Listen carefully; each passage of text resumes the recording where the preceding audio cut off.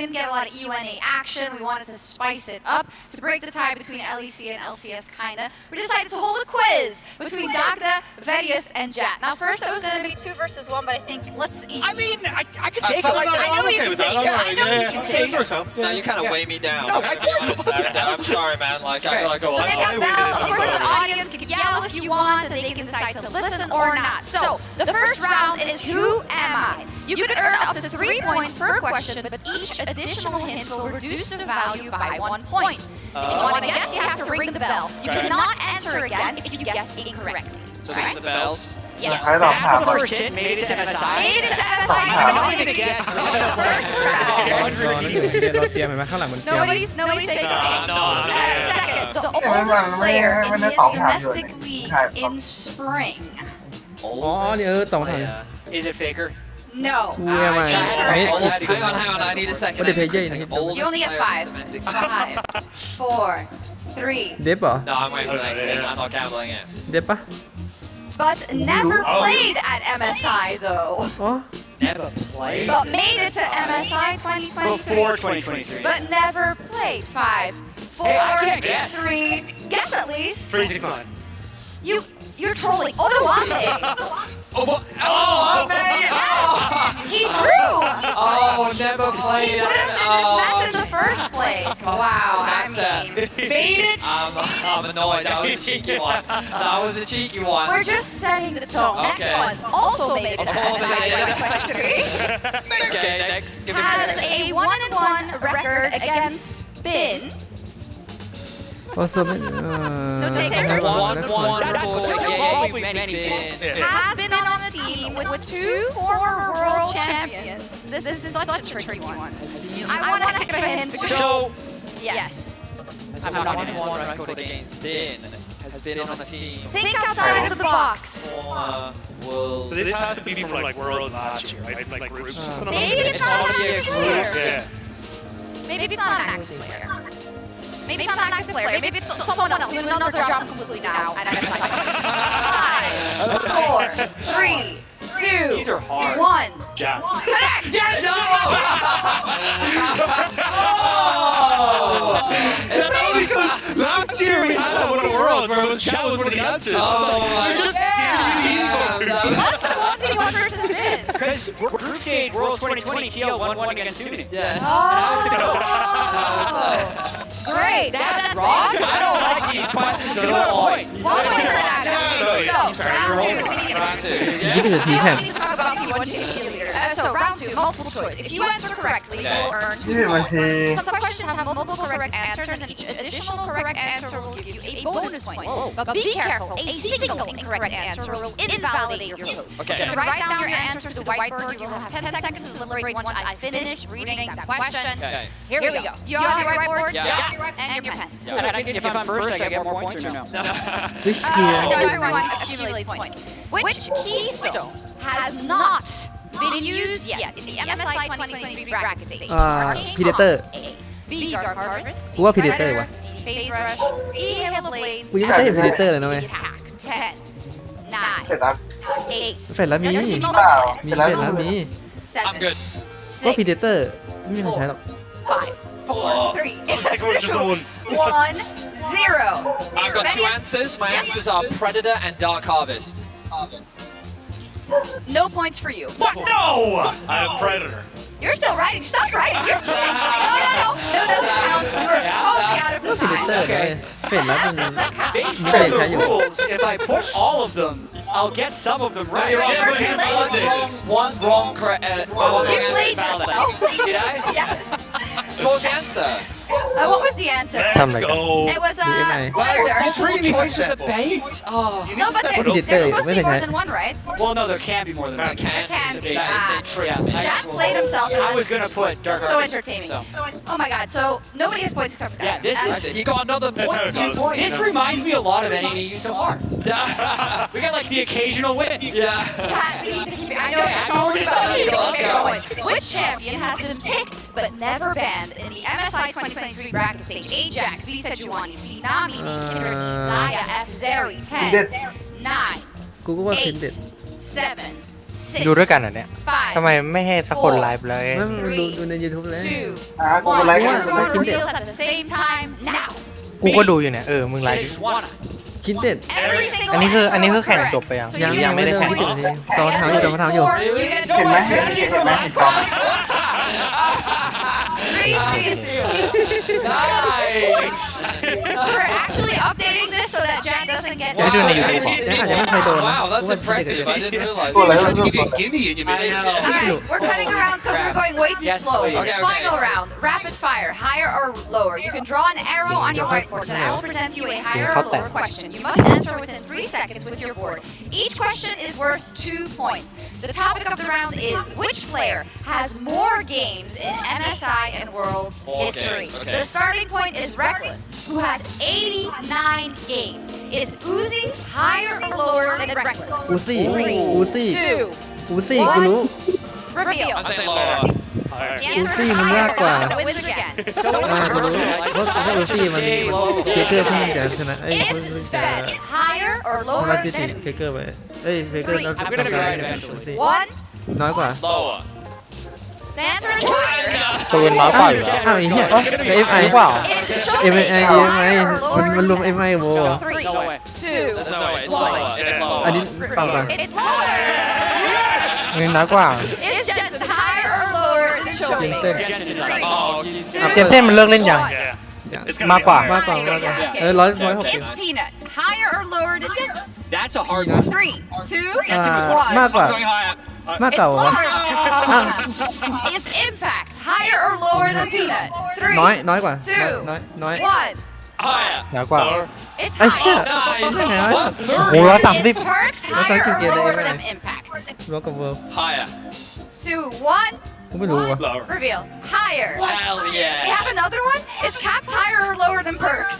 I gotta say น้อย there. กว่า มากกว่าวะ Getting rough. I'm saying higher. 1. แคปน้อยกว่าเปิด Lower. Ooh. แคปเล่น So the final แคปเล่นที่หลัง points เปิด reveal. Chat 10. แต่แคป Vegas ดังกว่า 11. Nice. Dogda 12. Let's go. Right. Wow. It's the LPL book. It's the LPL book, you know? And you are now that guy. Cool. Hey, we had some fun, but now let's อ้าวแล้ว let's ส get รุป into แชมป์ไหน our ที่ bracket finalists. ไม่เคยโดน First แบ off, บ ไม่รู้เขาไม่รู้ you don't กู get ไม่ a รู้เลย choice. Let's see who the fans predicted to win in our MasterCard fan predictions, T1 or JG. We know that T1 have a huge fan base. เฮ้ย And เนี่ย it's ดู also ดู very ดิ active on Twitter, but I คิด didn't เนี่ย know that it คน was คิด going ว่า to ที be วันจะชนะไม่ so ก็72 skewed. เลย If you don't agree, you can head over to MasterCard Nexus on Twitter to participate, but that's crushing. Yeah, I don't see it as that. I really don't. I think JDG have actually looked incredible, especially for already highlighted. Their team fight's been nuts, so I'm surprised the team was this high up. I think it does make sense when you look at the international pedigree, of course, of T1 globally. They are a much loved team, and I think that given the way they have been performing, expectations are definitely very high for T1. Yes, and T1 and JDG, they met at Worlds 2022, and JDG was the last LPL team standing, but T1 beat them 3-1. But Dogda, there's a different JDG here now ใช่ today. ผม It's เป็น such LPL a historic เบอร์ปีที่แล้วก็เจอเหมือนกัน Yeah, แต่ I mean, ว่า for JDG, ทีวันชนะ it's been 3-1 incredible to see how much they've grown since จำได้ they เลย joined the คุณดู LPL อยู่ in เลย 2017. They bought Xiaogu Quarter Reaper's final spot, มั้ง and since then we've seen Quarter people like final Doomby, น่าจะ Clade, I mean even world champion Imp go through the roster, but JDG they weren't ไป really ถึง quarter finding final that success until ปีที่แล้ว 2020, where they actually managed to win their first split, and actually getting that first title for themselves was so important because it was up against top esports, which kind of then started to define that 2020. Yeah, it was really a year where it looked like that the LPL dominance was going to continue, right? With so many talented teams performing internationally, ไอ้กวนคนไทยเนี่ย it's เหรอไอ้ impressive to see ใช่ how กว่า in that year specifically top esports and JDG felt like that they were at the top of their game. They were at the pinnacle of LoL esports, but then at Worlds they failed to perform, both falling short to their brother in Suning and ultimately resulting in a disappointing international performance. And I think that was kind of the start of the downward roller coaster for JDG, where they end up losing to Suning, they lost the top, then they finish in 5th coming into spring, they end up not making playoffs at all coming into summer in 2021, so that was where they really had to start that rebuild and find themselves once more, and that was when we started to see them, bring in Hope and Missing into that bot lane, taking 369 into that top lane as well, and really starting to shift that momentum. Yeah, and in summer of 2022, we saw them back on top of the LPL. Expectations continue to be high for JDG once more.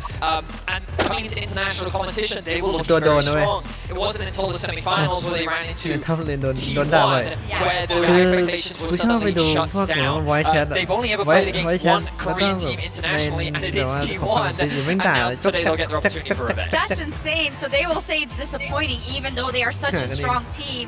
And for the side of T1, I think they will feel similarly, even though they were also so successful. Exactly. T1 has been so dominant in the regular season. They were a game away from winning the world title in 2022. They are sitting here now with what many still see as like Faker and the young guys, but they have a lot of experience. They have been playing internationally basically every single opportunity they get and going extremely deep in the tournament. So if we actually look at how many total games T1 has internationally, เดี๋ยวนี้ไม่รู้ว่าต่ำกว่า18เล่น ให้ ได้ ดู ยัง มิดเลนเลย no one's probably ever going to touch that. But the rest ยั of ง the กิน team มิด is เลน all ระหว่าง over 50. ไม่ Like ฟัง they ว่าใครเล่น out-experienced เกมเลย JDG in 4 out of 5 worlds. Only Ruler has more เฟเกอร์ international ไม่ไป games 200แล้วเนี่ย than คนอื่นไม่ Yushi ยิง in ไป the ตาม bottom ทีม lane. So เลย while you can look at them as this like younger team, I think they're the most experienced international team that we have now. I mean, we really started to see this roster develop in 2021. It was kind of cemented in 2022 with the addition of Zeus. But since ไม่รู้ว่าสมัยนี้ 2021 เกิน summer, 18เล่น this roster's เล่น only ได้ been เล่น top แข่ง four. เวิลด์ได้ Like, and remember in that year, it was when they lost to Damwon in the ได้เหรอ semifinals of Worlds. Like, this ไม่ organization ให้เกิน has 18 found มัน that ต่ำ young กว่า talent. They've grown them Academy to a point where they are now an international Academy, mainstay. And of course, the plague of the 2-3 performances still haunts them to this day. It does. ป We กติ saw เกิน that Faker 18มันเล่น saying รายการ my ใหญ่ era เอ้ย will ต่ำกว่า never 18 end. เล่นราย But การ we're ใหญ่ไม่ได้ wondering when that next title will be coming for T1. And I think in general it talks to the pedigree of these two leagues and these two teams, right? Second Yeah. place is just not good enough. It also speaks to how difficult it is to win an international title. Yeah, Because T1 has been good enough to do it for a long time. since every year, basically. Yeah. Especially in the most recent years. But talking about the way that they have gotten here, it's really interesting. I was talking to Chronicler a little bit backstage, and he was saying that the loss to Gen G in their domestic finals changed their approach a little bit coming into this tournament. So they have been an incredibly strong early game dominant team and have drafted towards early game. They've gone a little bit more towards team fighting and scaling since their loss to Gen G because they're able to be neutralized over in Korea. And that has maybe even made them stronger because they're still so good in the early game and even stronger in 20 minutes. I think it's just how disgusting they are at snowballing that lead as well. Like the way they're able to find moments to win mid priority, even a matchup where you technically shouldn't, and then move that inside. Like I was super impressed when they were like, "Oh, we're affiliates into Jinx. In theory, Jinx should be able to shove it midway. We don't really get control at all." But then they bring up things like Nocturne and Blitzcrank, where you can kind of cheat that priority and then just dive side lanes over and over again, bringing Faker into the mix and just getting to this point where they're unkillable in team fights with the goalies now. Yeah, they've showcased also great team fighting from their side, but I feel like a lot of this also goes for JDG, Verius. Where do these teams stand apart?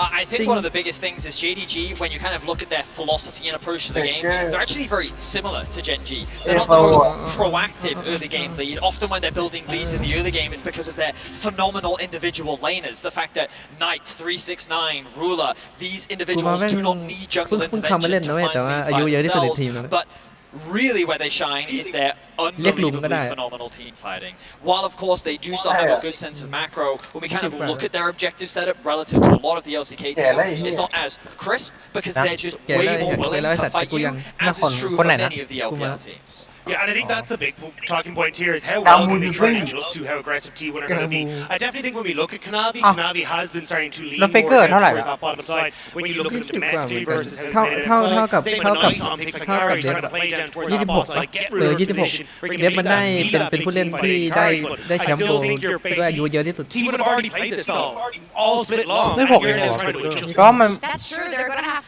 to play it ก็มันได้ to แชมป์ตอน perfection. 15 I think we 16 see a big difference between ต้องผ่านมา10 ปี games แล้ว where the teams are evenly matched and it's coming down so much to team มันจะมี fight, ชื่อ and then ที่ where เรา they อยู่ go บน against ถ้วย a อีกสัก team ปี like นึงก็อยากเห็นว่า Australia, unfortunately, where it's different, then the early game does matter, and ปีที่แล้ว so เกือบได้ we feel that it's going to be more about those เกือบ team ได้ fights. จ Do ริงไหม you think those drafts are just going to only facilitate those points in the game? It's possible. I think the AD carry has been in the position that everyone's eyes have been drawn towards, and we're saying like who is better, Gumayushi or ถ้าเกิด Ruler. ว่า And I'm going ปี to break ที่แล้ว down some of the show T1 ชนะ It's about how these teams DIX ตอนรอบเซมิไฟนอลไปเจอเจนจีก็ว่าก็ชนะเจนจี get no success. Let's pull up Challenger right now. DIX ไม่ And เล่น I เคา have น์เตอ a ร์ fight for ที the วัน A3 แต่ว่า reveal ที team มัน versus JDG, ไม่ค่อย and I want to draw your ไม่ค่อย attention แต่ immediately DIX to Ruler in มัน this คือมัน fight. เป็นปี He's สุ on ด the ท้าย scary. And ที่เด we're ฟมัน going จะ to be เล่น showing มัน it ใส่สุดแต่เดฟ a couple of different ways, ก็ใส่ but สุดอะ I need to show actually the very แล้ว beginning เฟเกอร์ of ไม่ this ไปเกณฑ์ทหารบ้างเหรอ engagement where Knight ยัง over ยัง the wall มัน is คนผ่าน landing อยู่ a เพราะ stun ว่า onto มัน Italy. มัน And ดัง there were ดัง only ที่สุดแล้ว two แล้วมัน squishies เขา on เรียกว่าอะไร PUBG. So ไอ้ normally if ประเท you ศ land มัน CC on a อะไร squishy, ถ้า you ดัง think you go onto him. ถ้า So ทำประโยชน์ให้ our ประเทศ team อะมัน would จะ say, ผ่อน okay, ผัน so ได้ Juwani follow up, maybe 369 move in and get some CC, and Ruler can just make sure he doesn't engage. But remember, we're going to clear this and focus on Ruler a little bit. He has a Nautilus assault on him, and that's actually where the focus from JDG goes. So what they end up doing is Kanavi actually peels away, he stops Bin from being able to follow up the CC, and they decide to reset the fight. Now we continue moving on to the rest of the fight. Yagao uses Hook, and that's the immediate moment where they decide to re-engage. Ruler up towards the top side, as you can see, had been hooked by the Thresh right here, and again, they peel back for him. So he's able to get out of the CC with his cleanse, they win the fight. But now you're kind of wondering, what actually happened to Elk? Because he's dead. He doesn't get a chance to play the game. So consider the same situation that Ruler was just in, but this time we're going to be focusing on Elk. Hook ไอ้น้อย lands, กู he might try and follow up. ไอ้น้อย Wait a กูไม่ minute, ได้ทำให้อะไรเลย dead. He doesn't actually have a time to react. ไม่ So ได้ from ไม่ได้ยิงเลย this moment, he's kind of in fatal range. 369 gets a knockup with Cassante with flash, and Knight from over here is able to chain the CC. So he actually did not have a realistic opportunity to play this fight. Whereas you look at a guy like Ruler, he got Nautilus assaulted, he got Thresh hooked, and he was fine based on the positioning and the way the various teams worked around them. Similar example actually to something that happened in Game 5 of T1 versus GNG. So in this fight, we're going to be focused on Gumayushi right at the start. So he's right in the middle of the screen here on Zaya. Wash Delight over the wall, try and get CC on him. And what I want you to pay attention to actually is when the CC does land on a Gumayushi, how does T1 prevent other people from following up? Because they couldn't avoid the CC, but they don't let anyone else get into the fight. So we're going to roll it right here. นั่นแหละเขาบังคับทุกคนแต่ว่าไปตอนไหน What ก็ I ได้ pay เนี่ย attention to as we watch this again ไม่ is ถ้า carry. ผ่อนผัน Rather ได้ than ถ้าเรียน saying, หรืออะไรเหมือน oh ไทย my อะ god, other 80 ก็ถ้าไม่มีอะไร over ทำ here 20มันก็ต้อง find ไป and เลย engage. He 20 actually decides, how do แต่ถ้า I ผ่อนมันผ่อน prevent ผันได้อยู่ them from getting on my carry? So he will end up CCing kind of everyone in a beautiful little line here with his recon and making it so no ถ้า one can ถ้าถึงขั้น realistically แบบพวก follow เหรียญ up ทอง on อะไร Ruler in น่า a จะ good way. เว้น They ได้ one-shot Chovy, they win the fight, and Hayes ends up getting killed on the other side. But that's what I actually want to เบ make เกอร์เปิด sure ได้ต้องเหรีย we're ญทอง paying ถ้า attention เปิดปกติ to. เขาได้เหรียญทองมา3 เหรียญแล้วนะ This whole segment has been about how a team is healing for their own AD carry. Even though it may seem like a good engage for Delight to go in on his Alistair, แต่หลังๆ all จะ his ไม่ค่อย spells ผ่อน is W, Q, ผ and ล Z. ให้มั้ง Wouldn't it be nice to have any of those spells right now to use on a Faker? Because once you don't have those spells, Faker ขนาด can't วง activate เกาหลี carry. ดัง And the fight's over. ระดั So บโลก that's what Faker does. He also over the wall, he Q3s, he ends up killing Pays, and it's just a total difference in the way these teams are killing the other AD carry while managing to protect their own. It is beautiful to watch.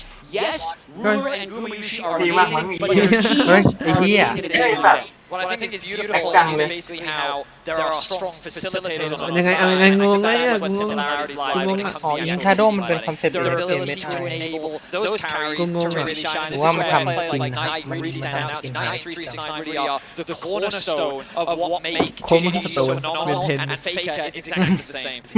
โค้งว่า And โต are น these two teams that we have today, are they just the best in the top two in doing that in this tournament and the best in the world?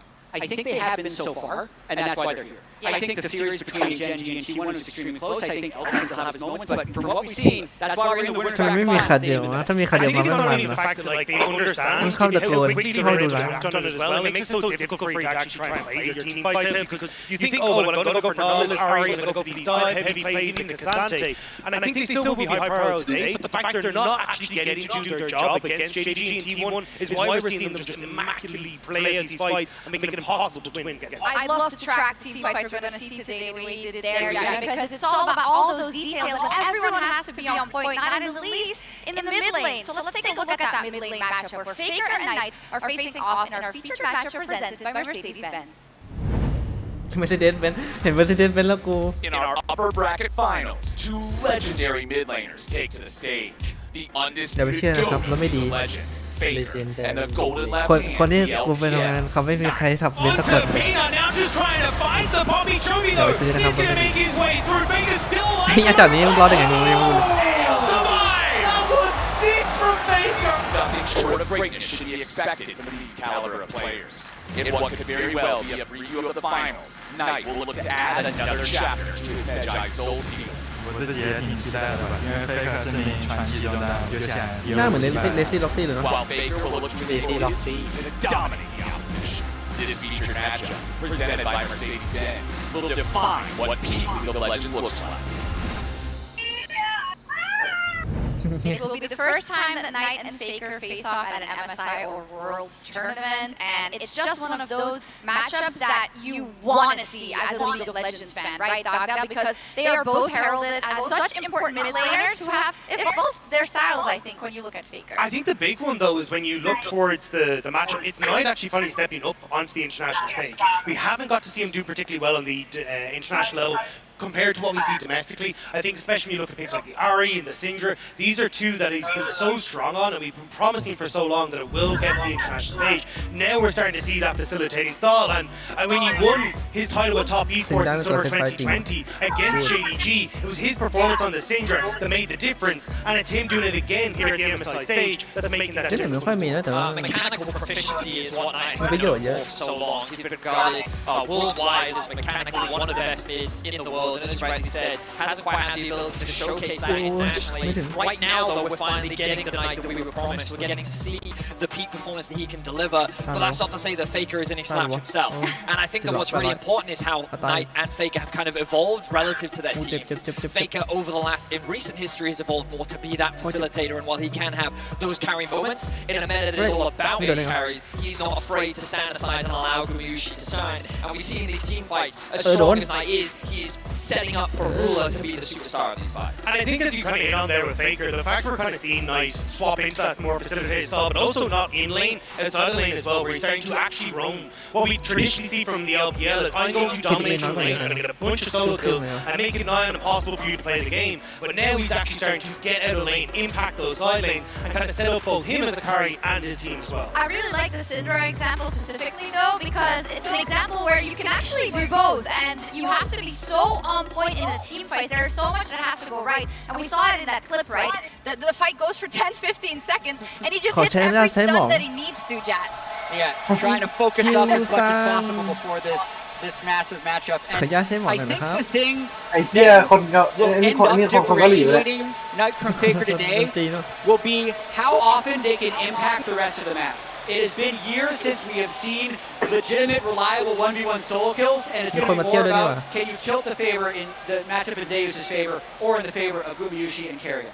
And I think that's where I'm looking to see what exactly does end up drafted here, because I think Cassante, huge party. Nautilus has been a massive party for T1. We're starting to see Knight bring it out as well. But that Ari is so important for Knight. I think these are going to be the main focus when we come into that mid lane, is going to be making sure you can have your side of the matchup winning out in that regard. Since we have 2 minutes left, I'd love to hear predictions. We don't do it that often, but I think this one deserves it. You can write it down on your whiteboards and let me know. Very quick from Verius. Yeah, so I believe while we've talked a lot about the team fights, what I think that the biggest difference maker between T1 and Gen G was that T1 never actually allowed Gen G to get to those 5v5s playing in the area that they feel confident in. So I am actually going to be predicting 3-1 to T1. I think that their early game dominance outclasses that of JDG, and I think that those team fights that we're excited for, T1 is not even going to allow JDG to get an opportunity to have them.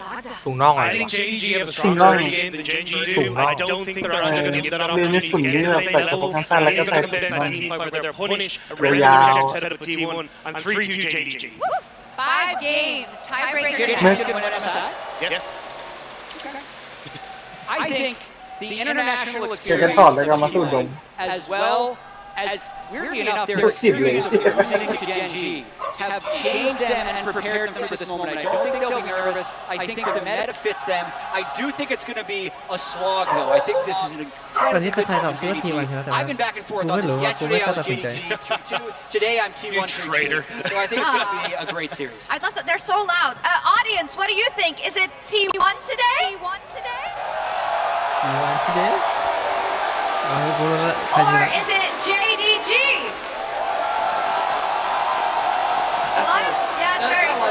pretty close. Wow. Both of these fan bases travel. And they've traveled indeed, both of them, and I think a lot of the neutral fans, it's just like Christmas Eve for them, just seeing this matchup and the context we gave earlier about wanting to win those international titles for each side. So many storylines converging on the Rift today, and a meta that could give us one of the best of fives we've ever seen, and I'm really speaking into existence because I want to see it between the คนเล่นเขาเปิด YouTube ได้ไหม 5 games. It has to be. We're so excited. It does it แปล for ว่า us เปิด on โม the บ้า Discord. โมบ้าไฟให้ We've เพื่อน all ดู been waiting for Knight versus Faker, LPL versus LCK, JDG versus T1. แปลว่ากูลืมรูนจัดรูนอะไรดีวะ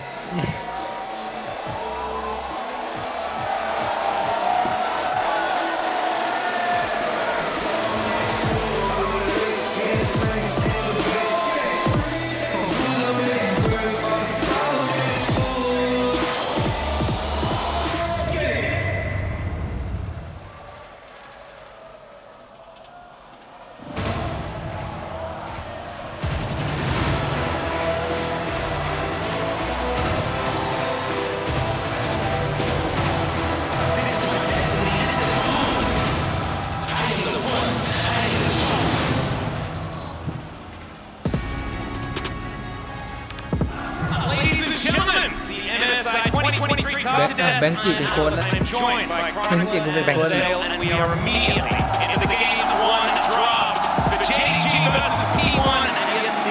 The matchup we've all been waiting. Just here, you know, just another LPL LCK caster here to cheer on my team. Definitely still in the tournament. Ready to get back into it, man. This is exciting. And already a whole bunch of bans have come through. Chronicle, do you want to take us through it? Yeah, well, specifically talk about the JG bans. The Illusion ban makes a lot of sense. Still can't give that over to T1.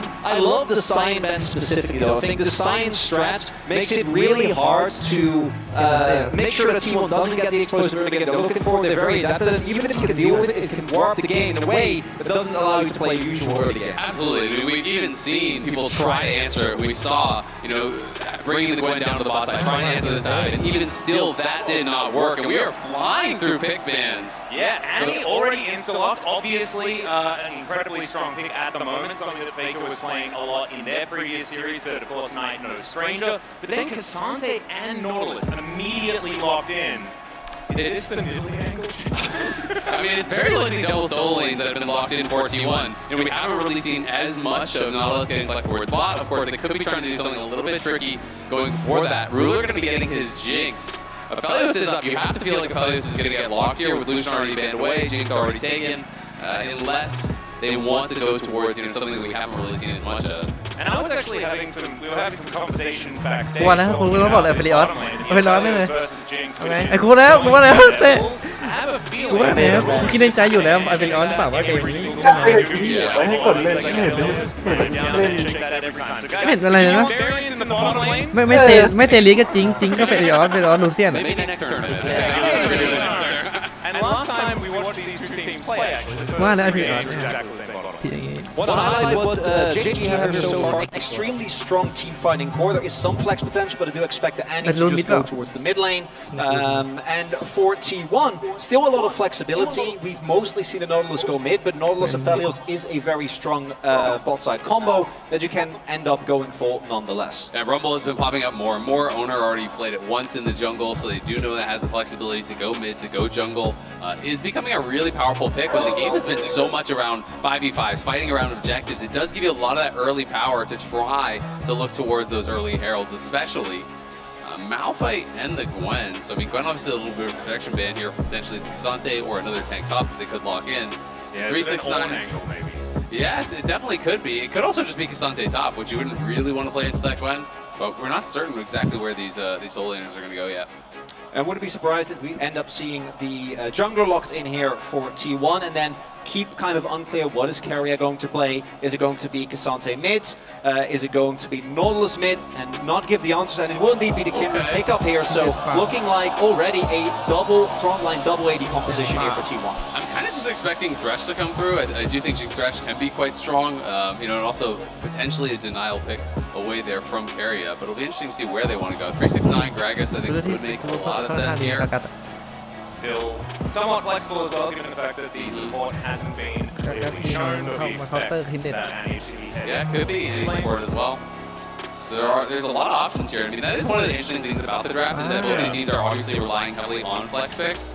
So there is still, all the way down to the 5th and final pick, some potential for things to be moved around. If the Brom gets locked, obviously it is any mid, it is Scrag gets top, things kind of become very clear at that point. I love the Brom. I think that already T1 has a very short range team composition. It's going to rely a lot on just starting front-back team fights. Brom takes away so much of the power. You just stand in front, block the initial engage, and then on the re-engage, we've already seen that JVG is extremely strong. And this seems to be a confirmation that will we know this mid, Fresh walked in, and we know what Carrion can do on this pick. We can actually saw this out of the other double hooks. Need an extra grip. Nautilus this time headed in the direction instead of Blitzcrank. Definitely one of Harry's best picks that he's ever had. Remember when the buff came in and it just wasn't fair? Yeah, I think Harry was a lot of the reason why that got nerfed immediately. Yeah, well, it turns out when Harry plays, it's point and click, and then it's just really not a fair buff, so... unlike yesterday, there's a tremendous amount of engage on both sides, though. It is the both team on the T1 side. We have Andy, we have Gragas, we have Wukong. There's so many ways to start fights on both sides. So vision control is going to become incredibly important. Playing around that fog, that darkness is going to become incredibly important. And then the Brom is going to be nice for face checking in these situations where you're trying to clear out vision. So we'll be interested to see how T1 is going to be able to play this out. Yeah, also the Brom kind of plays with great denial as well. Because they have the Gragas on their side, and so you can't set up that door to block all of the explosive casts that are going to be coming through. And they made it! We've done it! One highlight as well, the Gragas is one of the things that I think is really what needs to hindrance the denial of value from that ultimate, and 369 in team fighting has been impactful, going to be really impactful in that top lane.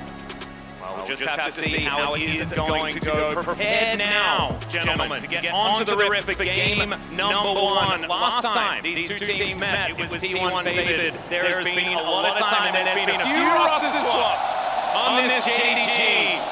Very much looking forward to seeing whether they can hold on to their undefeated streak here at MSI. I mean, this is just going to be so incredibly exciting. It feels like this is the matchup we've been waiting for all this time, building towards it here at MSI. T1, so much history behind this squad, and now going up here against JDG. It's going to be a monstrous battle. I mean, the tournament to me has all been about AD carries. It's all been about team fighting.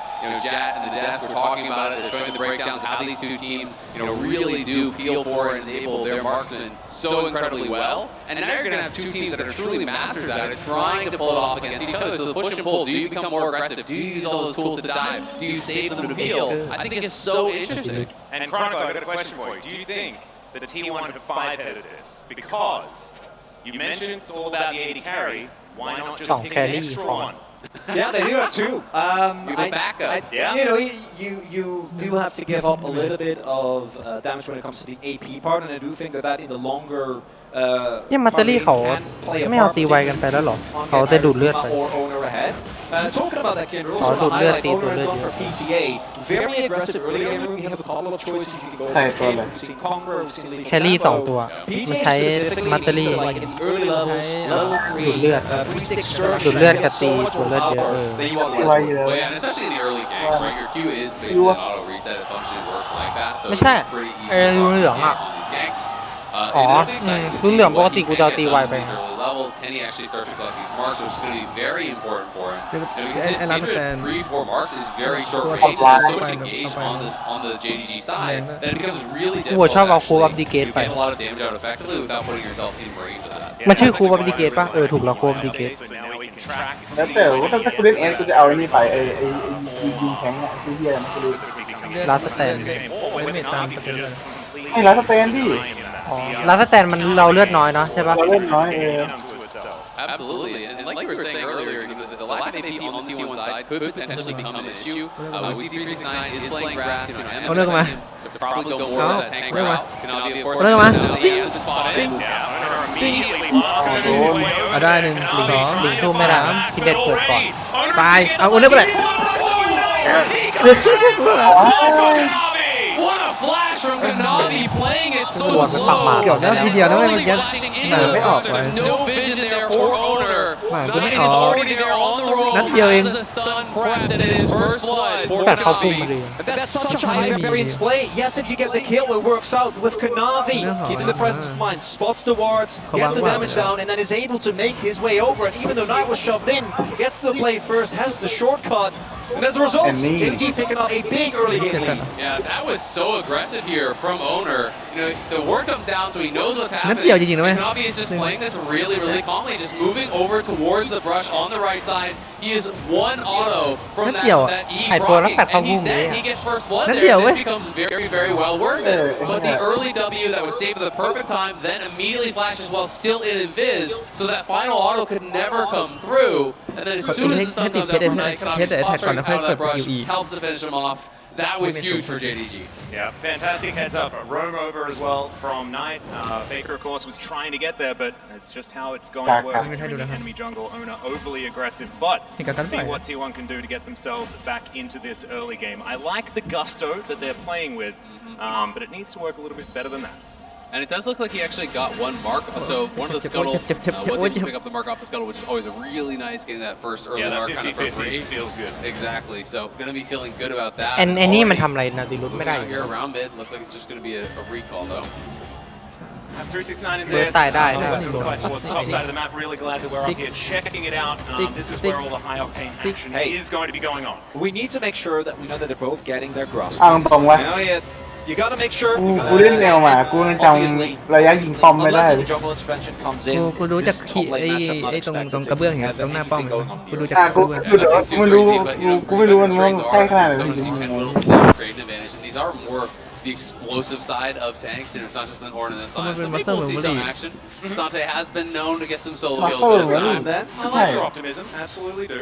Kanavi making a little กูไม่เคยนั่งจำกูก็จำไม่ได้ แต่กูก็ไม่เคยโดนป้อมจริงสักทีนอกจากจะเล่นยาโซะอันนั้นโดนป้อม กูโดนป้อมยิงโคตรบ่อยเลยกูรู้เนี่ยเนี่ยไอ้เหี้ยอะไรไอ้ฟันดิสแม่งอะปึ้งมันยิงสักที This time around, you can see both of these teams so much utility coming from that top side of the map, and it's Ruler on Jinx. And you know, Ruler was in the LCK for a while. He played this champion quite a lot. Pretty good at what he can do in the later stages of the game, going back to some of my memories. Absolutely is. I'm going to be interested to see, you know, are they actually going to be trying to challenge towards some of these early dragons, or is it going to be more of that play towards Herald? And T1 is a team that really knows how to snowball in the early game. Heralds are a big priority for them oftentimes. They're so adept at actually setting up for these. They love to get the early swaps up towards top lane, love to try to play for that, really expand their gold lead. And early objectives have definitely favored T1. Not a lot of focus on Dragon and things like that here for JDG. They like to wait until mid to late game. They generally just get a Baron. That's kind of how it's been working here at SI. So whether that is going to be the case against T1, they very much enjoy Baron. Baron is going to be the thing. We just wait until 20 minutes, and that's when you know there's going to be action. So if you've only got a little bit of battery on your phone, right, and like you're watching the stream and you need to have like maybe you're almost out of data. Video on, you know, yeah, you're almost out of data. It is 20-minute mark is probably your best bet. There'll be a team fight. Yeah, that will be it. That's when you turn the quality on. You know, it's perfect. And one way or another, I do expect to see the first fight break out specifically towards Herald. I do think Dragons, with how a lot of the games have played out, early Dragons don't matter nearly as much. We've seen teams kind of forgo that in favor of trying to get the Herald early because getting actual gold onto your AD carry, right, by the use of Heralds, particularly with Athelios, who with the right weapon set can obviously just, with a Herald and maybe 1 or 2 kills, get a turret from 100 to 0, can be a really good start for JDG. บอกแล้วไอ้นี่ทำอะไรไม่ได้ To maybe roam up missing, I think having Rom at that Herald skirmish makes the game so much harder for T1 because otherwise there are a number of shots from JDG I think you can try in 100 to 0 with Rom there. That doesn't really seem like a possibility. But I do like this from ก็ Kanavi. ควรได้ Level เสีย 6 นี่ just มันจะ blows ตัน over the wall, drops a กัน ping, so ตี knows that he is ตีรถถัง unspotted. T1 may be suspicious, but not even using Tibbers to actually scout out the river there. So this is going to be secured now. Owner, of course, is on top of that, so not going to be able to contest. And Knight's just using this Tibber as well. This is becoming really common, just using it for Cryo. Just burning down the Nautilus. Very frustrating thing to do with, yeah. Tim's got super tanky, and I think that's one of the biggest issues here. You need to bring your jungler over to claim that 50 gold. And Zeus will be fine, gets the dodge, be able to knock him onto the turret. And as expected, immediately after JDG pick up the dragon, it is T1 now starting up Rift Herald here. We do see, as mentioned, missing roaming up does have level 6 available here on the Brom, but I don't know if they'll quite be on time here. Yeah, I don't think they'll make it. We still see them. ไม่เห็นด้วยนะอ๋อมีวอร์ด Over here as well, does have the lantern available if he wants to get owner out of any trouble. Full lane swap those, Gumiushi and Keria are moving up towards that top side of the map. And as you were talking about earlier, he's also like he does have that proper weapon set up. If they want to drop, they're looking for the engage. Yeah, big old flash forward, misses the last Q though to Zeus as 369 flash out of the way. Still not out of danger just yet as T1 push this minion wave towards the turret. Owner still with that Rift Herald in hand. Shelly to come down and try and get them first turret blood. Kanavi is here though and missing is on the roam, but Kanavi taking really chunks. Yeah, Cyclone's massive. He gets over the wall with the warrior tricks. A very cute little play there. But now 369 is left to the wolves, and he's underneath the turret. He's going to be taken down. Speaking of wolves, he's going to gobble him up. And now plates are falling here on this top side. ไม่โดน And right now, when becomes available, T1 can just chew for this turret in a matter of seconds. That's going to be first turret blood, and T1 with this early herald and the swap towards top side of Gumiushi and Keria, able to get an early gold lead. Yeah, that's huge for T1, and it just felt like JDG didn't really respect the play. Now trying to get a turnaround on a Keria, but an easy flash will get them out. Can they even stop the charge? No one is actually really responding to this. They are forming plates on bot side here with Ruler, of course, trying to even this out, but very clearly 369. Oh, that's another tip faker. Yeah. So 369 wanted to stay under the tower, right? Like he was hanging around. Missing moved up. Kanavi was behind him, and I think they were expecting that the dive would come through straight onto 369, and then Kanavi would kind of jump over the wall. มันไม่มีอัปเดตการแข่ง But because he wasn't actually เปลี่ยนแผนไม่ได้ there, he just gets found in the jungle, pushed out of the jungle, then all of a sudden it's a 4v1 for 369 under his tower. ไม่มันเป็นใครเอ็นของเกมเลยมันเป็นแข่งแรงในไกลมันไม่เหมือนกดฮอป So definitely playing pretty aggressively on that top side of the map. เอลสมัยนี้มีเทคนิคที่ไอ้นี่เรียกเองนะเขาเรียกกันเองเลยเขาเรียกว่าโคโนเบกอะที่มันจะย้อนเวลาไปเล่นใหม่ได้เลยอะ JDG keeping him down there, making sure he denied bit of gold. ก็20 นาทีแม่งมันบั๊กนี่บั๊กวิกฤตอ่ะดิวิกฤตมันบั๊กคือมันขายมันซื้อของมาแล้วก็กดยกเลิกแล้วถ้าวิกฤตมันอยู่ช่องเดียวกับของที่ซื้อมาก่อนหน้าวิกฤตนั้นจะเป็นมีความสามารถเหมือนกับของที่ยกเลิกไปครั้งที่แล้วก็คือสมมติว่าซื้อกับการกอยมาเรายกเลิกแล้ววิกฤตมันอยู่ช่องเดียวกับการกอยที่เรายกเลิกไปวิกฤตเราจะกลายเป็นการกอยผมกดวิกฤตจะเกาะการกอยขึ้น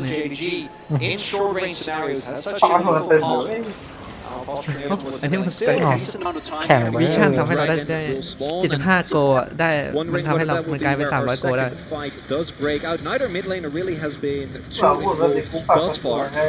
It's just been Knight pressing his Tibbers button whenever it is off cooldown. I absolutely love it. Make sure that you're just playing two champions at once for as much of the game as you can.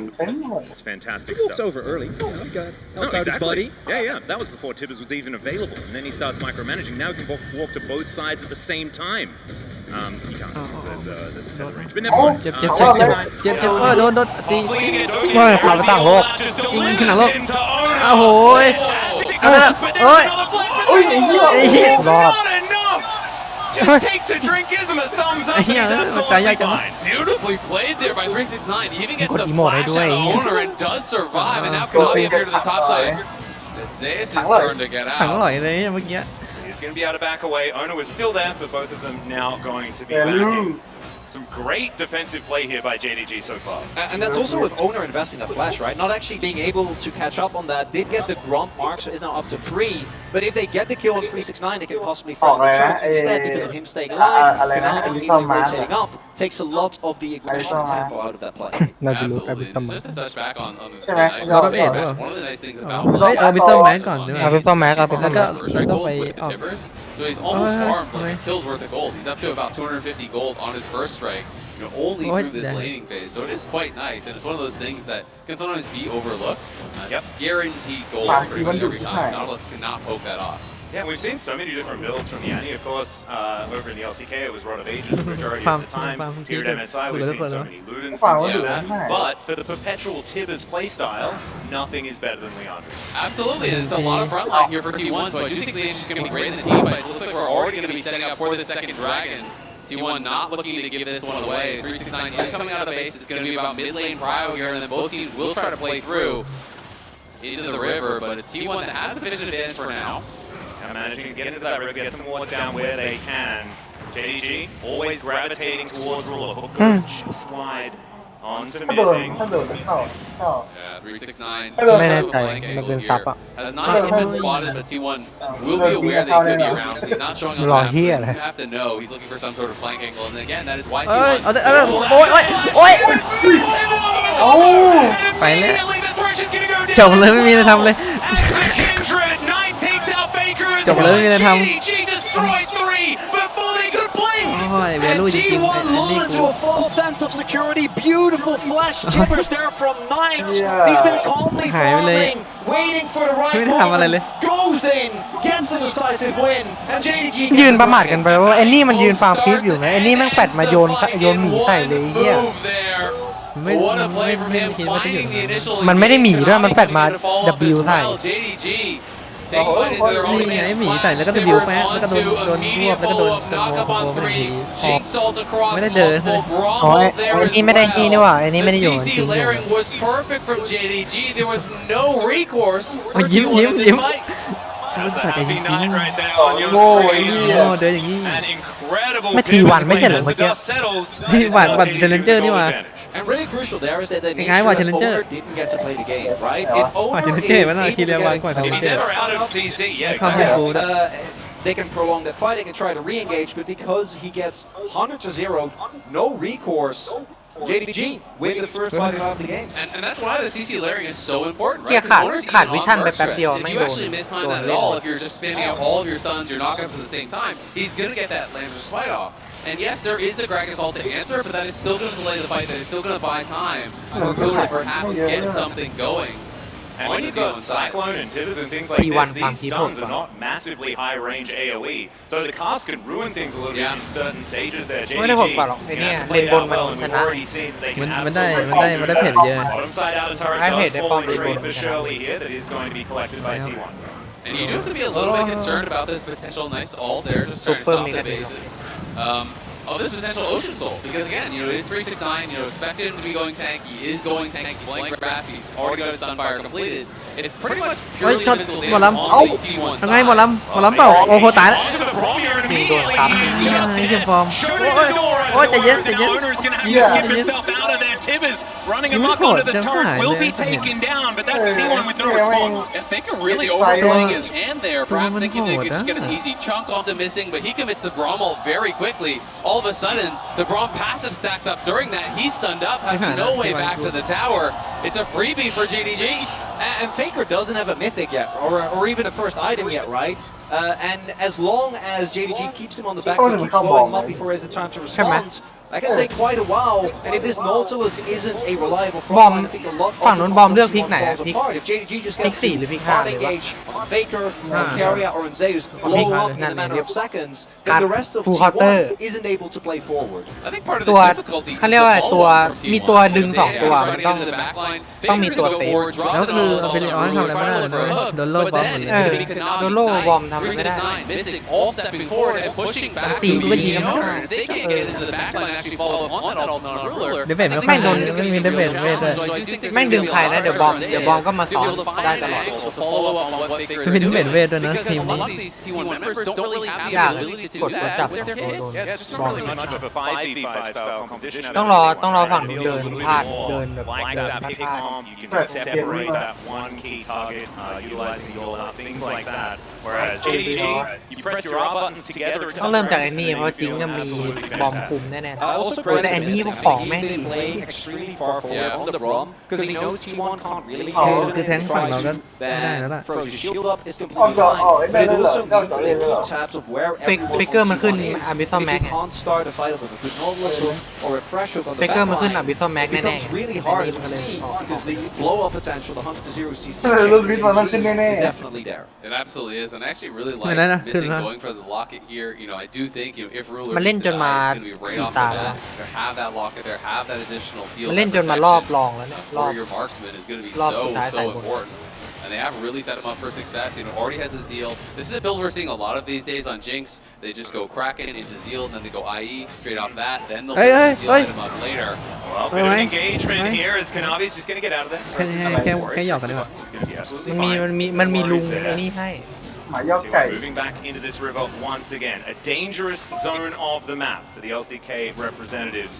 วันนั้นกูก็มีนะ We've seen prior. ก็ผีอะ And what's crucial here is Knight has his flash available again. Think back to the last fight, how that started off. This time around, T1 can't get caught off Yeah, he's guard. teleporting in once again. It's going to be Faker getting caught out. This time he has a lantern and he's going to be able to get to เอาไว้ safety. ว่าจะไม่รู้ว่าอะไรเป็น Not a whole lot invested outside that cyclone. โอ้โดนบอลเฮ้ยอย่ามาว่าแล้ว Flash team is right on top of Gumiushi this time. หมีไล่เอาเฟย์ ไอ้เหี้ย T1 have to back all the way off. Exactly. Guma loses his cleanse, and he's down about 20% Don't HP. make me He's going to try to look heal up off the wolves.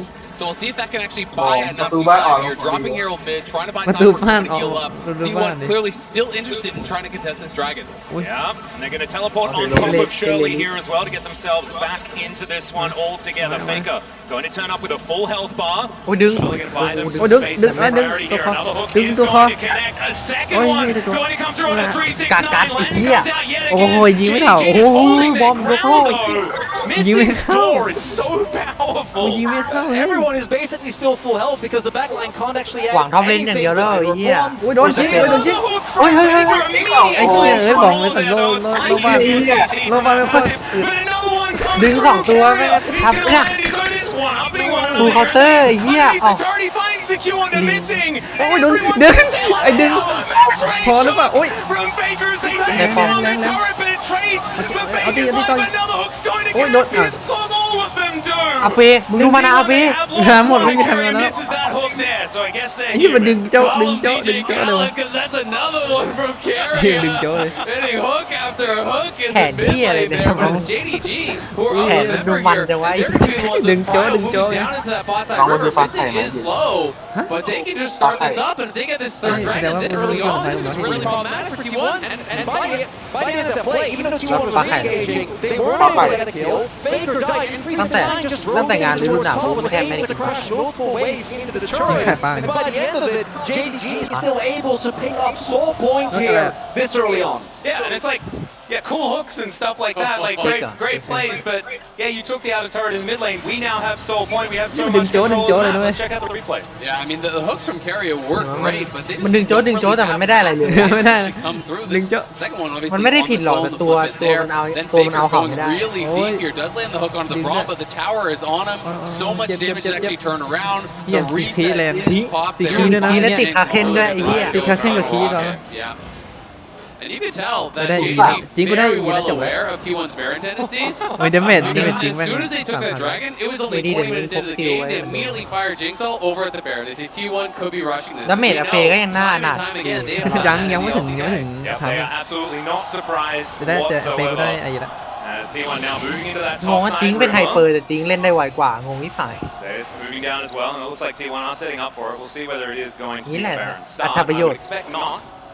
Yeah, you never really know. Yeah. Even though Owner did actually hit his 4 marks, คิดที่หลบร้อยคิดที่หลบ a ร้อย little bit more range to work with, and we saw down lacking for its 1 in 3 of these fights. This should hopefully allow them to stand up JG a little bit more. It will definitely help, but I mean, the problem is you look at Farm the level mid lane and bot lane, it's a full seal up there from Ruler. อย่างว่าพอ 2 full completed items. Faker just น่าจะ has เสีย one ตัว and อื่น some ก็ไม่ได้ scraps, นี่ right? พอถึงเวลามันต้องให้คลิปเอดี So the carries are มัน really คุมเลนกลาง set ให้ up ให้ very, ถูกไหม very บอก well. 500 gold from first strike game by ให้ Knight in มัน this ให้คลิป game. เอดี As Chronicler is pointing out, it has been so valuable. เดนมิดเลนก็เริ่ม For เดน sure, มิดเลนกับท็อปเลนก็เริ่ม JDG ตก are really marching ahead in this game. Yeah, they're just staying cool, calm, and collected, saying, well, you guys can play your fancy little throw-out hooks game. We're just going to win. Is that cool?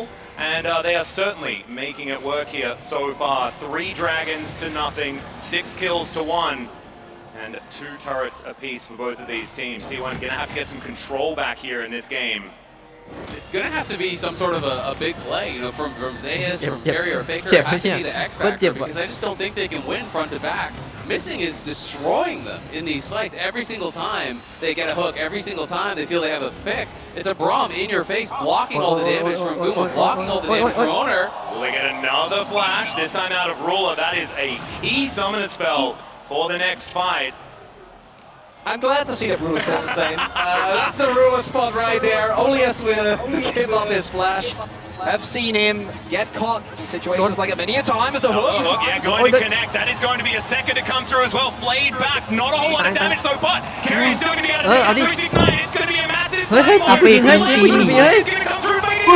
เอาไปกระเด็นโรเก็ต อาเปตีหนีอยู่เลยเนี่ย เอาไปกูยิงหน่อยไอ้อันติติ้งตายโดนตีกูตีฟรี Taken down. JDG wanting to try and get an advantage in this fight as the Zap just barely outranged by Carrier in the end. It's a 2 for 2. Crucially there, Zayas went for a flash Q for it, but didn't actually find Ruler, so he was able to continue. Oh, there it is. Here's the advantage. Oh, to safety. Nicely played for Zayas to actually get out of that. Knight even committed his TP. He actually TP'd down the bot lane to try to wrap around him. They really wanted to get that final kill, but again, it is Ruler getting paid, and that is the big difference in these fights. Ruler has not really been threatened. T1 have not been able to get into that backline. The initial hook comes in, but again, it's onto the Gragas, and look at the follow-up here from Knight. He dives on the backline, pushing them back, stunning so the follow-up damage isn't there immediately. And as we see here, the battle gets elongated by the Lamb's Respite coming through. Faker flashes over the ball, but look at what Zayas attempts to do here, right? The attempted re-engage, the sidestep from Ruler there. If he gets hit top and Guma is on top of him, that's the way. But instead, Ruler's movement and the rest of his team standing guard means that they're able to take the team fight. It's just beautifully done here. JDG picking up where they left off against BLG. Their team fighting has been so on point. They are a tough nut to crack, and it is going to be 40 seconds until a potential Ocean Soul here for JDG, and the big problem is going to be this Braum and this Gragas, who you cannot burst down, who are going to be stacking armor. How are you going to be able to kill them when they get Ocean Soul? Not entirely sure. We'll see whether we find out or whether it's going to be JDG destroying a Nexus instead. Hook is going to go just a little bit wide here by Carrier in the mid lane. As throws a bear at him, and that is a really dead thresh, guys. I don't think there's going to be any way out for him. Teleport to come forward as well as JDG. 10 seconds on Ocean Soul. Zayas wrapping around, but it's a 4 versus 5. Missing. He's just walking towards him. He's going to land on everyone. Kamishi gets knocked up. He tries to open. It's a double kill for Ruler. Aaron is now going to have to ult just by himself. There is no way they can fight for this dragon, and JDG is such a great spot. It's a complete blowout here. Again, Knight on the Annie finds a crucial target. And that is going to be a soul point here for JDG, or rather the soul, Ocean Soul coming through. And T1 already couldn't get through this front line. And the Baron now to boot. They're going to be able to walk over and grab this Knight. To me, has been such a standout in this game number 1. His engages have made all the difference. ตัวจับเยอะนะแต่ว่าเกมตัวจับเยอะแต่ว่าเกมสบายจัดออกของไม่ใช่ออกอาร์เคนออกของสบายจัดมีบอมมาให้ there by Carrier as well, so the Baron is going to fall, and T1 not going to be able to do anything about this. As Ruler, oh man, it's like he glanced at Carrier for a moment, and Carrier almost just passed out. T1 going to have to back away. I don't know how many options they have left now, gentlemen. Not a lot, and I think this is just such smart play from Knight. He knows there's no flash out Carrier, and T1 will not be able to actually take a 4v5 if they get this free kill at the start. What you also see is that Carrier is standing there thinking he didn't see him. Zayas at the same time flanking around trying to get backline access, but because JDG identified as start the fight, immediately take down the Fresh, the rest of the front line falls apart immediately. Leads to the Dragon, the Baron, and an almost insurmountable advantage here for JDG. Happy players over on JDG's side of the rift as T1 look to try and defend this inner turret. Ruler just having an absolute field day on this Jinx right now. Gets the zap out, but looks like just backing away from this one right now. And you gotta love Knight in the Trash Talk video talking about you'll just be another stack of my mage eyes. Look what he has purchased up. He's got 10 T1 names written down in the book, and he's gonna be looking for more. 3-0-9 for Knight. So it feels like a bit of an upgrade over his top laner. The scoreline at least.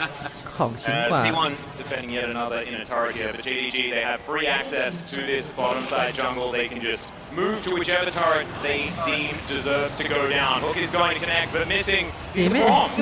No, not at all. Flame Chompers go through. Another hook is going to be there, but what does it actually mean? Not a whole lot, as this inhibitor is going to fall now in the mid lane. What is next here on the menu for JDG? Go bot, take the tier 2, look for another tower here. They're threatening the wraparound, so T1 is going to have to pull back. They're going to have to look to defend at the inhibitors if they want to at all. But the Braum is even stacking a tremendous amount of armor at this point. 369 has a stopwatch. There's a stopwatch on Knight. So they're picking up all these luxury items. JDG could very well just close the game here if T1 missed that.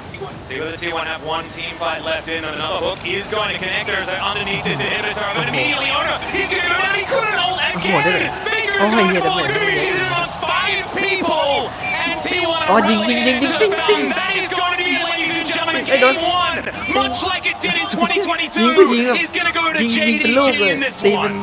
JDG, full control, starts with first blood. Kanavi outplays Owner, stays alive.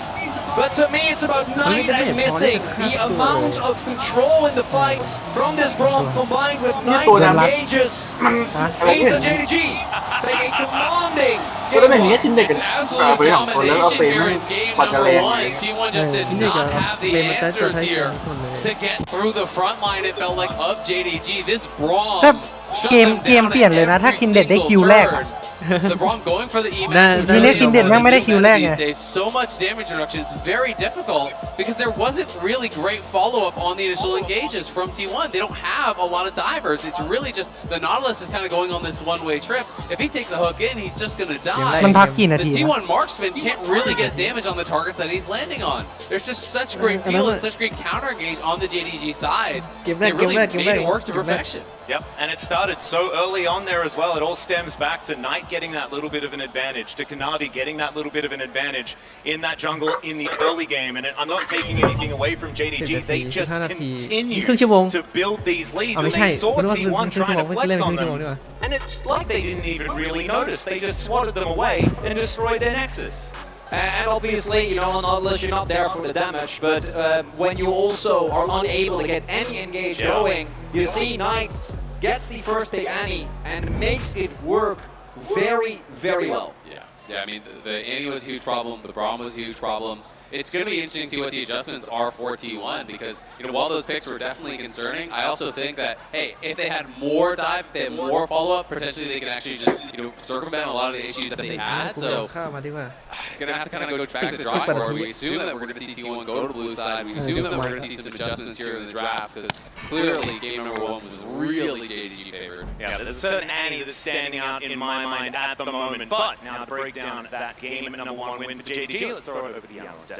Yeah, I'd even say she was on fire. Absolutely, Knight playing that Annie masterfully. And when we look at what these two teams like to do, Dagda, they like to brawl in the early game. They like to snowball their advantage. But what stood out to me is that JDG said, "Come at me." Patience. That's the word I want to use. Yeah, and Betty was even talking about this when we were watching the games. Like the fact that they were so slow, they didn't fight for any of the Rift Heralds. And I think a huge portion of that is what I was kind of joking back was like, it feels like Annie is going to become the LPL Renekton, where it's like, hey, look, we burn our flashes at dragons, we play for dragons, and that's all that they did with this Annie. They were like, we don't care about any other part of the map, as long as we have flash on Annie, and as long as we control a dragon, that's where we want to fight. I feel like you have a thing you want to say. I have visual aids for discussing why it didn't work for T1. Go ahead. Okay, so they had good DPS, more DPS, damage per second, than JDG, but they had much lower burst. So and that was just Annie's burst right there. Yeah, that's pretty much Annie's burst. So you can see anytime they land a hook, because hook champs need burst, it didn't work. So JDG, every time they land CC, because they had burst, they could remove someone from the fight. And I think because they fell behind early, it just didn't end up working for T1. When we watch JDG playing against BLG, it was every single neutral objective, fight, right? And I think that we saw JDG even fall short at times because they would fight for objectives that they weren't actually in a position to fight for, and sometimes those games look very scrappy. And I think that kind of had an impact, especially on me, that like perhaps they weren't as good at playing the macro game, right? But in this game, completely defied that expectation. Their cross-snapping was fantastic. They traded every neutral objective. And that top lane, where I thought that T1 was going to balloon the game wide open, they funneled all those plates into Rula. He was still matching in gold. He was even ahead in experience. Like, they just played the map so flawlessly, and they didn't concede anything in the early against T1. And that was the big one for me. I was a little bit concerned once we saw, like, Knight had to give up 1 or 2 waves in the mid lane to try and cover for that top side. But the fact that you just had Ruler, even when Cassante started to shift down to that bot lane, we're like, no, this is fine. Ruler can just continue to farm. We're going to make sure that he's okay. And then when you get to those later fights, you've got long-range follow-up onto the Annie engages that you were talking about, chat. Like, there was just no stopping JDG, and that is a terrifying prospect coming into this. Yes, and one particular fight ahead of the second dragon. Every second counts, and thanks to the reliable Cisco network, Knight finds the flash tipper to secure JDG a huge team fight win. I would say every stun counts. Talk to me through this. I mean, why is there more to say? Knight is just so exquisite when finding these opportunities. See that there was... That's how I talk through this play. But Lamb, that indeed sums up exactly what Knight was able to do. And it's the fact that, as Rob was just saying, their control around the river, forcing T1 into them, was just exquisite. And face-checking an Annie, they think that when they have the Nautilus with the Aftershock, they have the Cassante, especially with the Kindred ultimate as well, that would be enough to mitigate that burst, but it wasn't. And it definitely felt like this was a tester game for T1 about the Annie, right? Because they banned the Ahri over the Annie, which we've pretty much seen guarantee ban on red side all tournament long. And the fact that you're now having this problem with the Annie, it feels like you've got to let the Ahri shit slip through as well. But I don't know if it goes much better. Like, Knight's Ahri is absolutely insane as well. So I think you're now caught between a rock and a hard place as T1, where your experiment didn't work. What is the adjustment that you have coming into game 2? Yeah, and for me, I think the adjustment would be, like, owner not taking a massive gamble at level 1. Like, when I look at this whole game, like, they picked the Kindred there not because it's good for the team comp and not because it's good for team fighting. It's because he thinks he can kill Wukong at level 3. And when he instead gets killed by Wukong at level 3, the plan doesn't work very well. I do think that is where it started to go off the rails, because it was actually pretty close until the Annie started picking up. And, like, I think once that 13-minute team fight happened in mid lane, the game was kind of over. Yeah, it was also nice to see because it happened in mid lane a couple of times, and it's almost like watching the Matrix because the hooks kept coming out. You're like, whoa, no, you're not going to get me. And then Faker's so frustrated that he just goes in all the way. And I think that one of the big things that really stood out, we already highlighted Knight, but he was the difference maker at the end of the day. He was involved in every single kill in this game. Like, the masterclass performance, we talked about how this matchup coming into it was very much Faker versus Knight, the facilitators for their team.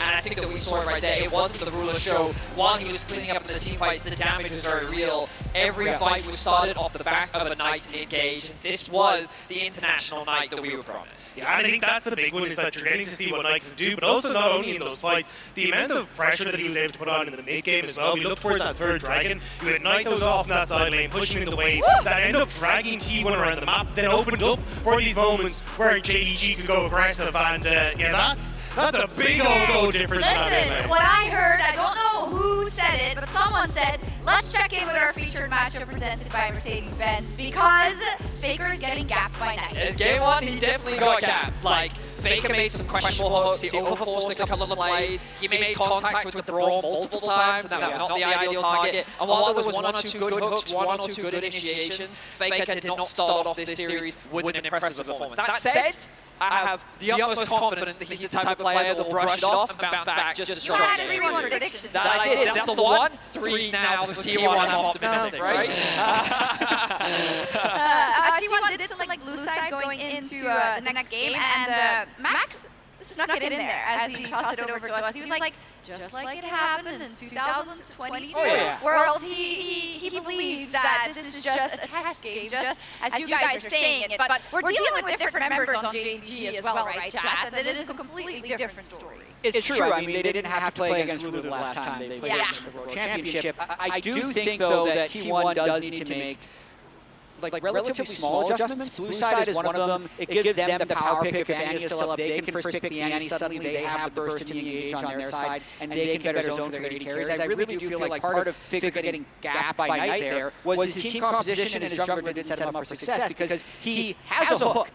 He's trying to use his tool, but there is literally no follow-up, and then you'd say he needs to play as a peeling champion. But you can only peel if you're in a position where the other team wants to come into you, and because they have no burst to threaten, they can never take space. So he was completely lost in that game compositionally as well as the way that he played. So I do think, to Vedius' point, we have a lot of series left. I think it boils down to a stronger mid-jungle for T1. I think that when they look the best in the early game, it's when Ona and Faker are working well together. This game we didn't get it, I'm hopeful we get it next game.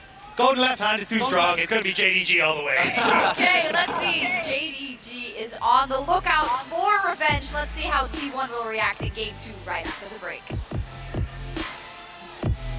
Navi trying to fight back, but already Ona is going to get the flash. He's in the rush overnight. He comes from the first blood for Kanavi. Again, that is YT1.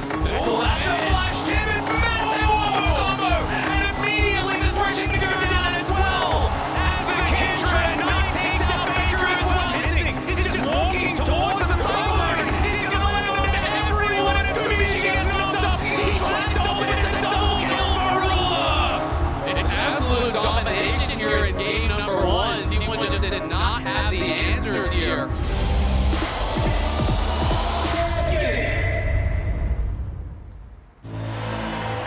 A team against a king.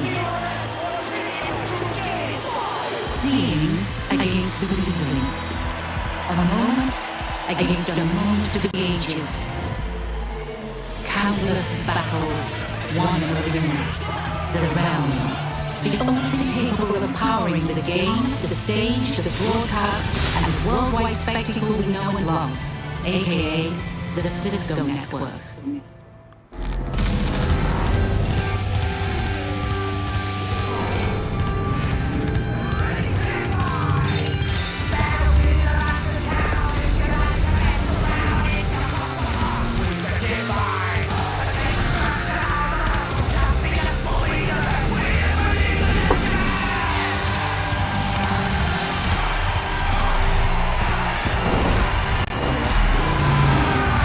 เฮ้ยน้ำกูมีอะไรมาให้ถ่าย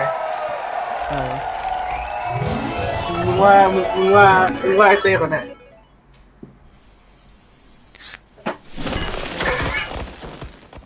Red Bull gives you wings. มึงว่าไอเต้คนไหน New and existing customers can choose the phone they want, like they want, like the incredible iPhone 14. ซูมไม่ได้เลย Not to brag, but I'm on Verizon now, and I got ไม่เห็น to อ่ะ choose ไม่เห็นเลย the อ่ะ phone I wanted for free. กูน่าจะเดาได้ Choose the phone you ไอ want เต้คนไหน on us, Verizon. มึงกับคนตรงที่จับแมสอยู่ใช่ไหม จริงๆกูป้องปากอยู่แล้วก็ตะโกนนี่ ก็นั่นแหละ ก็ใช่ กูรู้ไอ้เต้คนไหน คนไหนมึงว่าเต้คนไหน ข้างมึง ไม่ใช่ ข้างมึงอะ ไม่ใช่ อีกฝั่งหนึ่งอะ ไม่ใช่ ไอ้เต้ไม่ได้อยู่ในนี้ อยู่ อยู่ตรงมุมเลย มุมไหน มุมขวา ซ้ายเฮีย คนนั้นอะนะ เนี่ยไอเต้เนี่ย ก็กูก็จอมึงกลับด้านกูไม่เห็นเนี่ย กลับได้ก็เฮียแล้วอันนี้คิวอันนี้รีวาย อันนี้วารัส ตัวเล็กยัง วายตัวเล็กเฮียอันนี้วารัสเนี่ย เดี๋ยวนะทำไมมันสูงเท่าไหร่เนี่ย ร้อยเท่าไหร่วะไม่รู้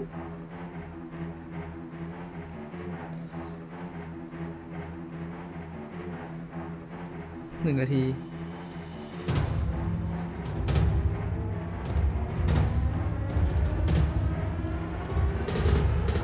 อุ้ย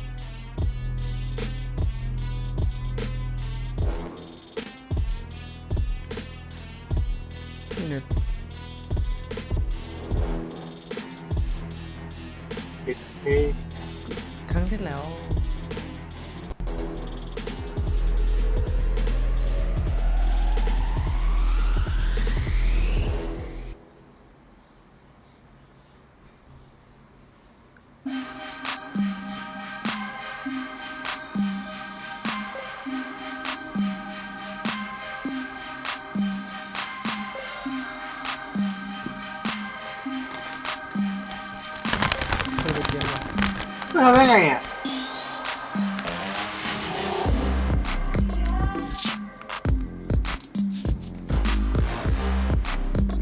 มือเหนียวเปล่าไม่รู้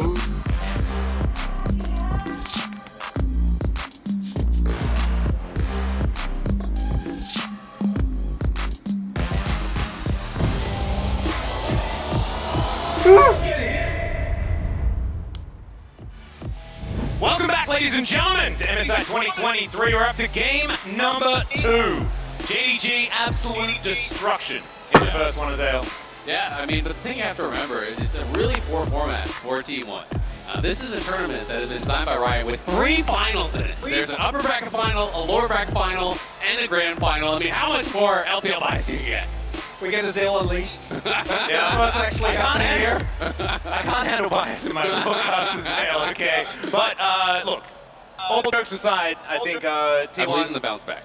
Happy to try and bounce back in this one because they get to move over to a different side of the rift and try things once again. They have dropped game 1s before, and in fact, that's what they do most of the time, domestically at least, and they did it last time they faced JDG as well. And to me, the biggest thing about this, why I'm not like, oh god, it's going to be a 3-0, is because it didn't look like it was a play issue. It looked more like a draft and compositional issue. Once we saw how JDG were really playing out that draft, how many answers they had for what T1's composition really wanted to get done, it just kind of felt like they had been absolutely checkmated. JDG were playing it out perfectly and had drafted that perfect comp to really answer what T1 wanted to do. So now we're going to see those adjustments here on blue side. Yeah, I think it was also a situation where even if, say, the coin flips the other way, owner does get that kill, they snowball early, I think they would have ran into a lot of the same issues, particularly with how good JDG are team fighting. T1 also seeming to note that the Wukong not going to be available to Kanavi, has used it throughout the entirety of playoffs with great efficiency, and the Annie not going to give over here to T1. Yeah, this is what I was calling for towards the end of the last game, because of course Annie has just been so incredibly strong in the hands of both of these mid laners. Knight not having played it thus far, definitely proving that it's something that should be removed from him as well. Ari going to be taken off the board. Of course, Knight, phenomenal Ari player. As the Maokai left up and available and will be locked away. The Cassante being the final ban is kind of curious, as 369 is going to hover some stuff before he picks a champion. Yeah, very big swap away here. We saw Owner on the Kindred, wasn't really able to get anything done. Early play didn't work out. The Lamp's Respite wasn't really able to be used. And I think that Maokai, very similar to what we saw previously with the Braum and with the Gragas, makes it really, really easy and straightforward to play around the carry. I'm really interested. Is JDG going to try to T1 with the red side on here? Because they do have it. Will they try to look for that draft setup? And if T1 sees it coming, will they have a response prepared, right? Because this is a strategy that they're obviously very familiar with. ไม่กดคลิปที่มันจะเป็นสดจะเป็นติ๊กอะไรดีกว่าสีแดง The range advantage plays such a large part, and it's not like Ruler is going to have to actually walk up, right? Particularly when we get to the later stage of the game. Once the rapid fire cannon come through, we've seen Zara really struggle with actually getting in range. Yeah, just take a train. Pretty much is how you're supposed to do it.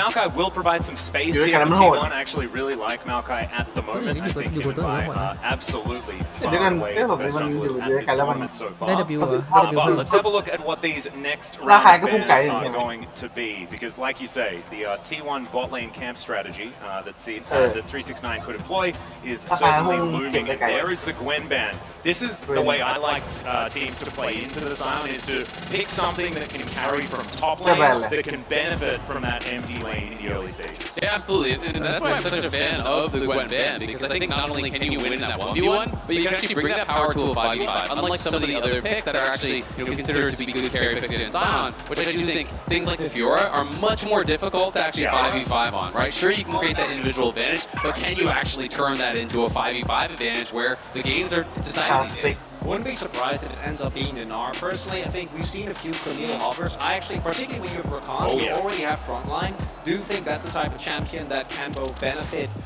from having a couple of minutes, in lane without being matched by the Sion, but hasn't come through so far. And we also do know, particularly with the Jace already banned away, the Cannon and the Gnar are kind of Zeus' mainstays. expected to see him pick up either of those here. Yeah, if it was Bin, I would be like ban the Jacks away as well, but I think the Jace in Zeus' case makes a lot of sense. It's final ban for T1 to come through. They are thinking about this one quite some time. See what they are going to get rid of. I expect another jungler just to thin that pull out ever further, but no, it will be Knight's Syndra. An understandable ban where you can see Knight pretty happy about the respect being given. I mean, that is his signature pick, right? You know, this guy is unreal on the Syndra. Oh. We've seen Belveth pop it a whole bunch of times, so I'm not expecting zigging and zagging. Just a bit of ก็ถ้ากดไม่เป็นไปก็โอเคแต่อย่าเลย มันจะใช้เทคนิคนั้นในการแข่งได้ So not as วิ่งไปกระโดดแล้วก็ไปทอส but still ได้ถ้าเริ่มต้น Also does set up for those potential, you know, mid lane kind of aggressive picks, some of the melee picks like him coming through. It'll be interesting to see where Faker takes us, because the only pick that is, you know, up and available that he's played so far already is the Nautilus, right? You know, the Xante's gone, the Annie is gone. Tristana mid would be interesting. RT1 going to be going towards double marksman again. We do know that this can be flexed towards top. I know that I think Doran actually played Tristana top as well, so there is potential for that to be flexed around, but you definitely are expecting it to be mid lane. And I'll be really interested to see what the answer is there from Knight, because I don't think Tristana is always going to have the easiest time, you know, especially when it is blind. If it's like Tristana Gragas here though, or I guess on theoretically flex, you're gonna have to go back a few years to really find it, but it is gonna be on locked away. Zeus is gonna be putting much time into the Tristana top as well, like you were talking about. So theoretically, Faker can be on the one in the mid lane if you like to, but all night, okay, considering the Cassiopeia for now. Well, this is actually a really tough matchup for Tristana. It's going to be very difficult to actually win out in this. Cassio can just harass the Tristana very early in the 1v1. You can win a lot of the all-in. If Tristana is jumping up with rocket jump, it's very easy to actually just drop the miasma on her, drop the Q on her, and you can win out in some of those all-ins. So it's also a pick that scales incredibly well. Range can be the difficulty for Cassio. It's how are you going to play it out in the 5v5 where there's a lot of engagement, there's a lot of CC from that T1 side. But I think this is a great answer. This is something I've been seeing a lot of players go to in solo queue as an answer to that Trist mid. So excited to see Knight bring it out and want to see how he can perform. Also puts a lot more attention towards the mid lane. I do think both Tristana and Cassio can really struggle and put behind, right? When you can't hit kind of damage thresholds that you're looking for. And even though it has been a very bot side focused meta, it still kind of pales in comparison to how much attention we saw junglers give when it was the AD support, right? When it was basically dive full-on 3v3s for the first few minutes of the games. So both Owner and Kanavi, I think, going to be looking to try and get the mid laners ahead. Top lane, you know, it's tank versus tank. I think you might see the Science threat, but outside of that, don't expect there to go anything crazy to go down towards there. You also have to remember that, you know, Miasma as a follow-up to another CC, you know, like if you can hit someone with a Sejuani ultimate, you can drop the W onto someone like the Trist, onto someone like the Rakan, the Malphite. All these champions cannot actually get out of that very easily. You can even disrupt the Ornn ultimate, you know, if he actually has R, you can drop the Miasma on him as he's looking to R2, he can't actually redirect. So there's a lot of annoying little interactions there. I think Faker's job in this game is really to not interact with the Cassio, it's actually just try to avoid all his Qs and just hard shove and just try to scale and try to not fight that guy. Because I don't think it's going to go well for Faker if they're trading back and forth. No, exactly right. He wants to just fire minion waves into the Cassiopeia as often as possible. Let's see how it goes. We are on the rift here for game number 2. T1 now on the blue side. JDG on red. Gumiushi going to spot them out. Give them some feathers there. And 369 already where a Scion belongs in the early game, and that is bottom lane very close to a target. You can see the response though from T1. They are going to be potentially moving up into this top side jungle. So where will they start? T1 obviously having done this strategy themselves. Really curious to see what the response is going to be. Obviously the early information is so important. Yeah, Faker still hasn't seen any of JDG there. As all of them just sitting in this one brush. นั่นเขาใส่อะไรคันดาวเรื่อยๆที่เรา This is the time where he doesn't want to venture อันนั้นเหรอ ไอ้อันท้ายอ่ะ ของอะไรดีเลือดเรายิ่งความต่างระหว่างเลือดเรากับเลือดประตู Malphite's actually starting on Wolf, so they're going to try to harass here and try to delay. This is very interesting. They spot them out immediately. Ward goes over. They clear it out as Missing is just trying to keep them at bay. And T1 know exactly what this strategy is going to be, but JDG playing it out pretty comfortably so far. Well, also Guma used the push there, right? And Inter specifically, Jinx and Lulu actually fighting for early prio was going to be extremely hard. Look at Owner, he's coming, so they want to try to position with 4 members bot to try to actually harass here and stop this Faker's coming down. Yeah, there's full information. There's the grand entrance. The knockback's going to come through. The flashes to come out. Arizona's going to get stolen. First blood. His first blood going to Faker immediately answered by Knight here. Both mid laners walk out 1-0. Oh, Kanavi maybe in a little bit of trouble, but no, it's just going to be a feather or two. As now Knight is going to come on over to Faker here. These twin banks just layering on top of Faker. Knight is going to go down, and it's going to be an extra added assist for missing on top of it somehow. Oh, and with no flash on either mid laner now, that mid lane I expect to see more attention towards her. Also do note, T1, yes, they're able to get a kill, but Ruler was able to get full experience, whereas the bot lane for T1 gonna be put on the back foot right from the get-go, right? Guma and Carrier were, I think, missing at the very least the first maybe wave and a half worth of experience here, where Ruler เล่นมาจะไม่ได้ชนะแค่ว่ามันอาจจะอยู่ในแผนเขา Absolutely, and Guma had to use ดู his จากตัวก็ motion รู้ for แล้ว this แผน fight as well, which is very problematic. But T1's answer is clearly just, we're just going to fight. They're actually just going to battle for this. Owner started Wolves, pass down, gets level 2, comes to actually fight. And yes, they do get that first kill, but Knight gets a kill of his own. And then this is what I'm talking about. If you connect on the Q, he gets that early level 2, there's just nothing Faker can do in this situation. He's on the start, he has no flash. The Q follows, he flashes through, lands that last Twin Fang. So 2 kills early to the Cassio. Yes, it is 2 kills on Faker's side. But again, I do think I really favor the Cassio in this 1v1. The Cassio can get those scaling items in quick. Once he's building towards Catalyst, if you can get that row really early, have that stacking up, it's going to become problematic.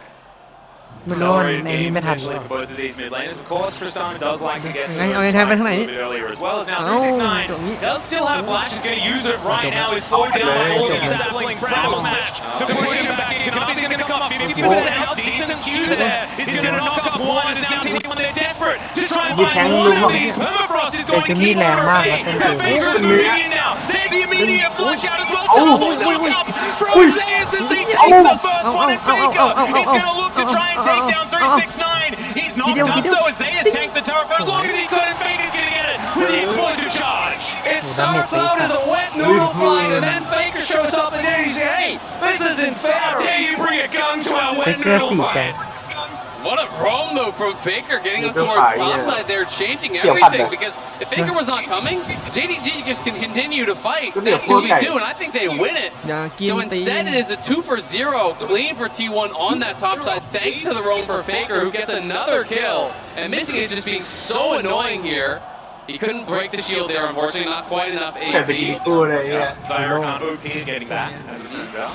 And check this out one more time, Chronicler. And it starts off. 369 is able to flash the initial knockup from Zeus. This early on in particular, cooldowns are still very high. Right? The moment that Kanavi arrives, you do see T1. เขายังไม่อยากไปไม่ถึงเขาไม่อยากเสี่ยง ว่าไปไม่ถึง was able to weave out, get away. They can prolong the fight up until Faker shows up, and this knockup from Zeus comes up huge. Yeah, pixels for 369 there. You saw him thinking that he was just out of range, charging that Q. Could have been a huge difference maker. Yeah, I mean, that was really close to being able to hold on there for 369. I mean, you can tell you're feeling stressed. You already lost one game. If you start to fall behind in game 2, you really start getting nervous here. But JDG down to this bottom side, trying to take first dragon here once again. So very early when we're only 5.5 in. So they're kind of bucking the trends. We've seen someone in this tournament. They're really heavy pressure on these also on highlight, we might get an attempt at a steal here. Like missing is going to keep them off. One highlight that missing being able to cancel Guma area there was actually really big, because they were actually caught up mostly when it comes to CS. They've been able to kind of equalize. They were backing on the cannon wave, but then with missing getting the first interrupt, it meant that Ruler had the opportunity to shove out the subsequent wave, and a lot more minions were denied. And now as a result, Ruler back up in the CS department. Yep, also half a level in lead as well, and at this particular moment in time, that is going to be a big deal. No Featherstorm available, but Super Mega Death is going to be there. 369 tidying up some minions underneath this turret here, and as the dust is settling, T1 do move away with a slight gold advantage.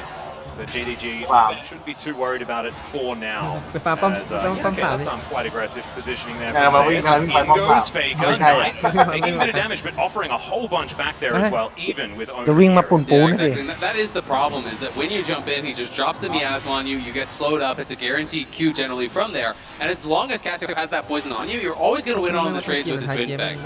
And you're, oh dear. เอาไปเอาคลิปหลังป้อมไปแล้วมันมีสเปซมีเล่นต่อ But he's going to be able to walk it out, no flash required for this one. T1 do rotate out of that bottom lane to try and potentially defend. Yeah, Big Zeus was also already halfway through the river, right? So he's been able to keep pressure on 369 thanks to that gank that was found by T1 is nothing with the invade.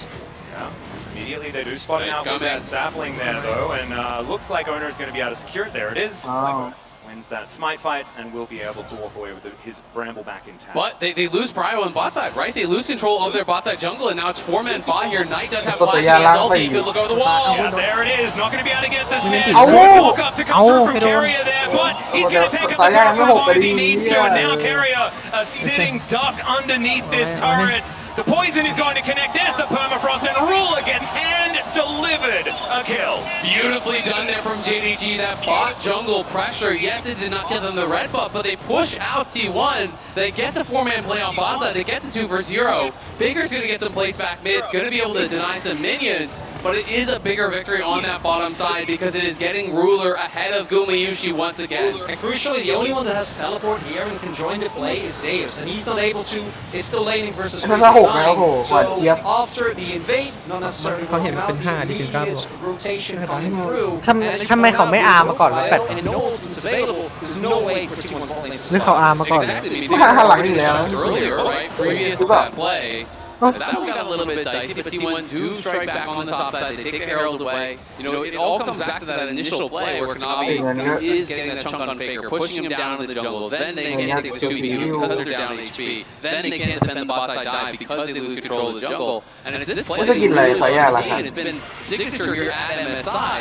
Getting control of mid is not really always about getting your mid laner ahead. It's about being able to transition that spot. Yeah, the really cool thing is it all comes from that level 1 play as well, because Ruler has that slight experience league of usually being denied, and then he's level 5 underneath that turret instead of it's just so cool that everything is sort of coming back to these เยี่ยเล่นบอลมันห่างกันเกือบพันเลยนี่ว่า trying to comprehend. I just can't quite get เริ่ม there. ต้นเกมมันแต่ออดไปล่าง I do think that one of the big advantages that we see for Faker, there's a lot of champions. Nautilus is an example where if your opposing mid laner roams and you don't get it, and then you get time alone in lane, it doesn't mean anything. With the Herald going over and the mid lane already being this low, might be an opportunity for T1 to take that with the Herald when the next Drake rolls around. They do need to actually make that work, because the last few team fights we saw in the previous game definitely all going the way of the JG.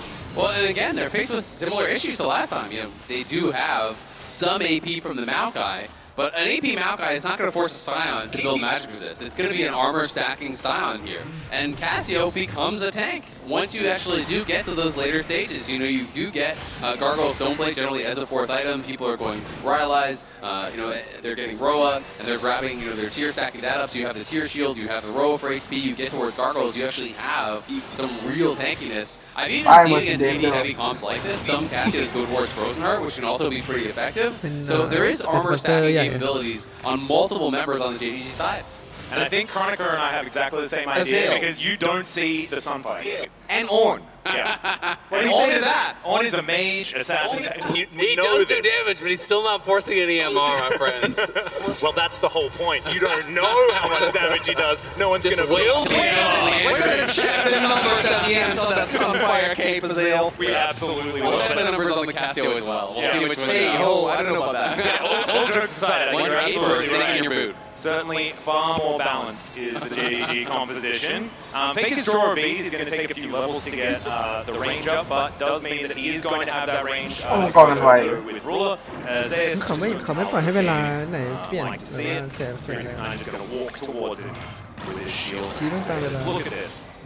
Just so much gameplay here towards the top side, but it's going to be Zeus finding a few angles. เนี่ย ยังตีกัน สู้ไม่ได้ออนมาคอสซันไฟในเลนนี้ As JDG now looking for this dragon. Cloud going to be the second one. We'll see what the soul is after this. Konami Glacial Prison going to come down there. T1 standing their ground, only 50% health taken there from Ono, but they do get them out of the river. It's actually so important though. 369 is trying to stay on top of Zayas because Zayas has TP and he does not. So if they lose track of Zayas, JDG will have to give up this dragon. And I think that's the situation they're going to find themselves facing with. I don't think they're going to be willing to take a potential 4v5 if Zayas is able to join that Ornal team.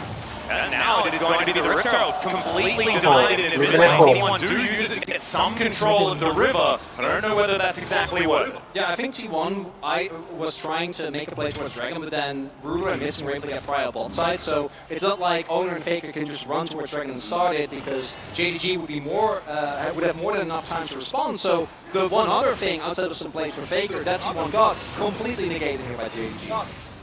T1 are going to be able to make their way towards this Cloud Drake here. No one denies T1 Cloud Drakes, in my experience, and I do keep track of Cloud Drakes a little more than others. คอนโทรล2 อันเลย Collect that one here. So it is going to be Infernal Soul as well. This is going to be huge. And I'm really looking forward to the first actual 5v5, because we haven't really seen we saw in the previous game, whoever, or JDG winning the first 5v5 kind of snowballed it from there. Both compositions with the amount of hard engaged front line team that they have available, definitely a big threat. I do think Faker needs to get to Magnificent with boss and try to accelerate it more, because I do think that Tristana, if you do get ahead of the curve, right, if you're able to pick up the LDR, you can actually spread front line. But you need to not just take this lead as Kraken Slayer comes through, but build upon it further. And I think that's why that Herald mid was such a costly opportunity, because if you do actually get like maybe a couple of E-autos and a charge in the turret, you can take that down. Yeah, absolutely. And extending that gold lead I do think is really important. JDG, I don't really feel like there's any pressure on them to really get anything done. You know, take the fights that look very good to you, but when you're playing Cassio Jinx with multiple frontliners and an Enchanter support, you're down to go 50 minutes. You're down to play this as long as T1 want to. We'll have to see, you know, if T1 is going to be able to push the pace of the game, or, you know, if I'm wrong and the physical damage is not really going to matter. If they can just outplay in the team fights, utilize Carrier with this explosive engage, find that follow-up from Zayas, and really eliminate one of these DPS right off the bat, and then all of a sudden, the damage doesn't really matter. Because I think that's the biggest lead. If we do go to late game, if we do go to stalemates, T1's ability to start off fights is a lot stronger than JDG's. Now, of course, JDG's counter engage, we've talked about a lot. They are really good at ebb and flow, but the fact that T1 can start fights might come back and be important as we get to the later stages, particularly with objectives being very evenly spread thus far. Absolutely. I mean, they have really all the good go buttons this game. Yes, there's Sejuani ult, yes, there's Sion ult, but it's not nearly as reliable as something like Carrier or a flash-assisted advance or even that Horn ulti. But not to mention Nature's Grasp, which is pretty ridiculous. We could have go for the point blank ulti, but yeah, exactly right. The buffer is going to be there. Nature's Grasp going to come down by Anima, causing a few issues, but it's not going to be the greatest petrifying gaze now. Taking so much damage here from Faker. Oh my goodness, the AoE ruler taking matters into his own hands. Still has Super Mega Death Rocket available. T1 are going to back away. In the meantime, though, 369 still on the top side of the map, just smacking down the turret. Yep, someone's going to have to respond to that, but it is going to be T1 moving into the top side river. They're going to be starting up this Herald, utilize the chunk they got on Knight, utilize the ulti down from him and Konami to be able to start it up. And that's really all thanks to Faker. It's a great buffer on that ulti. He's able to jump out, then get a chunk down on Knight. He doesn't get stunned up by that Cassio ult.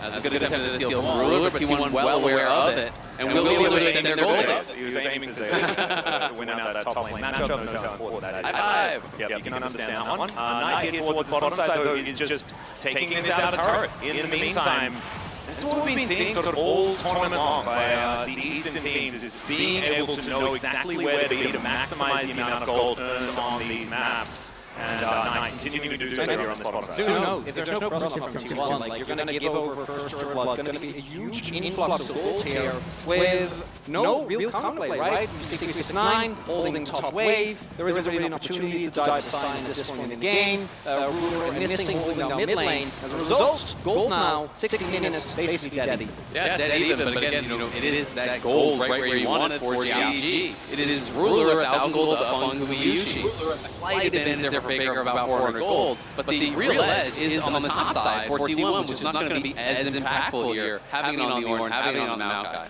Yep, big spikes well with Rise, and the Roddy Mage is now stacking, looking towards that Seraph's Embrace for Knight. He's going to get more and more powerful as all these synergistic items come in together.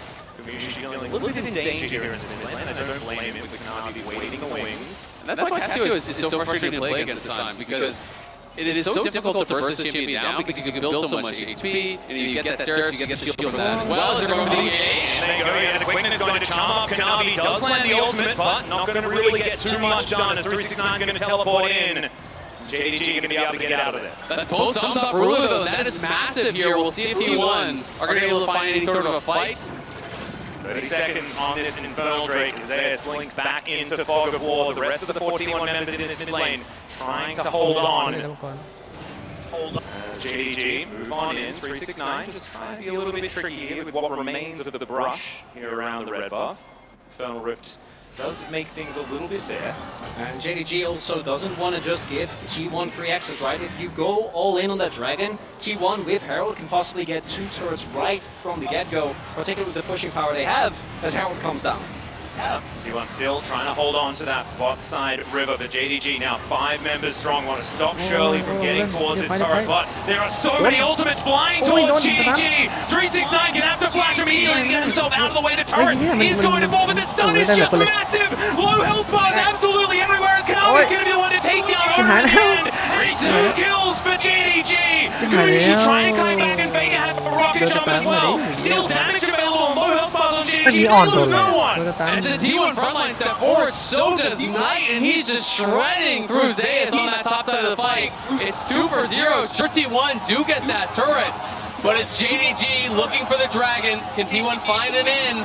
3 versus 5. I don't know about this one. Risky. As Gucci and Faker, a bit of damage like we said, as they're not going to be able to take this dragon. JDG now, can they find the fight as Featherstorm goes in a direction I don't think he was intending, but does avoid the Glacial Prison. And it is JDG picking up the win there. T1, all they get is a mid lane turret. I think really big there, the second activation of Zeus' ultimate did get interrupted. Was right? it the miasma that it's 369, yeah, on the Cyan, able to cancel that. If they can chain another set of riddle blocks, I think they might get through the problem. Instead, as you point out, Owner and Zeus are just getting demolished, whereas the background of Knight completely untouched in these fights. They get to output as much damage as they want. And that's the power of the miasma. You know, Zeus steps forward, all of a sudden there's a miasma behind you. You cannot walk into the miasma as Faker and Guma to actually just get damage out. There's no way you can walk through that. So there's just this massive zones of control created by the miasma on one side, the Scion as well as the Set20 on the other side, and they're just experts at making space for Ruler and Knight here to really maximize damage. Carrier is possibly in a bit of danger here, but he's going to be able to slink away. They've got mobility on the Rakan, so maybe he's going to be alright. Owner takes his blue buff. Well, not as well. Faker also clearly realizing we need a way to chew through these front lines. Yes, we have Demonic Embrace, but as you highlighted, the Zill, that's never going to be enough damage to actually get through the front line. So that Lord Dominic's going to be something that T1 is going to rely upon if they do actually want to win these fronts of team fights. And then we'll see, you know, can Faker actually have enough time in these fights to free fire and knock through those? Because there is going to be threat attack counter engage. There is going to be Knight that's in the mix. You know, this mid-range champion who's going to be looking to fire on you anytime you are attacking. Here on the bottom side, once again, it is just going to be 369 throwing abilities at one another. So a perfect time to take stock. It's 20 minutes. And last time around, we were very denied when it comes to the Baron attempts. It took multiple minutes before we did get there. This time around, Purple Worm is going to spawn. Faker in the area, but JDG are paying it the most attention right now. Faker has rocket jump. He's going to be fine to get out of here, but JDG do come on over and gives Baron a bit of a parting gift. Something we also haven't mentioned, in addition to the other stuff, is that Ruler actually got a call early, right? And Guma never did. Guma wasn't able. That's a lot of extra gold that is in the pocket of Ruler in addition to all the other attention that he has gotten. And it's like you were saying earlier, though, and I think you can really see it there in that previous fight, where you want the gold to be, right? Because if you have a little bit more DPS, then maybe the fight goes the other way. The moment that Tristana starts resetting, then you can actually play further forward. So one might have an angle, but as long as JDG gets to control the ebb and flow, and 369 and Kanavi doing such a good job of providing that reliable front line. I I mean, the fights are really about hitting that critical mass, where all of a sudden the enemy front line can no longer hold up, especially when you're playing against enchanters. It's actually so critically important to be able to overwhelm the front line with damage, because it's so difficult to punch through a Scion and a Set 20, let alone when there's a Lulu shielding them up and ulting them and so on behind. Well, so far, things are sort of calming down. For the moment, we are moving into podcast territory. Absolutely love it. As Knight and Faker just moving their lane towards the top side, try and ping-pong some of these waves. We're back down here where the brawling never stops. So if you're worried about action and things like this, you just always look towards his bottom lane as London understands this is where the action is. Atlas, is it a brawl if they're always fighting? Absolutely. Still it's is? just a constant continuous, brawl. yeah.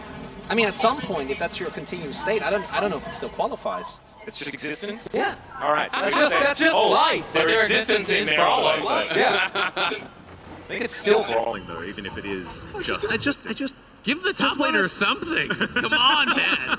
Hey, they get They're to locked play. on tanks. They get to feel good about supporting their friends. Well, every That's time I worth see something. No top laners feel good about that. They don't want to support their friends. They want their friends to support them. Very true. As I just look at it as more value for the Sunfire Cape. True. What we're going to refer to towards the end of the game. That's what I'm. The problem is though, Scion also has a Sunfire Cape, so you've been countered. I know. Well, this is the point. It's all Sunfire Cape, right? So damage all on the both way down, sides. the whole at the same time. time. Sometimes inventory. Oh, there we go. Oh no, will it just be Sunfire diff? Oh, but see the thing is, it's not really a fair fight because Zeus can upgrade his Sunfire Cape. Ooh. Yeah. Tough. Think about that one. Tough calculation. That's true. Never really looked at it. T1's going to come forward. Okay, T1 going to look for some action here as Ona throws down the ultimate. Zeus going to do the same thing. Flashes forward to find the Ram Ruler. Still going to be alive though. He has the wild growth available, and now it's going to start those shots. Zeus going to be able to get himself out of there as the flash from Missing's going to get into relative safety. As in goes Carrier, they knock up the 360 Mappa. Going to try to be away. Going to immediately find them all. ไซออน He's taken down. เฮ้ยไปเกอร์ตาย พี่โป้ขอโทษนะพี่ต้า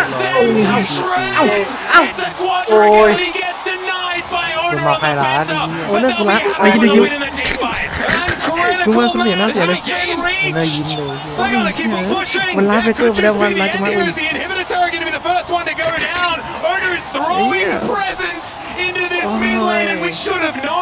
ุ้ยวันเนอร์เป็นมาเป็นมาThey beat Genji exactly the same way! Look for the first Nexus turret here as T1, they still have so much damage. Baker TP! Yeah, you can just come immediately towards this one. I don't think there's going to be much of an option. JDG, 4 of them are up and available. Second Death Rocket is going to be blocked. As Community trying to get those orders in. Keep it alive. Baker is going to turn up, and there it is. Game 2 to T1. What an ending out of nowhere! T1 go crazy in the mid lane. The engage from Carrier was massive. And then initially looked like JDG were going to be able to disengage that fight. We're going to be able to stabilize, get back to their base. Yeah, that polymorph on Faker as he jumped in looked like it could have been the game changer there in that fight, but just out of nowhere. Guma has been untouched. Carrier goes in. Guma goes wild. Gets a quadra. And T1 just bet it all on ending the game right there. Guess what? They didn't even need a Baron. Oh no. We don't even need to go to the Baron place. This is so reminiscent to what we saw, right? You slow the game down and then you find your angle. Last time was Genji engaging them. This time it was Carrier just finding that angle. Still, man. It was neck and neck for so very long. Even halfway through that team fight, it was looking okay. But as soon as there was that slight advantage, a double AD carry certainly working out well. Absolutely, I mean, the league became a waterfall, like everything all at once. Just sometimes the tank just explodes. You know, that's sort of how it goes. But it's a promise for this game. Let's see what the analyst has felt about it. Atlas, I blinked. I blinked and it was over. How about you? What a banger! Like, you know, at the beginning of this game, Shock said to us, you know what I would love in this game is if we could have one really cool JDG team fight, and then we could have one really cool T1 team fight, and then immediately we got both of those awesome things. And nothing else. Nothing else. well. Actually, we do have one thing that we want to run through, which was this early game, because we're going to be talking a lot about these team fights, of course, but the silent invade we have been seeing a lot at this tournament, and different teams have come up with different ways to shut it down. This was T1's strategy of shutting it down, and it was to actually just straight up fight it back. Yeah, and they wanted to try and match the invade. You can see already they pulled their bot lane across as well to make sure they could actually try and fight. But the biggest problem with this is you've still got Ruder who's going to be pushing in that bot side. So despite the fact that they do try and go for this invade, try and match the invade, you actually end up in a position where you end up trading 1-for-1 as they start to come across, thanks to the ability for JDG to just pull it back. You don't really get Gumi usually involved in a lot of this fight, and then once you trade 1-for-1, Ruder's still in a good spot at the bottom. I think the other big thing is the fact that, as you rightly said, because they're able to get that kill on tonight, it makes this idea not as promising in the early game, and then we were talking about, is this really worth it for Knight? We were saying from a mental perspective, yes, but from a positional advantage, no. The way he was pushing into you, it doesn't really work out in his favor. And at this point, though, we thought, okay, JDG already off to a pretty promising start with Ruler pushing in bot, but then it felt like that this early game was going very back and forth with how much more unlocked the mid laners really were. I just gotta say, that's like, you're watching and you feel that, what Knight wanted. You know, I'm getting these trades, I just can't not get the skill. I just can't not, right, Jet? I agree, and if you can blow open the early game, you can make a difference. I think that ended up neutralizing the early game, what we just saw, and then the game became all about team fighting. And this was some of the most front-to-back team fighting. Definition of front-to-back. What you mean by front-to-back is you'll have your front line right here, and then your back line right here. So that would be JDG, and then T1 is front-to-back. And there's a few angles that I want to show. Let's roll this clip.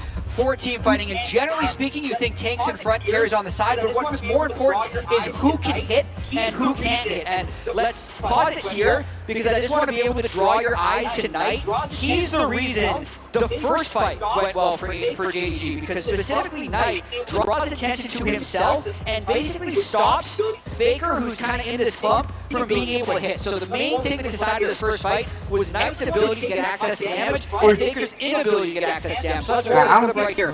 And everyone is taking as much damage, the front is taking as much damage as they can while their back hits. But when Knight moves up, he makes everyone to come through, and he actually buys a bunch of time without his front line having to take damage. And now, just watch Faker in the back here. He's really unable to get auto attacks off as the fight is falling apart around him. And this is where it felt like, oh my god, is JDG going to 2-0 the series? This looks like a superior front-to-back team fighting team comp. Tristana can never access damage against Cassiopeia, but that changed in the second fight. Yeah, we'll see it in just a second, Dagda, but I think you were feeling the same thing with Jazz laying out here. The fact that they seem so incredibly crisp, Ruler just doesn't seem to die, and I guess there's a lot of frustration probably at that point coming out of the side of T1, specifically Yushu, probably feels like, listen, I don't feel like I can really do anything here. And I think that's what myself and Eddie were talking about in the middle of the game, was like, hey, you know, what do we think is there a base for you to get access onto the back line? Because I think when you've got like the Miasma, the Sejuani, the strong side in the front line, it becomes very difficult for Gumi Yushi in general to try and get onto space in these fights. You can even see in that fight there, the Miasma being able to prevent the likes of the Maokai from being able to twist in advance. You don't get the Ornane onto the back line. Like, you actually don't get the setup to actually gain access to Ruler. I think that made such a difference in this one, but it was very different. Yeah, Okay, let's go. We'll take a look at that. Try to watch as many times as possible. Right now, and I'll tell you what it was. So basically, this fight is different because T1 actually gets access on tonight, not to mention the initial game doesn't get stopped. So the Oracle goes down, and Ruler gets fairly low at the start, which prevents his ability. But here, if we pause, it is kind of reset again to a front-to-back team fight, right? Ruler is back here, Knight is over here. Guma's hitting, Faker's hitting. Faker gets a lot more hits off this fight. So let's roll it once again. And as Knight turns to try and get the damage down, he actually, Faker jumps in, this ends up beating him. So pause it. Even though Faker is down, they've killed one front, so there's not many people left to take damage, and Knight is out of summoner spells. So watch the CC chain that can come on through tonight, and also remember that most of the peel is gone from JDG, and I'm clearing it right now to make it clear that that front to back I talked about is gone. It's just a line, so anyone can get hit. So let's roll this clip through. Knight gets CC'd by Zeus, amazing knockup. Guma kills him, the Charm then gets him, and remember, they can get access to the CC because the fight lines had been broken for JDG. T1 capitalized, got access to both carries, quadra kill, game.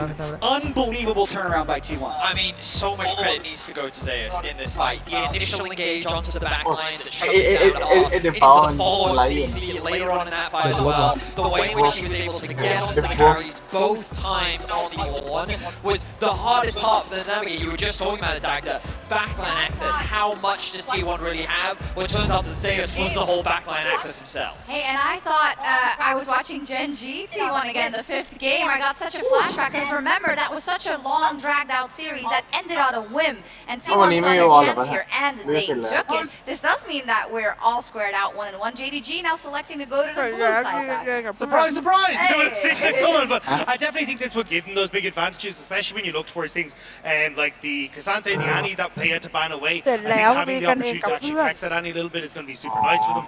I also just think the opportunity to play back towards what has been their style of, hey, prioritizing the Jinx, which they did get this game, but also just having a bit more of that the first pick access to provide that front line a little bit better, even in the jungle role as well, to make sure that this Jinx can be the big carry. Yeah, so interesting. I mean, it's World 2022 all over again as T1 tied the series, but JDG will be looking to rewrite history. We'll be right back with game number 3. ใครจบฮอกวอตส์ ใครจบฮอกวอตส์เป็นแฮร์รี่พอตเตอร์ไง These twin bags just layering on top of Faker. Knight is going to go down, and it's going to be extra and assist from Missing going to keep on her bay. ไม่แต่คราวนี้จบแบบนี้ต้องเรียนฮอกวอตส์กับเลชาซอสเฟสผมก็ต้องเรียนต่อเรียนฮอกวอตส์ They knock the 369 by Asma. เรียนฮอกวอตส์ He's taken down. The knockups come through Knight. ได้แล้วบ้าง ได้วิชาป้องกันตัวต่าง It's a quadra kill, and he gets denied by Owner on the Penta. But they'll be happy with a win in a team fight. ที่เอาคีย์บอร์ดไปเกมแล้วพี่ก็ซื้อคีย์บอร์ดใหม่มาคีย์บอร์ดแบบกะโหลกกะลาโลจิเทคแบบราคาถูกสุดอ่ะ200 กว่าบาท อาที่บอกพี่เป็นอะไร มันกดไม่ค่อยลงอ่ะปุ่มคลิปกับปุ่ม A มันต้องแบบเอานิ้วจุ่มแบบกดจนเจ็บนิ้วอ่ะที่ดิฟมาไม่ได้ครับ9วันนี้ครับตอนนี้อยู่ที่นาดอยู่ข้างหลังผมเดินล่างทรงนั่นแหละเราไปดูก็เลยต้องเอาเปอร์เซ็นต์อยู่ที่ครับเหนือสุดแดนสยามที่ไหนนะตอนนี้ผมกว่าตอนนี้ผมเหนือสุดเชียงรายทำไมต้องเป็นตัวเทนเต้ด้วย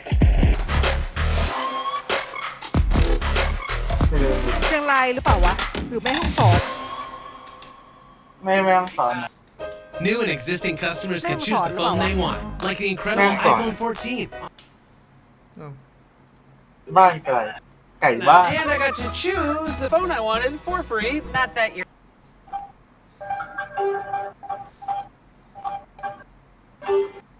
เดินล่ามส่งข้าวซอยน้อยทับปลาแป้งเข้าอ่ะช่วงเวลากินเอาวันไปตามที่ถูกแล้วก็วันใช้ตามที่เขาเอาหลังที่กับคิดก็การทำบทต่อครับติดตามไทยการติดตามกับของกำลังติดไทยแล้วก็ทำการแต่งตั้งเจ้าฟ้าต้องติดนะครับโต๊ะค้างทายาทบัตรครับหรือว่าแค่ว่าถ้าว่ามาตามตั้งเหตุการณ์เก็บใส่ไว้ลูกหลานบัตรว่าบ้านเขาซอยเก็บแม่สายถ้าแตงชิมกับพม่า ก็มีความ เส้นสาย ก็เลย แปลว่า น้อย แม่มาช้า แม่11 โมง น้อยความหมาย 10 โมงไม่ได้เหรอ ไม่ได้ มันเล็กก็ 10 โมงก็ถ่ายแล้วนะ เป็นกินแบบแห้งๆแป้งก็เหมือนแป้งแล้วนะชิ้นใหญ่นะไอ้นี่เราที่เรามาตัวเอาถ้าใช้ใหญ่คือชิ้นอย่างเงี้ยก็ใช้น้อยกว่าขัดเล็กก็ต้องทำเพราะว่าถุงลูกบอลใหญ่นึ่งหม้อใหญ่ก่อนแล้วก็ถุงเนี้ยว ข้าวซอยข้าวแปง ย่าก็จะเหมือนย่าก็ขายก็คือก็จะขายคนน้อยก็จะขายทุกกัน ป้าทางข้าวซอยเป็นไหม ก็ใช้ข้าวซอยของทั้งนี้คือใส่เครื่องทั้งมันเป็นทั้งก็คือเพิ่มเข้าไปก็แป้งไปก็ไปก็ไปนึ่งก็เลยไปเป็นของมีหลายอย่างนะบางที มันไม่มีอะไรยากเลยนะ แค่นั้นก็ดำ มันทำไง เดี๋ยวนี้มันมีสิ่งที่เรียกว่า เส้นนะเราเล่นลูก พริกแกงข้าวซอยและเส้นสำเร็จรูปรู้จักปะ หรอ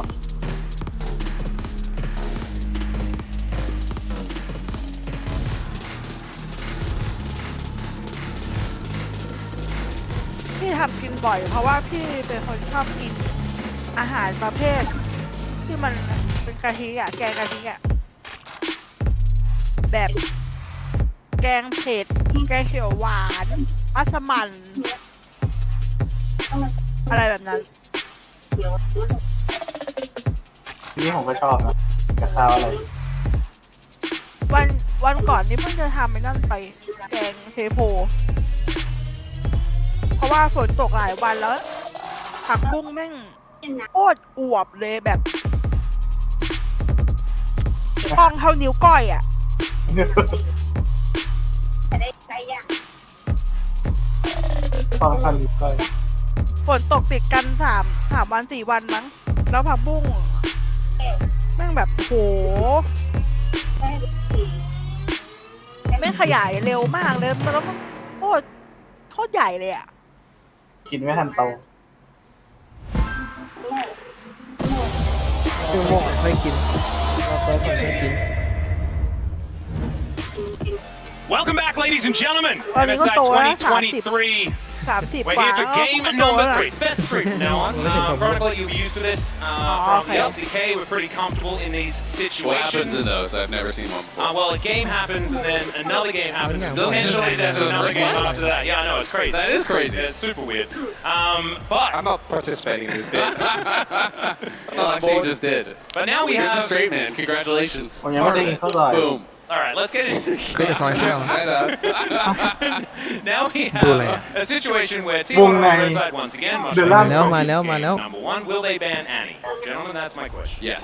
All right. That is my answer. I think it was really problematic. JDG obviously banned for Friday. ดูลาบควายวงในแล้ว I อยาก expect T1 to do the same.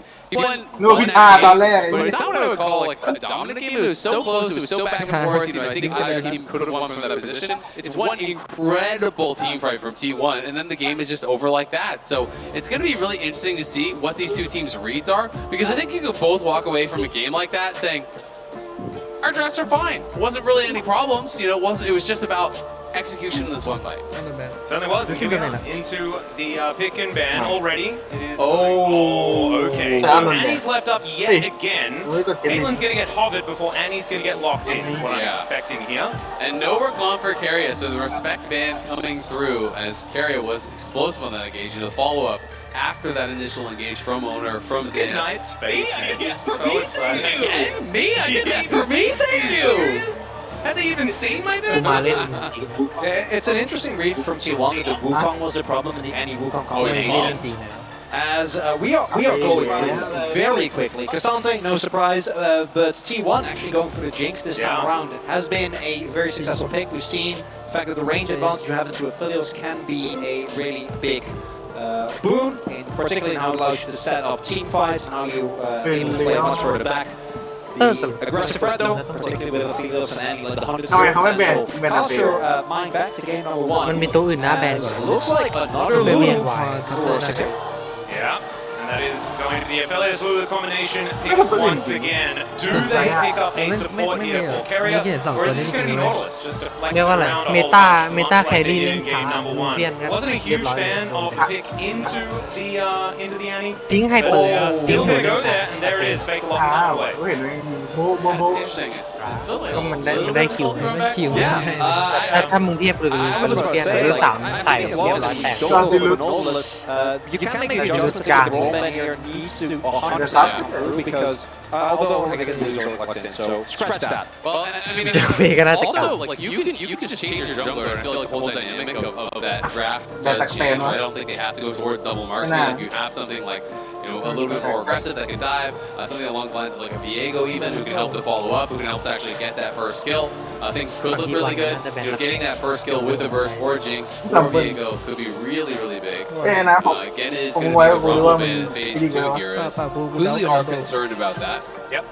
Just banning away these magic damage junglers there as well. Of course, the Maokai was the first ban by T1, so you go down that list just a little bit, and the Rumble is going to be there. Nidalee, of course, an option, but first ban going to be the Gragas here from T1, and their second one. We'll see what it is going to be here in the second round. Throw this one out. Viego taken away. I like that ban. I do think Viego is really good pairing with Annie as well. I think anytime you have really high damage burst, pairing with Viego, it's so easy to get that first reset. Annie just full dumps all her damage into one card. And I wonder what the angle for T1 is going to be here now, because the Kindred didn't really end up working out in game number 1. We saw how well JG was able to deal with that. But you do really want to put owner on something with aggressive threat here. And Kha'Zix, he would be in the direction, but it remains as owner Rise Smile. Still, the magic damage being so heavily prioritized for T1 means that JG, they can pick up something in the front line here. Can itemized very efficiently again. I think we're pretty much guaranteed to just get double Baby Boys for the front line. They have clearly shown us how they want to play. I would not be surprised about like Sejuani, Ornn, or something along those lines. Or Ornn Sejuani, just to mix it up. Yeah, spicy. Another take on the duo. Never mind. So it is a very different look. So we want something maybe with a little bit more dueling power potentially to mix things up against this boss. Zin can actually perform pretty well in frontliner during the ultimate, so. Not to mention head with Lulu. This is something we saw at the height of Zin's prowess. Was if you pick a Lulu, it gives him so much more longevity in these games. Crescent Guard, of course, giving you a lot of power in that department as well. So the Ornn is going to be paired alongside it. I like how balanced this draft is from JDG once again. Just cleanly picking his prioritize. That is going to be Gwen. No waiting, nothing like that. Zay's going to be taking that magic damage mantle towards the top side of the map. Yeah, instant snap up there also alleviates a lot of the issues that T1 have run into when it comes to damage types. I do agree with you. I think the composition from JDG, particularly in a meta that is centered around teamfight, it has great non-committal engage. If Annie's flashes up, you can go in aggressively, but the counter engage with Zin and Lulu specifically also is quite strong. And when I look at T1, outside of actually getting a Nautilus hook at the summon, you're going to be very aligned on picks, right? Someone walking where they're not supposed to, or a flank from Gwen or Cassante. But at the same time, you know, it's like for T1, if the engage goes well, Ruler could just be insta-dead. There are so many threats to actually dive into the backline this time. It is not the situation that we had in game number 1 where T1 had this Nautilus mid who's kind of on his own going in. They have a Cassante to follow up on Carrion. They have a Kha'Zix as well as this Gwen to be able to dive back and really threaten Ruler. So I do think it's going to be tough for Ruler to actually find space to sit there and auto against these champions. It's going to be so much about the healing, so much about countering here from JDG to keep their marks but safe. Yeah, and a lot of it comes down to as well is can you get Faker away from him? Ruler can just be pulled out into a 1v1 against a Cassante, and in that scenario, T1 is going to be very, very comfortable. It's going to be a lot about JDG, how they can play out these team fights. And that test they've already passed many times this tournament. Their team fighting has been second to none before this particular series. And as we hop onto Summoner's Rift, we'll see whether they can do it yet again. เมื่อวานอุ้มเล่น They make แอ their ล way ด้วย out. Very cool, calm, and collected composition. The alliteration was unnecessary. I เมื่อวานอุ้ม apologize. เล่นนะนี่ Definitely a lot of tools here in the early stages of the game. I do also really like that Dance is actually playing Ghost. You know, there is some benefit to playing towards the Ignite TP in this sort of style, but this is going to be about 5v5. It's not going to be about the 1v1. And the Ghost is so powerful in the 5v5, and even later on in the game, in those long lanes, can be really, really strong. Also, I also really like it because I think that particular when you're playing things like Gwen, you can feel very safe into your E, right, and your W, but if you're too far up in top lane and you have Ignite, it still becomes very easily for a jungler, particularly with really strong ganks like the Xin Zhao, to just take you down early. And I do think that if the Gwen starts falling behind, if we get far enough in the game, you're always going to be relevant, but the actual late game, we really haven't been reaching that much this tournament. It has much more been about like the team fighting between like what 25 and 35 minutes. Someone gets a decisive lead, and from that point on, you don't really get to play the game anymore. Yeah, the Glens that we have been seeing though have been, Bin who's looked fantastic, and Doran who has never really been our premier Gwen player. We'll just have to see whether this is going to be some vintage Zeus Gwen towards his top side, because he hasn't played it so far this tournament, and hasn't really been favoring it in the LCK this year as well. So I'm excited to see whether he can get back onto the carry side of these matchups. There's been a lot of tanks for our young men in the top lane for T1. Yeah, absolutely. For pretty much everyone in the top lane, besides Bin, it does feel like as they're kind of sticking with that carry style. But it's going to be also really interesting to see if T1 do at all try to change things up, try to prioritize that early dragon. Because JDG have been going towards that first dragon. It feels like 5-6 minutes so far in this series, really trying to use that soul as a way to force team fights on their own terms here against T1. Also, Luma has gone for Ghost, which the last time we played against Enemy, if I remember correctly, did go for Clans. And you're also playing with an Nautilus. It's not like Lulu, like Carrier has been really, really good about his kills usage. Not going to be the case here, which means a lot more agency for Nine, as we saw in the last game. He knows how to use that very, very well. And I think in the early skirmishes and in the fights, he can stay away from that backline dive. It's great, but does mean playing at a much higher risk. Yeah, it's way higher risk, higher reward here. If you do get caught by that full AD combo, you're probably just toast. Oh yeah. If you're in range though, oftentimes you're dead a lot of the time anyway. So I like your optimism. Yeah, Jake's probably wanting to utilize the rockets as much as possible. As we check out this bottom lane for a moment, a little bit of potential action, but not really much going to come from it.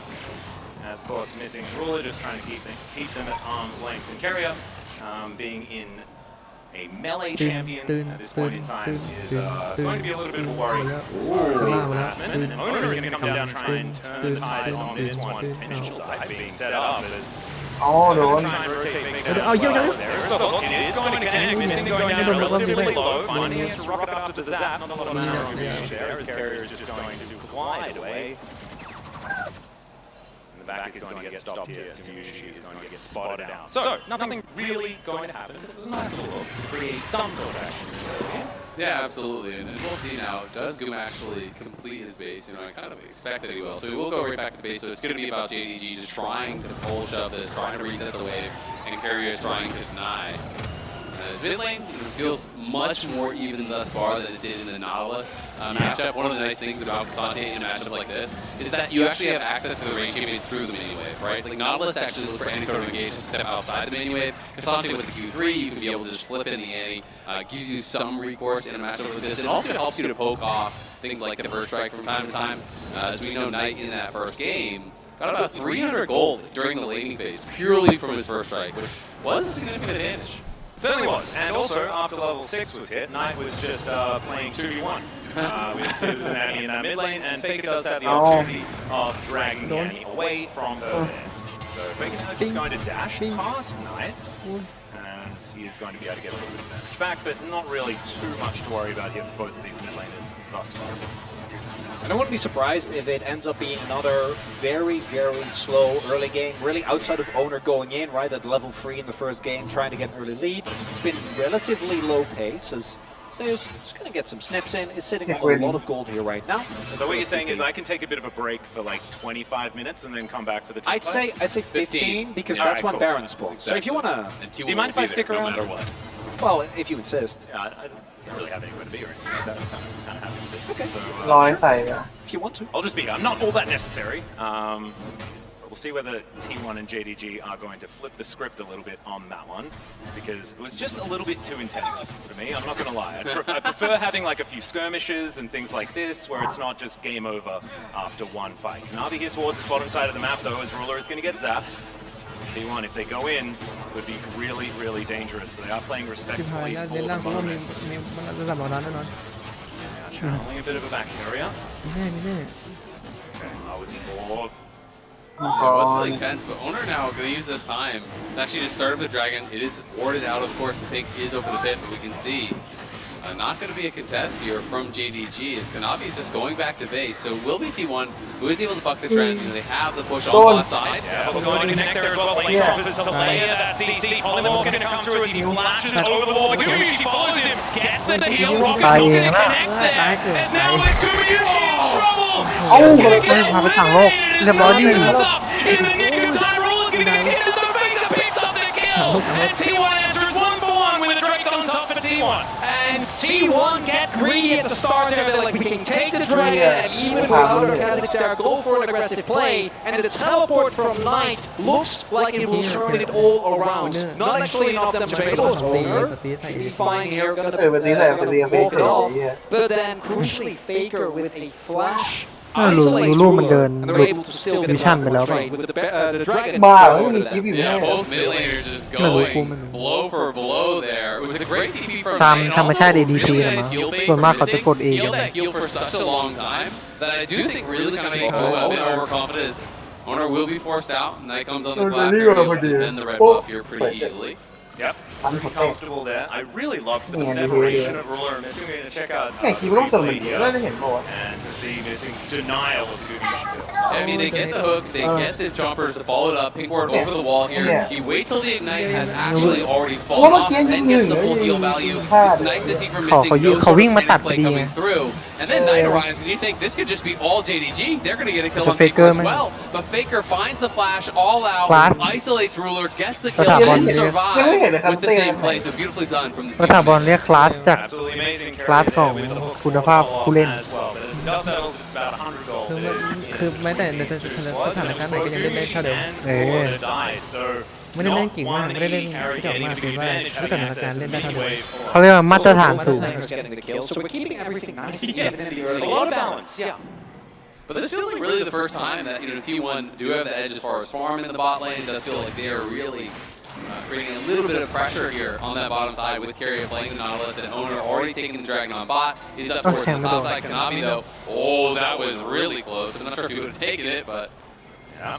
William comes landing, just going to graze the backside of the Kazakhs, who's going to now start off his popcorn chickens. Looks like Shelly going to get a bit of respite for the moment, as we haven't really had a look at this top side of the map.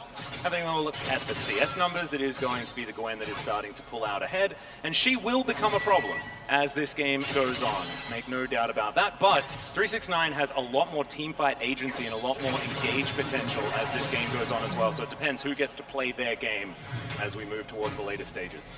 I'd be looking at a 4v4. Carrier now has made his way over. He is level 6 and Missing is not, so I think it's a good call from JDG not to try and flip the game here at a Herald, which I say because I've seen that happen a lot, although... Think 6 of the wave in mid.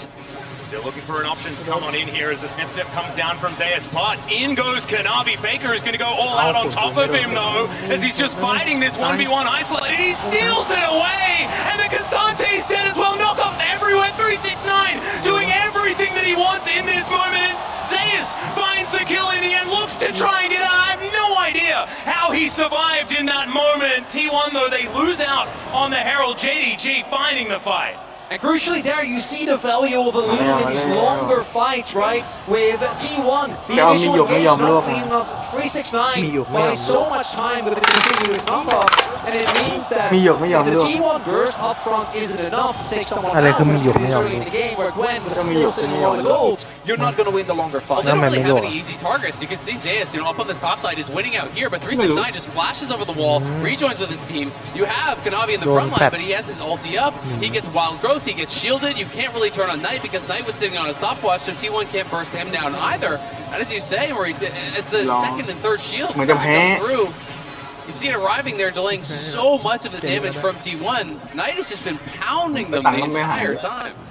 That Super Mega Death Rocket Yang had main landed, maybe it could have made some sort of difference, but it was a 1v1 there towards the bottom side of the map. Ruler just making sure no ability to actually roam up there, and it is going to be Rift Herald soon. So JDG can now utilize that to get even further of an early game advantage. And you have to be concerned about where those kills went. You know, Knight getting another kill now, had an incredible AD game in game number 1, and is going to be off to the races here a little bit once again in game number 2. I'm going to be interested to see where he goes with the build, though. Is he going to be going Rocket Belt in this one?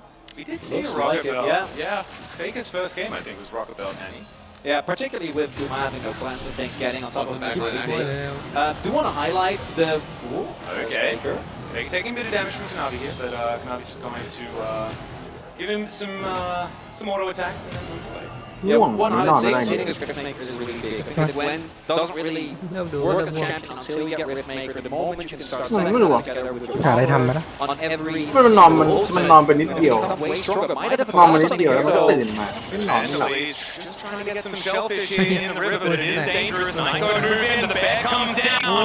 The Gwen just dashes out of the way, pulls up the miss, but is it going to be enough to say he's going to get knocked up into the air? Not immune enough. And now Faker's going to come in, look to see what he can get done here as the flash forward. Hook is going to connect as well as Kanabi will be taken down in trade. Top laner for jungler for now. And T1, they do manage to answer. They get the Drake as well. Yeah, it's important for T1 because they already took the objective. They're able to answer the trade there also. Up 2 dragons to 0 here, even in gold. T1 really looking good in this third game here. Faker is going to pull back, missing. The hook is going to connect as well, trying to keep Knight busy as he goes all out. Missing ulted himself and will be able to flash away. The Incinerate's fantastic, but another Q is going to connect. Knight will flash away this time. Oh man, JDG limping out of that moment. กลายเป็นสวยเฉยถ้ามีไอ้นี่ตายไม่คุ้มเลยนะ JDG, they do get away with their lives, but the trade, when we look at T1 able to trade back a kill and putting themselves at 2 Drakes this early on when it's a Mountain Soul on the cards is big. It starts off with JDG looking to trade cross map as they know that T1 is doing Dragon. Yeah, exactly. They know that they're doing the Dragon, but it takes them so long to get the kill. You can see the T1 members who are rushing up from that Dragon trying to support Zeya. So yes, he does go down, but only as Faker arrives here, the cross map ult coming through from Gumayushi, the ulti and the hook following up there from Keria. Owner gets in. And T1 are able to trade one back after taking the objective. And you said it, 2 dragons to 0, Mountain Soul on the cards. T1 definitely going to be wanting to try to get towards that. Absolutely. Opportunity for JDG if they can turn this game around to stack up 4 of them, which is a terrifying prospect as well. Very high value dragon in the mountain. But that is down the line a little bit, 3 minutes on that next Drake soul point available between T1. They can keep hold. ไม่ใช่ดอกชะบาเหรอ And it was in fact a rocket belt. An interesting build here from Knight. You know, definitely not something we see in NA as much, and we saw it for the injuries last time. There's multiple frontliners. There's a lot more squishy members. เป็นกระบาลโคกุนเลยกระบาลโคกุนเลย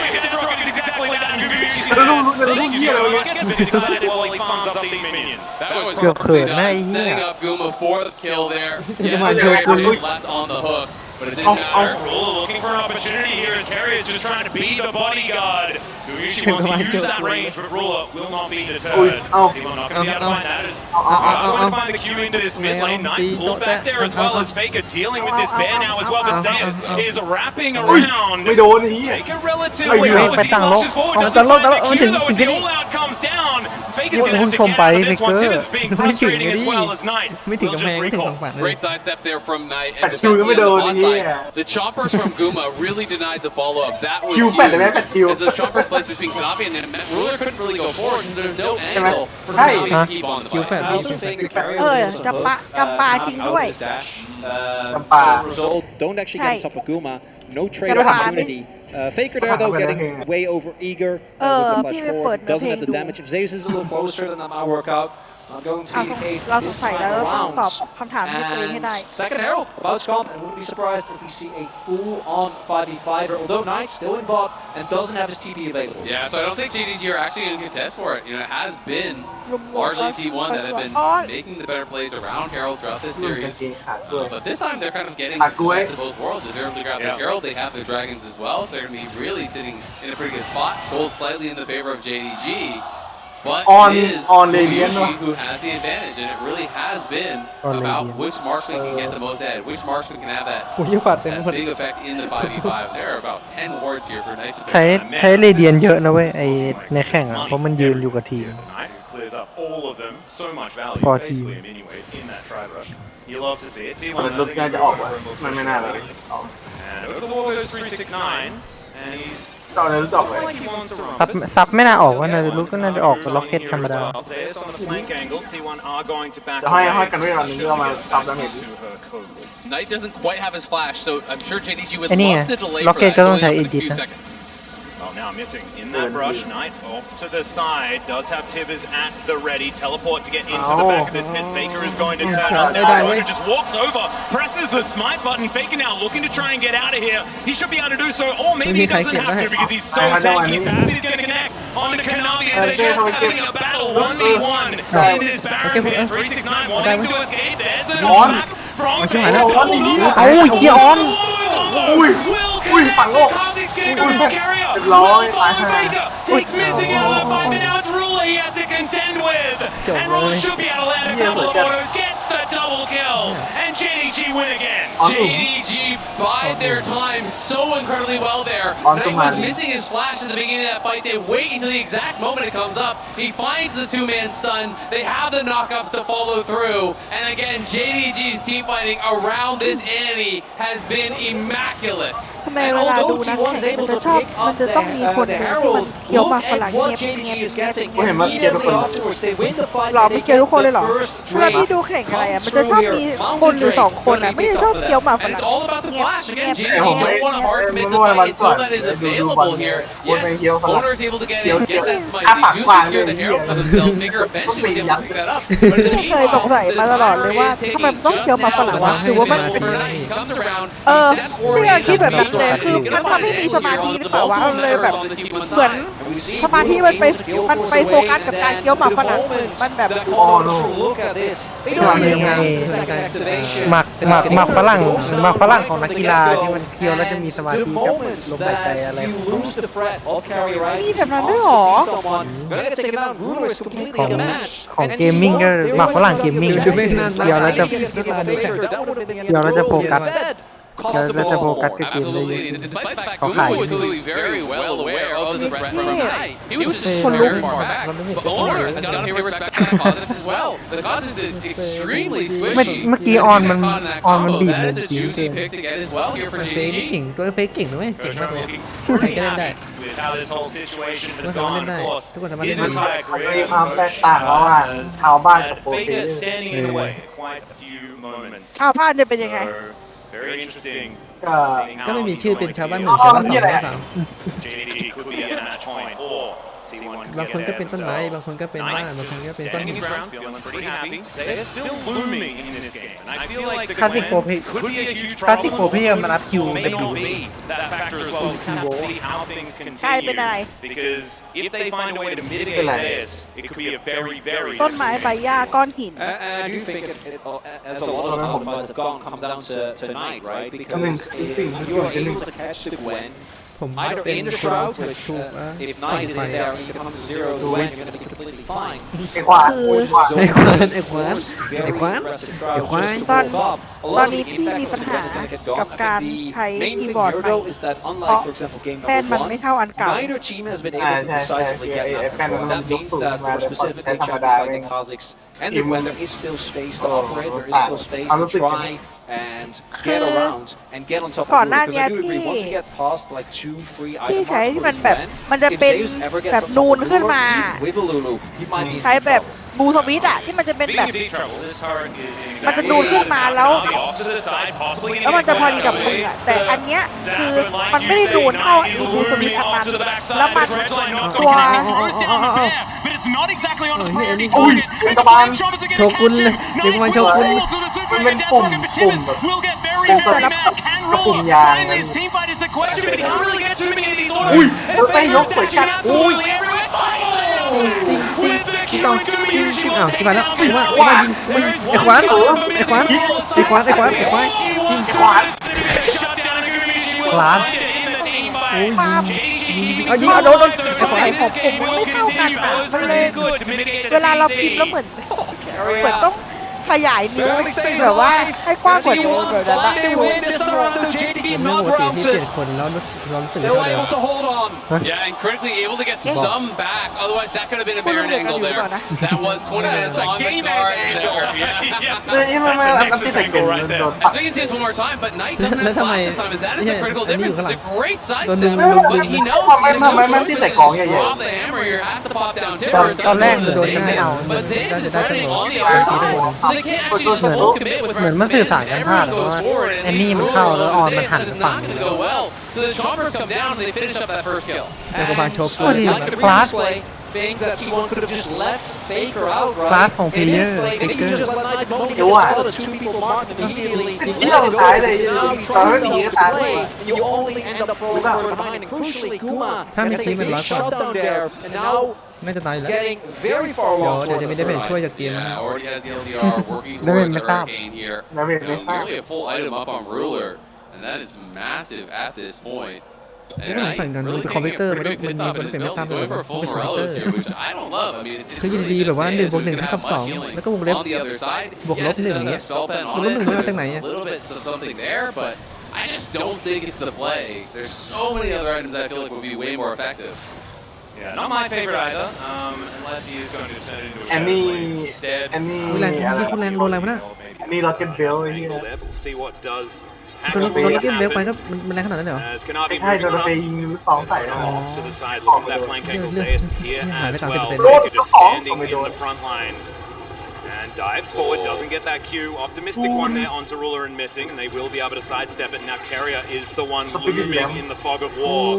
Remember, there's no flash on Guma now, and Knight has his flash back. So Well, X flash Don't- back don't- up, he finds Knight in the back line, gets the โดน knock เป็น off ลำนะ onto ตรงนั้นน่ะ Ruler. โดนเป็น Ruler ลำนะ gonna be safe for now. Duran is going to come down, Kanabi gets into the back line, and Igor trying to กูมา get อยู่ it ที่กูมาอยู่ที่ มายิงจุ้ง Getting it a triple เว้น and T1. เว้นลำยับเลยเมื่อกี้ บอกแล้วเพื่อนเต้ถ้าเดี๋ยวนี้ I don't think they เท can เกอ end ร์ this up. We'll เขา see. แบ They're บ going to หลัง be แล้วขนาด overmatched. แล้วมีกูม้า And อยู่ it's not double marksman, so it could be tough Come on, here, but Pete, at the very least, they ไม่แต่ will ว่า get ไป the ชุดมันก็ inhibitor. โหดนะน่ะ And มัน the เล่นชนะ CG เลน on ทุก Knight รอบ was อ่ะ so critical. Knight used his flash, แล้วเมื่อ didn't กี้ even get เมื่อ his กี้ดา terrors เมจ off เว้นทั้ง there. นั้นเลย And it's T100 to 0, and I think it's over. I think it's over. I think it's จบเลย over. วะ Again, Carrier finds an engage, and it goes from team fight victory to destroying aces. 2 ตายเอา games ชื่อ for เพื่อน Roar Faker. He's going to เขาเรียกว่าอะไร execute มัน himself to มัน the 50 death นะ he's หมายถึงว่าแบบ needed for the ไฟท์มันชนะขาดอะมันเดินป้อมได้ 2-3 ป้อมเลย This time Oh, about we 30 need seconds to- earlier, it's team fight and done.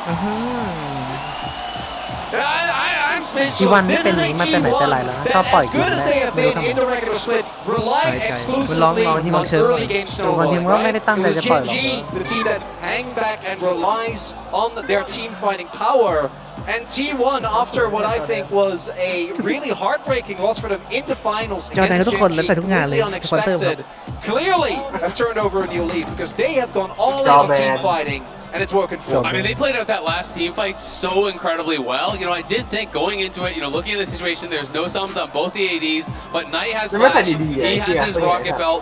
I thought that was going to give JDG the edge, but Guma played so far back, was always hitting frontline without ever being in range of Knight. And then as Knight starts to move forward, everyone from T1 just goes ไม่ into มัน this จะมีนัก guy. แข่งบางคนที่มันไม่ได้หนาวขนาดนั้นมันก็จะเอาผ้าพาดไว้เอาผ้าพาดไว้หลังเก้าอี้พอลุกออกมา in that final fight. T1 just crushed through. พาดบ่ามาก็ได้ They dominated the end of the ไม่กัน game. And I want to highlight Mid something. tier. Carey has played so many different things, but deep in his heart, he just wants to play Nautilus and hook people. And that final fight was a perfect example. It's exactly what he did. Hats off as well to Bengi and Nah, the yeah, coaching Nikai. staff back there as well, identifying that they can get that Huh? Annie first pick, Okay. and if they've got a response, if they've Low got an net. answer, Oh. then maybe Sure. just go to the J Put them side of on. the matchup is the way to make that Hey, one have- work. Utilize that range and find those opportunities. But man, do or die now for JDG towards this upper side of the bracket. Of course, they're not out of the tournament, which is absolutely fantastic. But man, I really hope that we get 5 in this one. So we're going to need JDG to come back, and if the analyst desk could make that one happen, let us know. อยากเกม I mean, คือถ้ามี I 5 เกมนี่คือ have 5 ชั่วโมง powers เลยนะครับ sometimes, but it's just insane. Have you ever gotten a door smacked in your face? I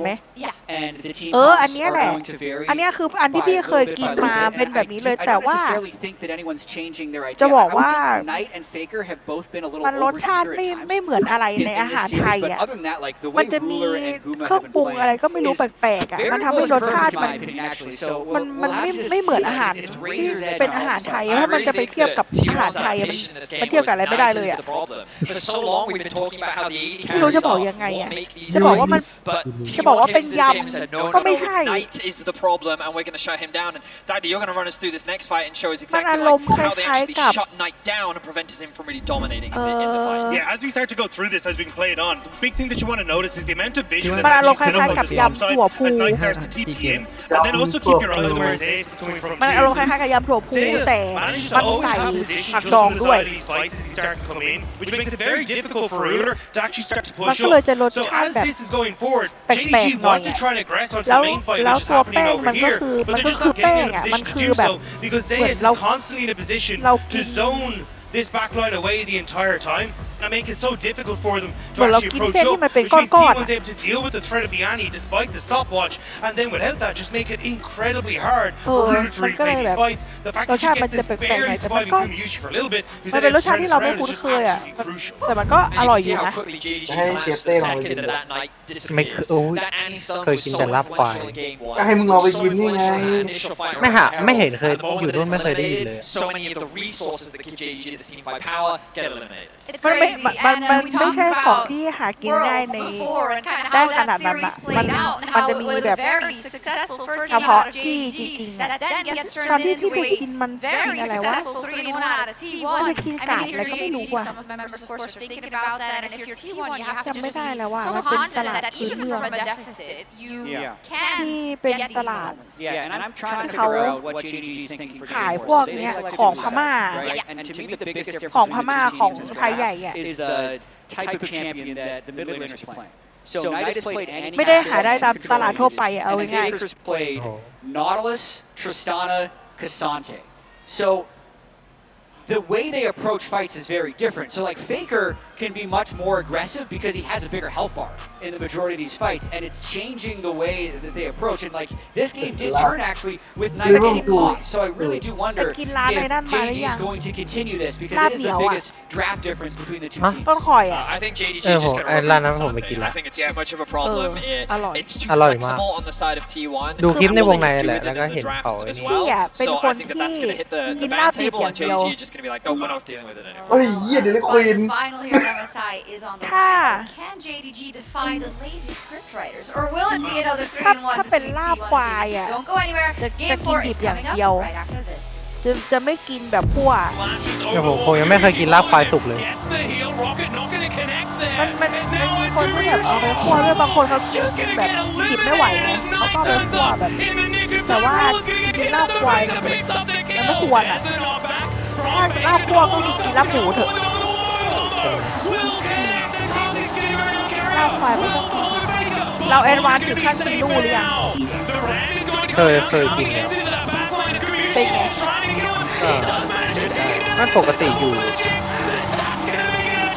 บ้านอยู่อะไรก็กินได้พวกแบบลูกลาบเลือดอะไร ตอนสมัยเด็กแบบเด็กๆแบบม.ปลายที่ยังกินอยู่นะแต่ว่าแก่มานี่กินไม่กินละเพราะว่าเดือดไปมันแบบท้องอืดอ่ะ อ๋อ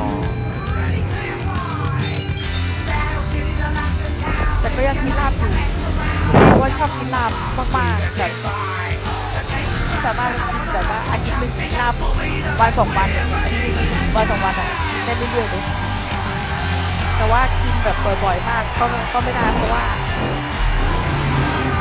มันย่อยยาก ภาพอะหรอ เป็นแบบคือจะบอกว่าอะไรพี่แอบเป็นคนเลือกกลุ่ม A แล้วมันย่อยเนื้อสัตว์ยาก ย่อยเนื้อสัตว์ยากแล้วผมก็เป็นอยู่ไอ้ย่อยยากผมก็เลือกกลุ่ม A ใช่ เลือกกลุ่ม A อ่ะย่อยเนื้อสัตว์ยากมากๆคือจริงๆอ่ะเราอ่ะเป็นกลุ่มเลือดที่ไม่ควรจะกินเนื้อแดงเยอะเพราะว่าเราย่อยเนื้อแดงไม่ค่อยได้ เรากินเนื้อเขียวได้ไหม ได้เรากินเนื้อเขียวได้ เนื้อเขียวอะเนื้อเขียวย่อยง่ายเลยกูบอกเลย เพื่อนผักสมุนไพรอ่ะคือต้องกินออกไปทานนั้นเยอะๆแล้วก็หลักๆเขาจะชอบให้กินปลามากกว่าแต่ว่าพี่เป็นคนไม่ค่อยชอบกินปลา เนื้อดูดดิ เนื้อดูดฮะ กินเนื้อแดงไม่ได้ก็กินเนื้อดูด เนี่ยกินจระเข้มันเหมือนอะไรไก่ เอนี่คือแบบว่า อุ้ยดูเลือดดิ สายมังสวิรัตอ่ะ ดูเลือดดิ ใส่มังสวิรัติ แดงแป๊ดเลย ก็กินก็เนี่ยลูกเขาก็กินกันแบบนี้แหละ ใช่เหรอ มันอร่อยไหมอ่ะผมไม่อยากกินเลยอ่ะ มันเลือดมันคือเลือดเลย มันคือเลือดเลยอ่ะคือเลือดเลย ผมไม่อยากกินอ่ะกูหูดับ มันไม่ใช่หมู ไม่ควายมันไม่ใช่หมู อันนี้คือร้านอะไรเนี่ย อะไรนะในลำปางไม่ยืนไหน ผมเลือกตั้ง ลำปางก็อยู่ติดพี่อะติดแพร่ ผมไม่ชอบ แล้วผมนึกว่าลำปางอยู่ภาคใต้ ฮะ นึกว่าลำปางอยู่ภาคใต้ ผมไม่ชอบ ฮะ นึกว่าลำปางอยู่ภาค ลำ ใต้ ปางอยู่ติดลำพูนค่ะ ติดแพร่ ผมไม่อยากกินน่ะผมไม่ชอบ แล้วลำพัง งงลำพังง ไม่ ง ใช่แนวไม่ใช่แนว ดูเนื้อดิแดงสด นี่ไง อาหารที่เหมาะกับเลือดกรุ๊ป A ลดการกินเนื้อสัตว์เนื้อแดง เพราะจะทำให้ท้องอืดย่อยยาก กรดในเพราะอาหารมีน้อย แต่สามารถทานเป็นพวกเนื้อปลาได้บางชนิด เพิ่มโปรตีนด้วยถั่วและธัญพืช เลือดกรุ๊ป A เหมาะกับการเป็นมังสวิรัติ เห็นไหมไอ้กายกูบอกแล้วว่ากูย่อยยากมึงไม่เชื่อกู เหี้ยที่อะไร เอ้ากูบอกอยู่ว่ากูย่อยยาก ไม่เป็นไรกูเลือกกลุ่ม B ใช่เหรอ ใช่เลือดกรุ๊ป B ย่อยอาหารได้ค่อนข้างจะสมดุลกินอะไรก็ได้ เลือกกูบีมันไง กูบีต้องอกหักนะ ใช่ลองว่าไง เป็นผิดพลาดตรงไหน ผิดมาตรงไหนหัวใจจะประสาย อ้าวมึงเลือดกูบีมึงไม่ได้เลือดกูโอนะ B โอทั้งใจเลยเปล่า กูเคยบอกเลยกูเลือกกลุ่ม O ไอ้เหี้ย โอทั้งใจเลยเปล่า เหมือนไปรู้มาจากใครว่ามึงเลือดกูโอ พ่อมึงเนี่ยกูไม่รู้กูเลือกกลุ่ม B ตอนม.4 ไอ้เหี้ย อ้าวเหรอ ตอนไปตรวจเลือดไปยื่นรอดอกูรู้ตอนนั้นว่าเลือกกลุ่ม B โอทั้งใจหรือเปล่าเรื่องไง โอทั้งใจโอเนกาทีฟ โอเนกาทีฟโพซิทีฟดีโอเลยเนี่ย โอโพซิทีฟ โพซิทีฟดีโอคืออะไรวะ โพซิทีฟเป็นคนเล่นบวกเฮียแล้ว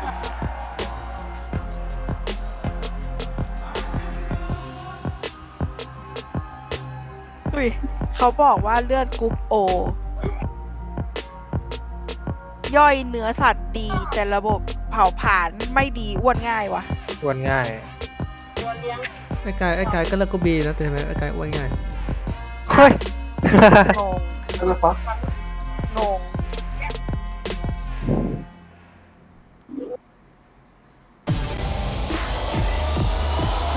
อยากกินปลาจู้ไอ้เหี้ย ต่อยดู Welcome back, ladies and gentlemen, to MSI 2023. It is time for game number 4. This is the precursor to game 5. It's not match point for T1, okay? It's just we're getting 5 games, gentlemen. It's not going to be I've had a good track record with 5 games. Right? Me too. 100% so far. How about you? แต่ว่า We have had a great track record. Exactly. Croco, we've enjoyed your time on the cast. You can see yourself getting by Decker. ผมไม่เคยแต่ก็อยากลอง Faker was actually doing his classic download of the updates, moving into game number 4. He does this every single time in the LCK. Needs his meditation moment before getting into the domination. It has just been such a strange series, you know. When you มันจะไม่ consider, ขาวได้ไง if วะ you just look at the game results and you just like, oh, I wonder how the series is going. You just look at the game times, you'd be like, wow, T1 absolutely obliterated them, right? Like it must have been a 10-game gold lead. It must have been to have 23 minutes games is just crazy. You look at the series we saw yesterday. It could have really been more one-sided for Gen G. They were beating Cloud9 in what 20 มึงดูคลิปลาบต้นข่อย มึงดูแล้วมึงจะอยากกิน It's just มันจะไม่เหมือนร้านอื่น I love the adaptation here from JDG. I think that Kasante is such an incredibly annoying champion. So much impact Faker had on it, and it takes away so much of the space that Nick Carey gets that in team fights. You were actually one putting out, so the amount of like flash Q freeze that Faker was able to was huge. A lot of adaptations here because this does ไกลจากมอชอนะแต่ว่ามีวันหนึ่งกูไปกูไปขี่รถไปเลยแล้วลืมไปถึงเสร็จแล้วแม่งปิดไปไกลมา20 กว่าโลอ่ะขี่มอเตอร์ไซค์ไปอ่ะ20 กว่าโลแล้วไปแม่งปิดลืมดูแม่งวันพระเย้เขาปิดวันพระ กูขับไปกูเดินขับรถไปเนี่ยขับวันละ10 กิโลไปกลับไป10 กลับ 10 I mean, obviously, you know, the last fight didn't go well for him, but prior to that, he had really ไปกลับวันละ120 กิโลแล้วกัน Faker, though, was outstanding on the Kasante. We were kind of talking about it, feels he's warming up into the series. Game 1, not so good. Game 2 was okay. Game 2 was really impressive from Faker on the Kasante. Roma, finding the angle, getting these trade kills, surviving, finding these Q3 flash plays, where he's flipping in, where he's threatening Ruler. is just making it really hard for Lulu to actually find space to get damage out. And you guys have talked about that range differential between the Aphelios and the Jinx, and it does feel like that has been critical in a lot of these fights where you have to be so far back to not be getting threatened. Well, now once again we're going to have that Wukong available. It's been banned away from Kanavi in so many of these games. The engaged trio of รถหายไปเลย กลับบ้านมารถจะหายจอคอมก็หาย so not going to have the lowest viewer there towards the bottom side, but Ruler, he's playing quite a few recon compositions there towards the bottom side of the map, and we'll see what he does have in store for us. As Tom Kench, immediate response to that recon pick. I mean, look what they're showing. The first 3 picks are all live, right? It feels like JDG came away from that game and they said, the problem is we haven't been able to get the Juke. We need to be able to bring the back on. They're putting in Ruler in these time fives. Tom Kench is not what they're looking for. I mean, you saw even the previous final fight of the game. มันตั้งเวลาไว้เลย ถ้า3 ปีที่มันซื้อมาตอนเรียนม.ปลายจบเรียนจบเปิดขีดมาจบขีด Very close to keep goes down. Team fight might go completely different. So I do understand เขา3 ปีแล้วไงก็มาซื้อตัวใหม่แล้วนะจอใหม่มันได้ซื้อตัวแทนให้ถามเค้นเหรอให้ถามเค้นซัพพอร์ต Absolutely, no enchanter, no real field that has been drafted thus ส่วน far. มากซัพพอร์ตไม่ Where will Ruler go? Will he risk something like an Aphelios? Will he go for a much more expensive pick? Things like Ezreal, you have seen paired with this a lot around the world, but like it's such low damage. I don't think it would really work. For JDG though, don't forget how lopsided that any almost matchup was. พี่ชอบจอใหญ่หรือว่าพี่ชอบ Now with the game rotated, ไม่คือ straight ที่ to that. จะซื้อจอมาเพื่อกล้องวงจรปิดพี่ก็เลยอยากได้ให้มันแบบว่าใหญ่ๆหน่อย ใช่จอใหญ่มันจะแบ่งได้หลายช่องถ้าพี่มี แล้วทีนี้พี่อยากรู้ว่าระหว่างเราซื้อทีวีกับเราซื้อจอคอมที่เป็นแบบเหมือนเราที่เราเอามาเล่นเกมแบบมันต่างกันไหม ต่างพี่คือมันต่างที่ต่างเป็นเลยจอส่วนใหญ่มันเป็นเน้นที่สีจอทีวีเน้นสีแต่จอเกมมันไม่เน้นสีเลยที่ดีเฟนส์ He needs a die buddy. Like there needs to be someone to go in with Faker, or Faker พี่ will เอา just มา be ดู on this. กล้องวงจรปิดที่จะต้องซื้อจอแบบทีวีหรือซื้อแบบจอที่เราไม่ได้เก็บ ไม่ได้เอามาแค่ดูกล้อง ดูกล้องจอทีวีนะเพราะมันถ้าจอทีวีที่มันเป็นจอทีวีที่มันไม่เน้นสีแล้วมันราคาถูกแล้วจอใหญ่ด้วยเพราะที่บ้านผมก็ติดผมซื้อเป็นอันนั้นเลยแล้วพี่จะซื้อแบบนี้ก็ได้ถ้าพี่อยากจะได้ก็จะเป็นมันสามารถเปลี่ยนชั้นได้แล้วว่า specifically the way that they were able to stack CC on top of owner จออะไรนะ and never get มันสามารถเปลี่ยนชั้นได้ระหว่างจอคอมกับจอเป็น YouTube เป็น Netflix เป็นช่อง HDMI ช่อง อ๋อเป็นแบบสมาร์ททีวีเหรอ ใช่เป็นสมาร์ททีวี สมาร์ททีวีพี่เพิ่งจะเสียไป even more accentuated in this particular game. แล้ว You played a recon ตอนที่ on พี่ top เอา of ไป it. ซ่อม Once ใช่ไหม again, you've มัน got บอกบริษัท Kanavi มันบอก over the ว่า Cyclone to รุ่น pair เนี้ย with เลิก this ผลิต Tempest. แล้ว ซ่อมไม่ได้ซื้อใหม่ Theoretically, owner is just going to spend his entire time in the sky. สมาร์ททีวี and then it's going to have black คือ lights. สมาร์ททีวีนะ That's kind of how it's going มัน to look. But we'll see พี่ไม่ whether แน่ใจว่ามัน JDG ประกัน can have a ประ repeat กัน of กี่ game ปี one แต่ because that's เขาบอกประกัน precisely พวกมัน where เจ๊ง they เลย จอคอมทีวี order to bring us to some silver squares. Yeah, absolutely. คือแบบ I do think พี่แบบ with ช็อก that เลยอะ coming through, the Nautilus and กู the ซื้อ Alpha มา put คือ a lot of เกือบ pressure onto 20,000 the นะ Aphelios. There is มึ not ง a ไม่ loser. มึงไม่ There's ซ่อม not ให้ a กูเลย pressure. เลยเหรอ There's not มัน any บอก of ว่า these usual pairings ถ้า that you การ normally เนี้ย have ก็ with คือ it. This is going to be this recon. ซ่อมไม่ได้ It's เพ gonna ราะ be ว่า all about the engage. It รุ่ feels นนี้ like ไม่ผลิต these แล้ว fights are going to be เขาไม่มีอะไร decided in the first moments for ใช่ JDG. เขาไม่มี There's อะไร so เปลี่ยน many forms of engage แต่ that พี่ก็แบบ are so powerful. But if you ทำไงอะ mistime it, if you don't layer perfectly, if owner is able to deny a lot of that with the Kindred ult, if Perry is able to pre-devour someone like Buma as that flash คือ difference คือ comes มันก็ through, ยังมันก็ all ยัง of a ใช้ sudden ได้ it's going แต่ to ตอน fall เนี้ยปัญ apart หาของ really มันคื fast อ against this double marksman comp. Yeah, ถ้าสม and มติ as ว่า we เราเปิด walk ไว้ out นานๆ onto ใช่ the ไหม rift, we แล้วกล้องว will งจรปิ also ด get เราก็ to เปิดไว้ find out 24 ชั่วโมง whether อยู่ it นะ is the Jinx versus Aphelios that แล้วพอเรา was เปิด that นาน big ๆอ่ะ difference maker มัน in จะ that มัน game จะ number one มันจะ because ส that ลับ is the big change. ช่อง The เอง fact เว้ย that it's หมายถึง Gumushi ว่า now on the Jinx จาก HDMI 1อย่างเงี้ยมันจะสลับไป HDMI 2 เป็น AV เป็นแบบนั้นอ่ะสลับมั่วไปหมดเรื่อยๆแล้วเหมือนเรากดรีโมทมั่วซั่วไปหมดอ่ะแบบอยู่ตลอดเวลาแล้วก็รันไปแบบนั้นเลย If he's not going to build any MR, then you're just going to แต่ try to พี่ be จะ able มา to ดู punch แค่ that lane มัน into ดู the แค่ Lulu. ยอดวง Or จรปิดอย่าง obviously เดียว Alpha ไม่ทำอะไร loves เล to ย be ใช่ไหม stacking armor. ไม่ทำอะไรเลยเพราะว่าบางทีพี่ไม่ดูทีวี เป็นทีวีปกติก็ได้แบบว่าที่มันมีช่องเสียบที่มันมีช่องเสียบกล่อง completely ignore them and stack armor against Ruler.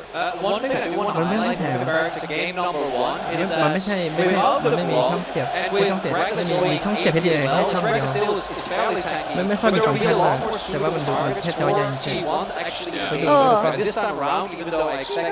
ตอนแรกอะพี่ดูของยี่ห้ออะไรก็ไม่รู้เว้ยมันแค่ประมาณแบบ3,000เองมั้งแต่มันแบบ45 นิ้วเลยนะเราเน้นขนาดเราเน้นขนาด Long way around is going to be taken here by Zayas. Should be yeah, right before it does fall down as T1. ไม่ส่งทีวีอ่ะไม่ส่ง3เรื่องวะ Yeah, I'm just so interested to see where your owner is going to go from here. And obviously taking that red buff away from Kindred on the first clear is going to take away a lot of inscription power. But he may just go straight down to enemy red. I do like this a lot. You could just level Q, hop over the wall. It will be spotted. But I don't think it really needs to be all. ไม่อยากได้สมาร์ททีวีเลยอะคือแบบเก็บอะ บางทีเราไม่ต้องแค่ใช้เลยบางทีเราดูในโทรศัพท์เราดูในโทรศัพท์เอาอะมันสบายกว่าเยอะ Could be in a little bit of trouble here as he does have the passive, puts it down on a 9, but ก็ใช้จริงก็ดูจริงแต่ว่าเดือนนึงดูครั้งนึงเนี่ยพอมีแบบเดือน2 เดือนมีที่อยากดูก็ดูทีนึงอยู่แค่นั้นอะก็แบบดูในจอคอมก็ได้เหมือนกันไหมอะไรเงี้ย No, it's not. Ona gets himself out of there. Not quite out of the woods just yet, but should have another dance of arrows to get himself to safety if he needs it. But this is an amazing trade for JDG. They're able to take down Owner, ไม่แน่ get ใจ him down on ฝั่ง cam มีอา solo. เฟ่ นี่ไม่มีแฟลชอะ We were talking about before as Ayla's Knight looks to try and answer one back on Ona, but not this time. And it's 1-1. That is huge. The roam from Carrier making all the difference because I agree it was such a good start for them there. But now getting that kill back very, very แบบบาง nice. ทีถูกแบบเป็น They were able to trade up the kill. They were able to trade up the kill as well because Owner immediately had to rotate ไปช้อปปี้มอลล์แต่ว่า Raptors พี่อยากรู้ว่าถ้าสมมติว่ามันเสียอะไรอย่างเงี้ยแล้วเราจะส่งซ่อมที่ไหน ส่งที่ศูนย์บริการแต่ว่ามันไม่ได้ส่งที่ร้านปกติเราส่งซ่อมที่ร้านไม่ได้ร้านที่จำหน่ายตัวแทนจำหน่ายเขาไม่มีหน้าที่ซ่อมบางทีร้านไหนที่เขามีบริการนี้เขาจะรับแล้วก็เขาจะส่งให้ I mean, it's just really interesting, right? Going right to Raptors, he sees that they're actually going to be going for this counter play, so he just goes straight towards Faker mid, crosses the map, wants to defend his camps, and wants to attack Faker. The level up from Knight is really the critical thing. And he had the presence of mind to actually turn around and finish a minion as he was walking out, so he was very clearly tracking his XP bar. And then the flash in, the double flash across, the W not enough to actually finish off Owner there from Knight. As Owner's able to flash out, and then Carrier is already on the move. You can see him already moving up. Is spotted, but ไม่รู้จะรอดกลับมา in this เขาไม่ upward มี spot ร้าน where ร้าน he ตัว doesn't แทน walk จำหน่ายเขา back ไม่มีห into น้าที่ซ่อม Faker because Faker has นอกจากจะเป็นตัวแทนจำหน่ายของนั้นจริงๆที่มีแผนก hits the queue, they're basically guaranteed the W, even แล้วพี่ก็ถามว่าอ้าวแล้วอย่างนี้ทำยังไง of T1. แล้วอย่างนี้ทำยังไงอ่ะ Still very เรา intense แล้ว here. เราจะ Same number จะซ่อม 4. มันยังไงอะไรเงี้ย ส่วนใหญ่เขาน่าจะต้องดูยี่ห้อด้วยยี่ห้อถ้ายี่ห้อไหนเขามีศูนย์บริการเยอะๆมันก็เป็นที่ตัดสินใจไงมันจะได้หาที่ซ่อมง่าย Now we'll be moving up, looking for Kanavi. He gets out of the brush, แต่ว่าส่วนใหญ่ as ใน Ona ช้อ is ปปี้ here. เขา Good timing from the ก็เป็น T1 ตัวแทนจำหน่ายแล้ว jungler. ก็บางทีที่ราคามัน Could still be in a little bit of มัน trouble. ถูกกว่าที่อื่น 369 มัน with a อา lot จจะ of เป็น control ของ up ค้าง here, สต็อก but เลย Ona นะ is going to keep him alive. And แต่ you ว่า can มัน see เป็น how ของใหม่ different นะแต่ว่า this อยู่ mid ใน lane is อยู่ใน already กล่อง going แต่ว่า compared to game number 1. When you lose มัน your ผลิต flash มานาน as แล้ว Andy มัน and ก็ you're เล up ย against Nautilus, anytime you don't know where Owner is, you have got to be terrified. It is แต่ so มันก็คือ difficult to คุณ actually ภาพ walk ใหม่ up แล้วมัน into จะ a ไม่โดน situation แกะ because กล่องมาโดน Nautilus อะไร has such แต่ว่ายังเป็น powerful gank มัน assist. มัน So ไม่ได้ it's a เอา massive ออกมาขาย disadvantage there for Faker. And you also แล้ว see เราสั่งใน there's ช้อป actually ปี้อ่ะ significant แล้วเรา amount of แกะ voiding ดู in ก่อ the นไม่ได้ topside jungle from JDG, แล้ว trying เว to ลา make พอ sure that ซ่อม Mike มา does have a little bit more safety.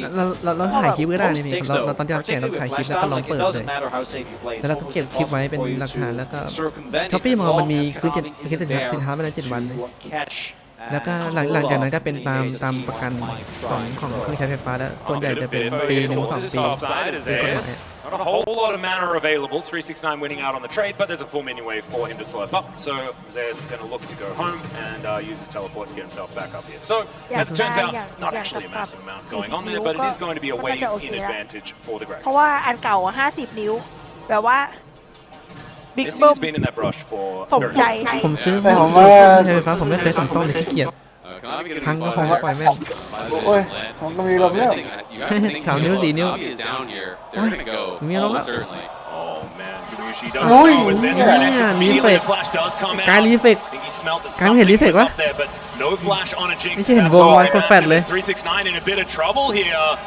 Explosive Classic is going to come through. Both of these top laners have teleported back in. ถ้ายกอะยกราคา It's almost exciting up there between these two top laners. Yes, yes, just spending the ult aggressively. Owner is here though. Is he in trouble? Carrier not going to quite get there. Just battle dances his way out.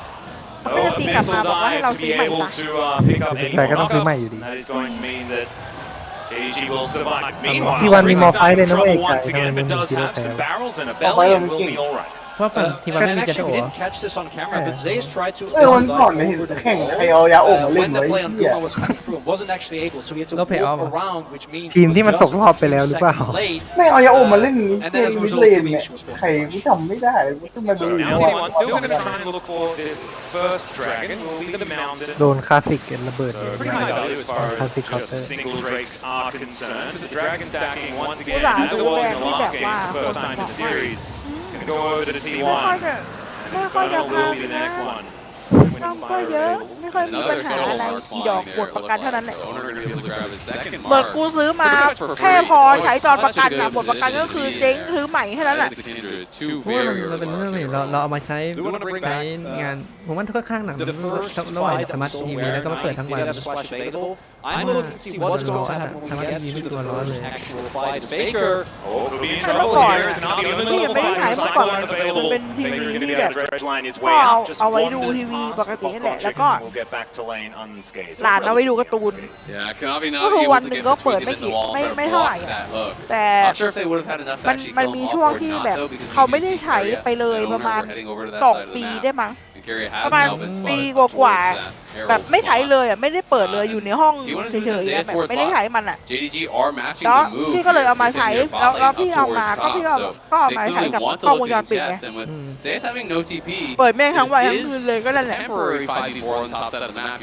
จุ้งเลยน่าจะเป็นช่วงว่าผมใช้ไฟฟ้าไม่ได้ใช้นานใช่แล้วยิ่งมันเป็นสมาธิแล้วช่างที่เป็นญาติอ่ะเขาก็บอกว่ามันน่าจะมีปัญหาเพราะว่าตอนที่เราไม่ได้ใช้ไปนานๆนั่นแหละเพราะว่ามันไม่ได้ใช้เลยมันอยู่ในห้องนอนข้างบนแล้วพ่อพี่ก็ไม่ได้ไปนอนข้างบนแล้วพอเรามาใช้เราก็ใช้ทั้งวันคืน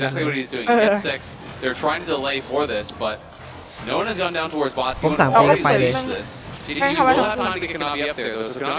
พอขาดปีไปเลย Yeah, some force available here for Zeus as well. The hook is going to go wide onto Missy, who is just looking for an angle, looking for an opportunity into this one. Doesn't have quickness available as 369 just getting held out by Carrier here. Well, he's going to come through. His ruler is going to rotate down. It is going to be Rift Herald going over to T1, but JDG still in position if they want to go for some sort of fight. But it's looking like a bit of a pincer angle. Those don't generally work out. T1 just grab the eye and they'll walk away. And even without the Devour available from Carrier, there was no opportunity. Oh, yeah, he is going to flash in. Doesn't actually get the middle body slam onto Woken, but it's still going to be fine. The Jinx is taken out of Carrier. Just going to vacate the area.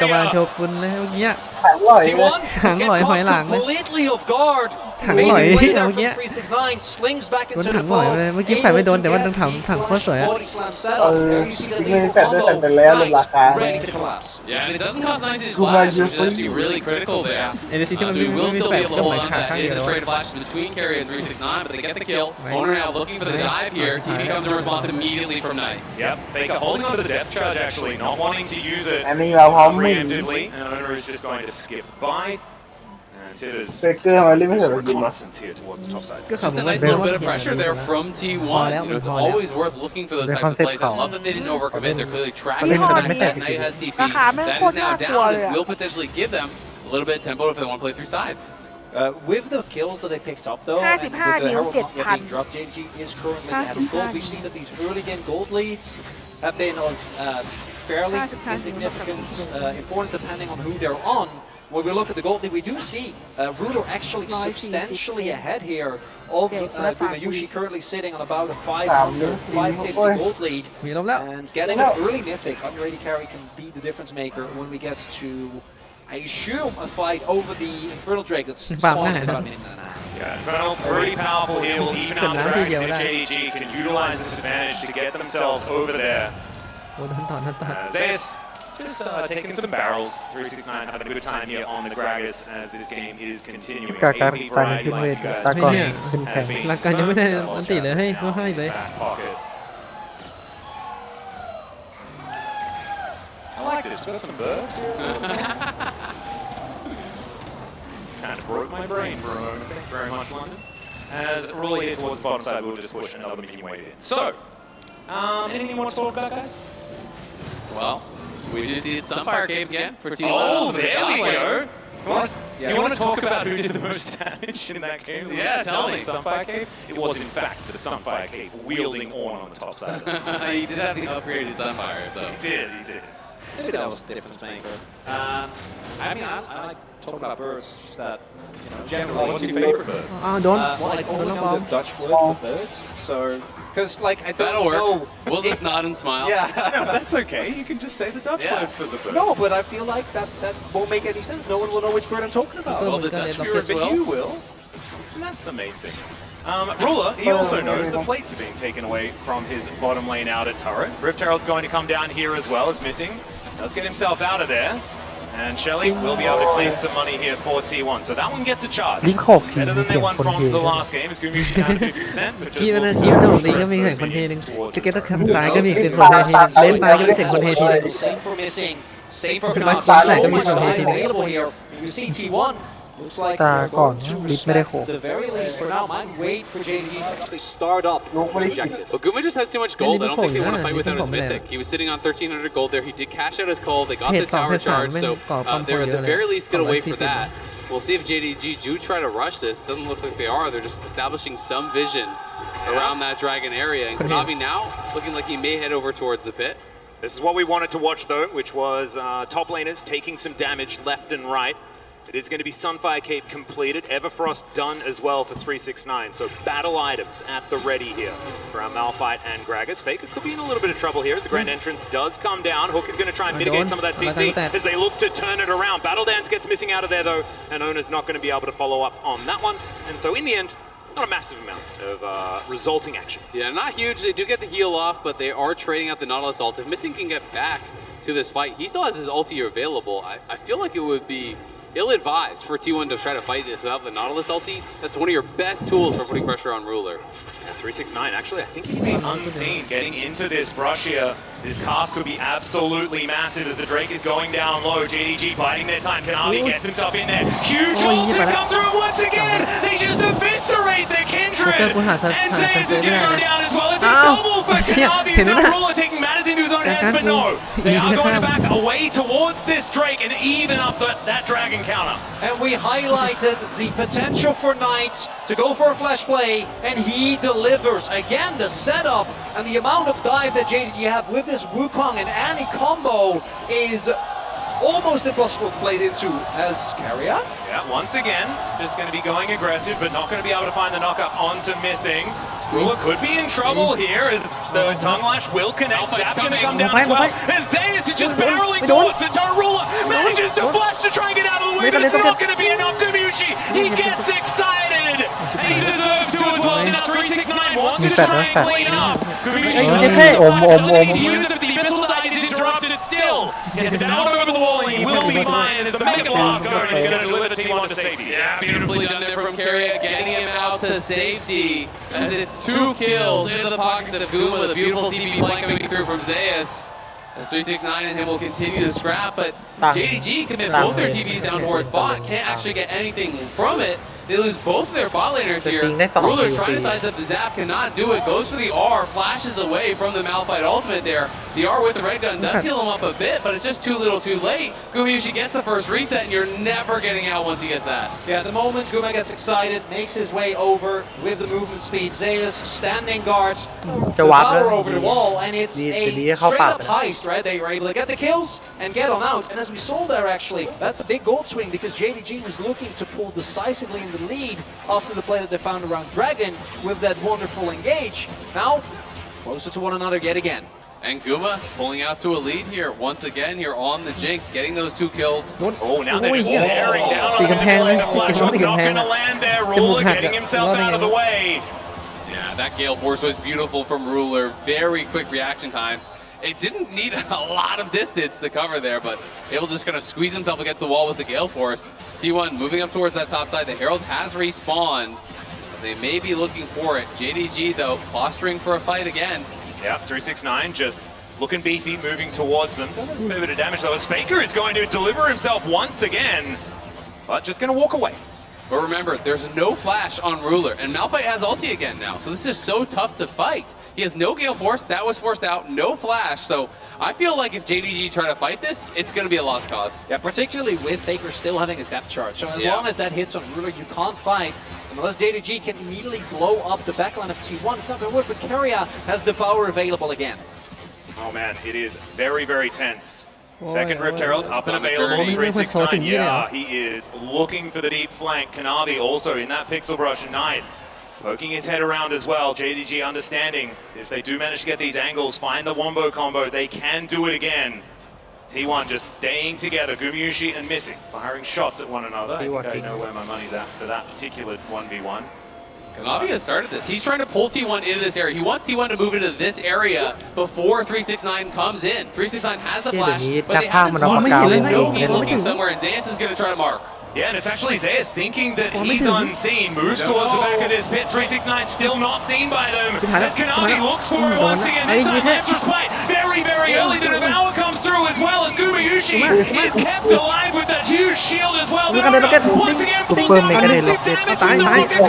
Gets excited yet again, but it's a huge bear that he has to deal with. And Carrier's now lumbering out. He's not going to be able to get that ruler. มันทำงานกันดีตัวเลือดน้อยมันเดินออกไปเลย 369 who just disengages Gumayusi from the fight. He knocks Keria back in. He knocks Gumayusi away, so he's not in position to really follow up on the play. It bought so much time there for Ruler, who we were worried about being the one engaged on. 369 finds the angle. Watch him over the wall right here. Body slam. Flash right in onto Guma. Everfrost comes down, Keria has the Devour. And yeah, Guma gets away, but that's so much damage that you're missing, right? Kanavi already fed, able to take down Owner, and you see without the crucial damage there, if Guma gets like 2 more autos off, that fight is lost, and 369 makes sure that that is not the case. The most fed member from T1 by like a mile isn't in the fight, and patience pays off. JDG get a big team fight win. It's just beautifully played from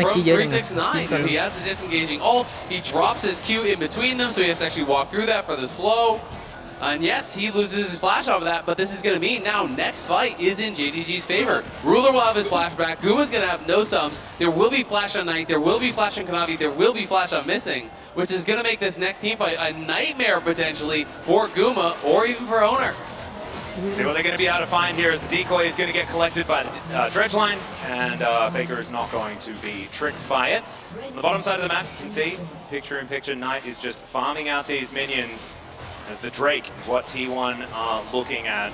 Chemtech Soul, not exactly the most high value, but a teleport is still going to come through. Could be another 5v5 hook. Connects onto Ruler, and they get into the backline immediately. The Abilities is taken down. How did they manage to find the angle? Missing's going to be taken out. It's a decent cast, but there is no follow-up damage anymore. And Kanavi can do it. Oh my god, JDG, what are they doing? How are they finding these moments? It's Gumayusi that falls down, and T1 are routed. And by the end of it, even though they get Ruler, it costs them everything. The turret is going to fall down, and now JDG with Tibbers in tow, not going to push any further. Low health bars on the tanky members, but T1 lose the fight. T1 had the perfect engage, but it was the counter engage from JDG. Knight and Kanavi get into the backline, and sure, Ruler goes down, but the Wukong is wreaking havoc in the backline, and JDG will walk away with the Dragon as well. Shedding some light on why T1 banned away the Wukong and not the Annie. Kanavi, the amount of damage he's able to consistently output in these fights is absolutely disgusting. It starts off, as mentioned, with what feels like a perfect scenario, because immediately Ruler goes down. But just like last fight, Guma, even though he stays alive for a while, doesn't get to play the game. Absolutely. I mean, Kanavi was already on 2 items, so man has 6 kills at this point. Faker is out of the fight completely. Knight is running just wild in the backline there with the Wukong as well, putting so much pressure on. We're right back to live. Yeah, in the meantime, another battle is going to ensue, but this outer turret stays alive by the skin of its teeth, if turrets had teeth. And I need to apologize, gentlemen. It's been team fights here where the 80 carry, if they die, you lose the fight. True. And that's what I'm thinking. You know, I'm going through the motions. But the real carry on JDG this game is Kanavi. He is just absolutely gigantic. And with Knight and his bear, they are getting the work done. Absolutely fantastic stuff. And we'll see whether, as we tick towards Doomsday, which is 24 minutes in this game, whether it is going to be a moment that we can surpass and actually have a longer game of League of Legends. True, yeah, we'll have to find out. I mean, JDG now with a significant advantage, they're up 4K. But yeah, it's difficult because if you send Malphite and Nautilus into the backline, yes, they can threaten Ruler as they did in that fight. They're able to take him down. But the problem becomes, sure, Keria can actually use the Devourer to buy some time, but Owner and Guma were both being threatened in that fight, so no one is really doing damage. And if no one is actually killing off Kanavi, if no one is killing off Knight, they have so much persistent damage, they have so much persistent threat in that backline. When they're in on top of Guma, he can't really do anything about it without sums, and he didn't have any for that fight. Just being answered by JDG so far. Knight also now with the Void Staff in hand. 4 stacks on his Dark Steel as well. We'll see whether he creates that into a book.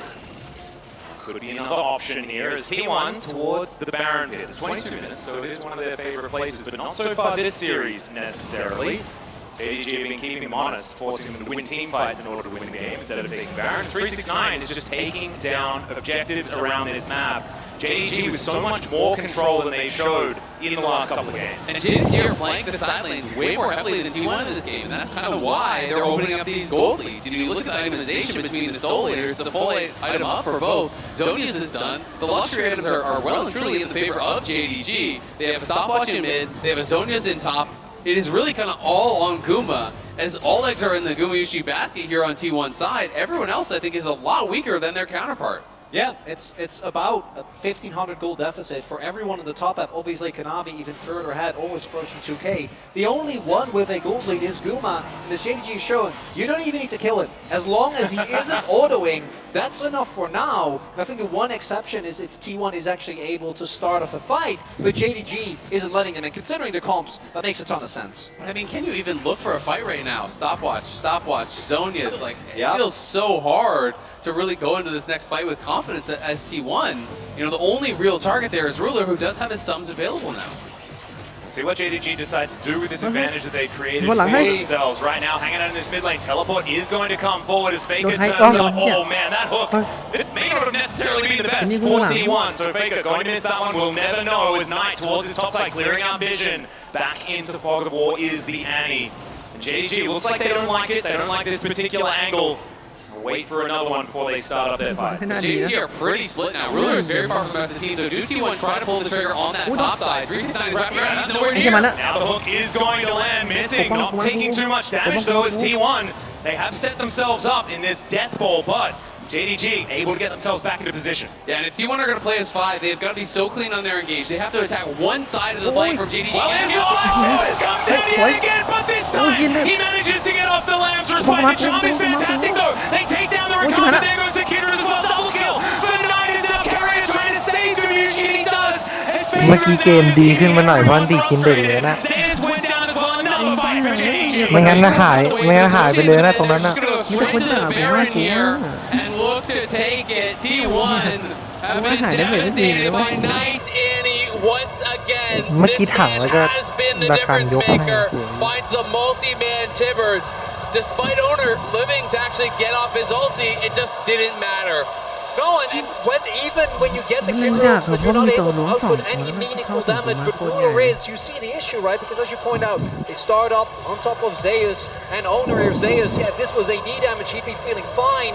Not the case this time around, and even though both him and Owner stay alive for so long, missing Drool so much time, so much attention, and there's just no way for T1 to match the damage output. Yeah, I mean, there's just so much space created for Ruler. You see him flashing forward, Gale forcing it onto Gumayushi, trying to pressure him out. Credit to Carrot, who actually repositioned to get his lock off on Owner. That's the only reason he even got his lock off in the first place. Didn't make a difference in this fight, but it's those little things that can change these games. We've seen so many fights decided by the smallest of margins. It is JDG though now extending their gold lead further and further. They will move to Soul Point. They will collect some of these tier 2s. T1 is trying to trade back top, but they're losing tier 2 bot, they're losing tier 2 mid, and JDG are on the march. These minions are synced up, they're going to be crashing at the same time in 2 lanes. Yeah, this is taking Dragon and 2 inner turrets in trade for an outer on the top side of the map. I think I have an idea about who that favors. 6,000 gold now the lead for JDG, bearing down on T1.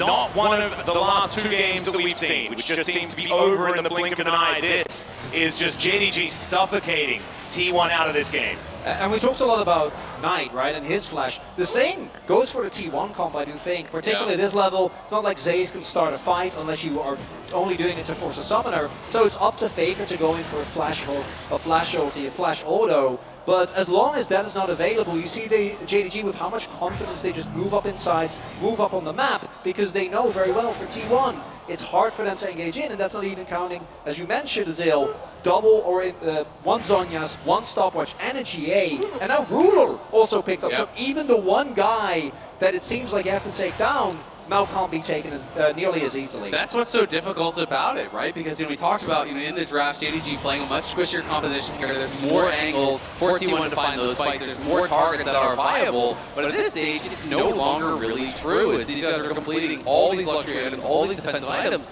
And when you're on the T1 side, when you're down in gold, you cannot afford to go defensive. You've got to just maximize your damage. You've got to be able to try to find a pick. And it's Speaking of picks, yeah, Faker in a whole lot of trouble. Kerry gonna have to use his power. He just gets thrown around, flashes away the missile that's gonna get Kerry out of there, but Faker is well and truly down, and JDG will just turn it immediately into this inner turret and maybe this inhibitor as well. And they're gonna lose bot tower. This is all incredibly low already. So 369 will be stepping forward as they show for top. JDG are closing in at multiple angles, missing, threatening the dive, so T1 will have to back it up. They will have to defend at the Nexus here, as they lose double inhibitors off a beautiful pick from JDG. And all with 369, as you were saying, just destroying this bottom side. So that is another minion wave conga lining forward. Knight gonna have to try and get out of there as T1 reform, but 10 seconds on Faker. These Nexus turrets already so incredibly low. And JDG, they just don't want to leave anything in T1 space at the end of this game. And why would they? There's no need for them to risk it, right? We've seen teams at the Nexus turrets not be able to clear the final hurdle. If you just play it for the Dragon, the Baron that are coming up in about 2.5 minutes, just suffocate T1 out of everything. They can't leave their base because they have 0 map control with 2 waves pushing in. You can even just run it down mid, right? With the amount of gold that you have right now, just make sure that T1 doesn't get a flank. Clear your vision. JDG should bring us to a Game 5 here in the upper bracket final. It's exactly what we wanted. The other thing as well, Owner, only 3 stacks as well on this Kindred, hasn't been able to find the marks that he's been looking for this game. This is what it feels like when you're a Kindred that hasn't been able to find your style of game, and JDG have been playing around it so exceptionally well. 8,000 gold is the lead. As you guys are talking about, we do have the Chemtech Soul available pretty soon as Faker looking for Knight. Okay, can they get this pick? It could actually be big for delaying this one, as Goryushi coming down with a hook is not going to land, and Knight says not today. Doesn't he have to use the stopwatch? Just walks it off. Or a slash, just wanders away. I'm a little bit surprised how easily he got out of that, but I just don't think T1 were willing to full send it on that play. They weren't sure exactly where everyone was, and 369 TPing in is going to be spotted by Guma, so we'll be aware that that is down up on this top side. Okay, so a little bit of action, a little bit of something, but it is just going to be Knight heading back home. Ruler hitting level 16 here as well. 3 items and a stopwatch. Feeling fantastic. Goryushi does have 1 full item in advantage, but just hasn't really been able to play the game so far. Yeah. I mean, if he does find that angle, if he does get excited, we could have another one of these moments where a team fight goes their way, but there is just so many other variables this game. The base is in absolute shambles. And there's so many threats over on the other side that it's so difficult for him to find space because, we've talked about Kanavi, we've talked about Knight. 369 casually has a death cap on his Gragas as well. So, there's really 4 members that he's got to be so afraid of. So it's really difficult to find that time to maximize damage. He does have a stopwatch now, so Guma is prepared for this next fight. He's going to have double sums. He's going to have 4 items and a stopwatch.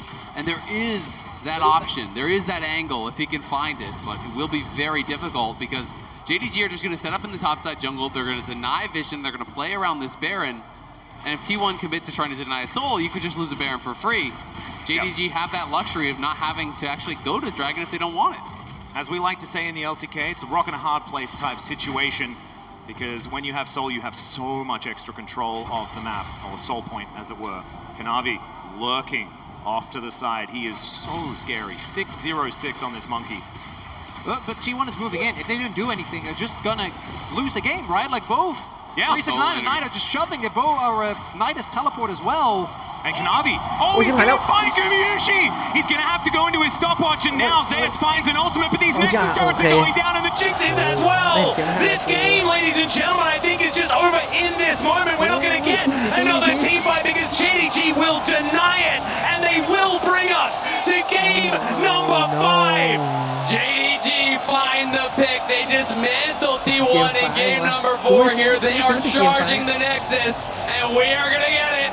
It's Silver Scrapes again. This is what we do here. We bring 5 games of League of Legends as JDG looking to grab a few kills here towards the Nexus. Owner and Faker just lurking on their fountain, watching as things go on. Owner is going to be able to get that ult off, but it's not going to matter because this Nexus, after they get a couple of kills, will go down and JDG stay alive in the series.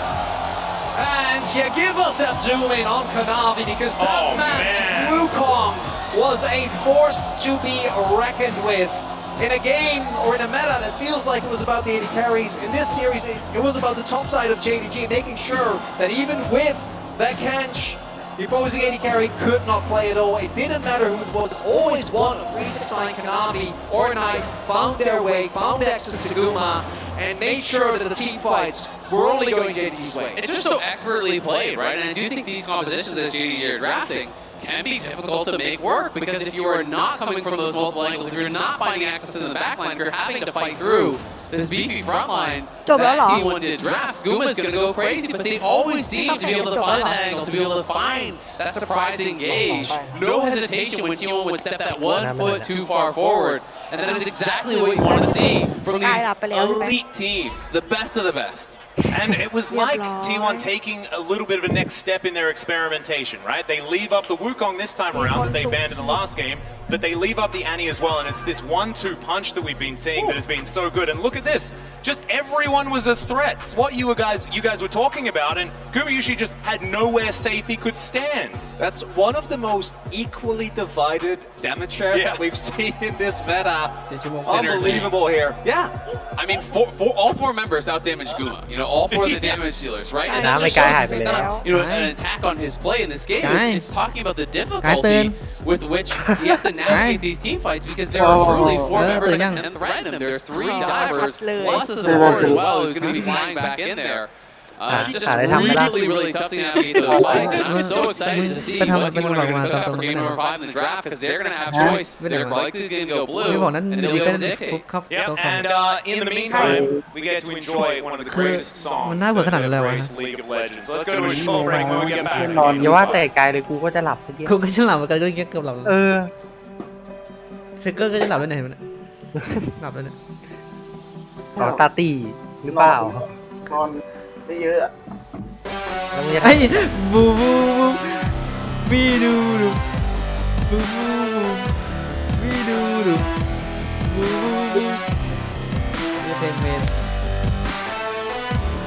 มึงจะทำอะไรไปล่ะ เพลงพี่มันเพลงมาลบลีใช่เหรอเอาเกม5เป็นไกด์มันก็น้อยครั้งเลยเกม5จะดูว่าทีวันเจอกันจะไปลงเล่นสายล่างก่อน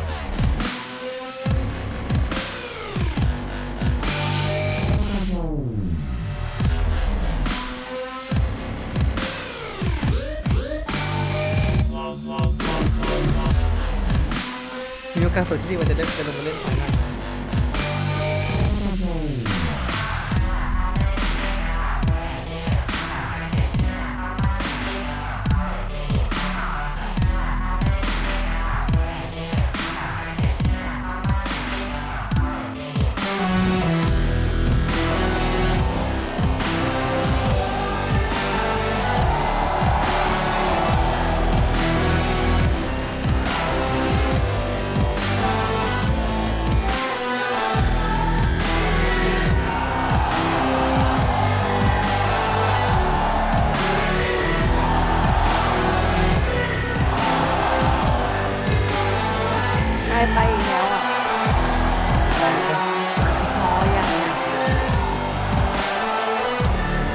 ทำอะไรไปแล้วแกง่วง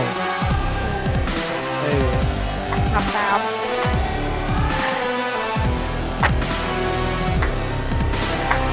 ขอบคุณแกด้วยบอกแล้วทีวันแท้เขามีมอไฟหรือเปล่าโอ้โหตัวดาเมจมันเป็นผู้ใหญ่เย็นจริงตัวเดียวจริงโดนจริงโดนฆ่าจริงโดนฆ่าหายคินเด็ดไม่ได้แต่ไม่พอเนี่ยกูว่าคินเด็ดไม่เวิร์กแล้วกูว่าทีวันคินเด็ดในการแข่งมันก็ได้ฆ่ากันทีไม่เกิน10 ตัวกูว่าทีวันต้องพิจารณาทั้งเกมมันฆ่าไม่เกิน20 ตัวครึ่งชั่วโมงฆ่าไป12 ตัวเงี้ยนี่ไงอันตีมันใหญ่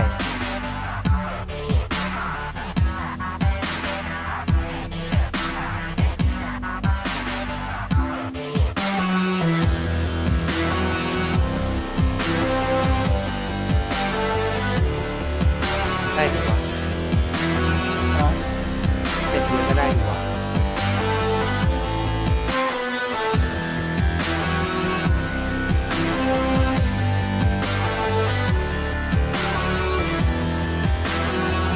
เท่เหมือนที่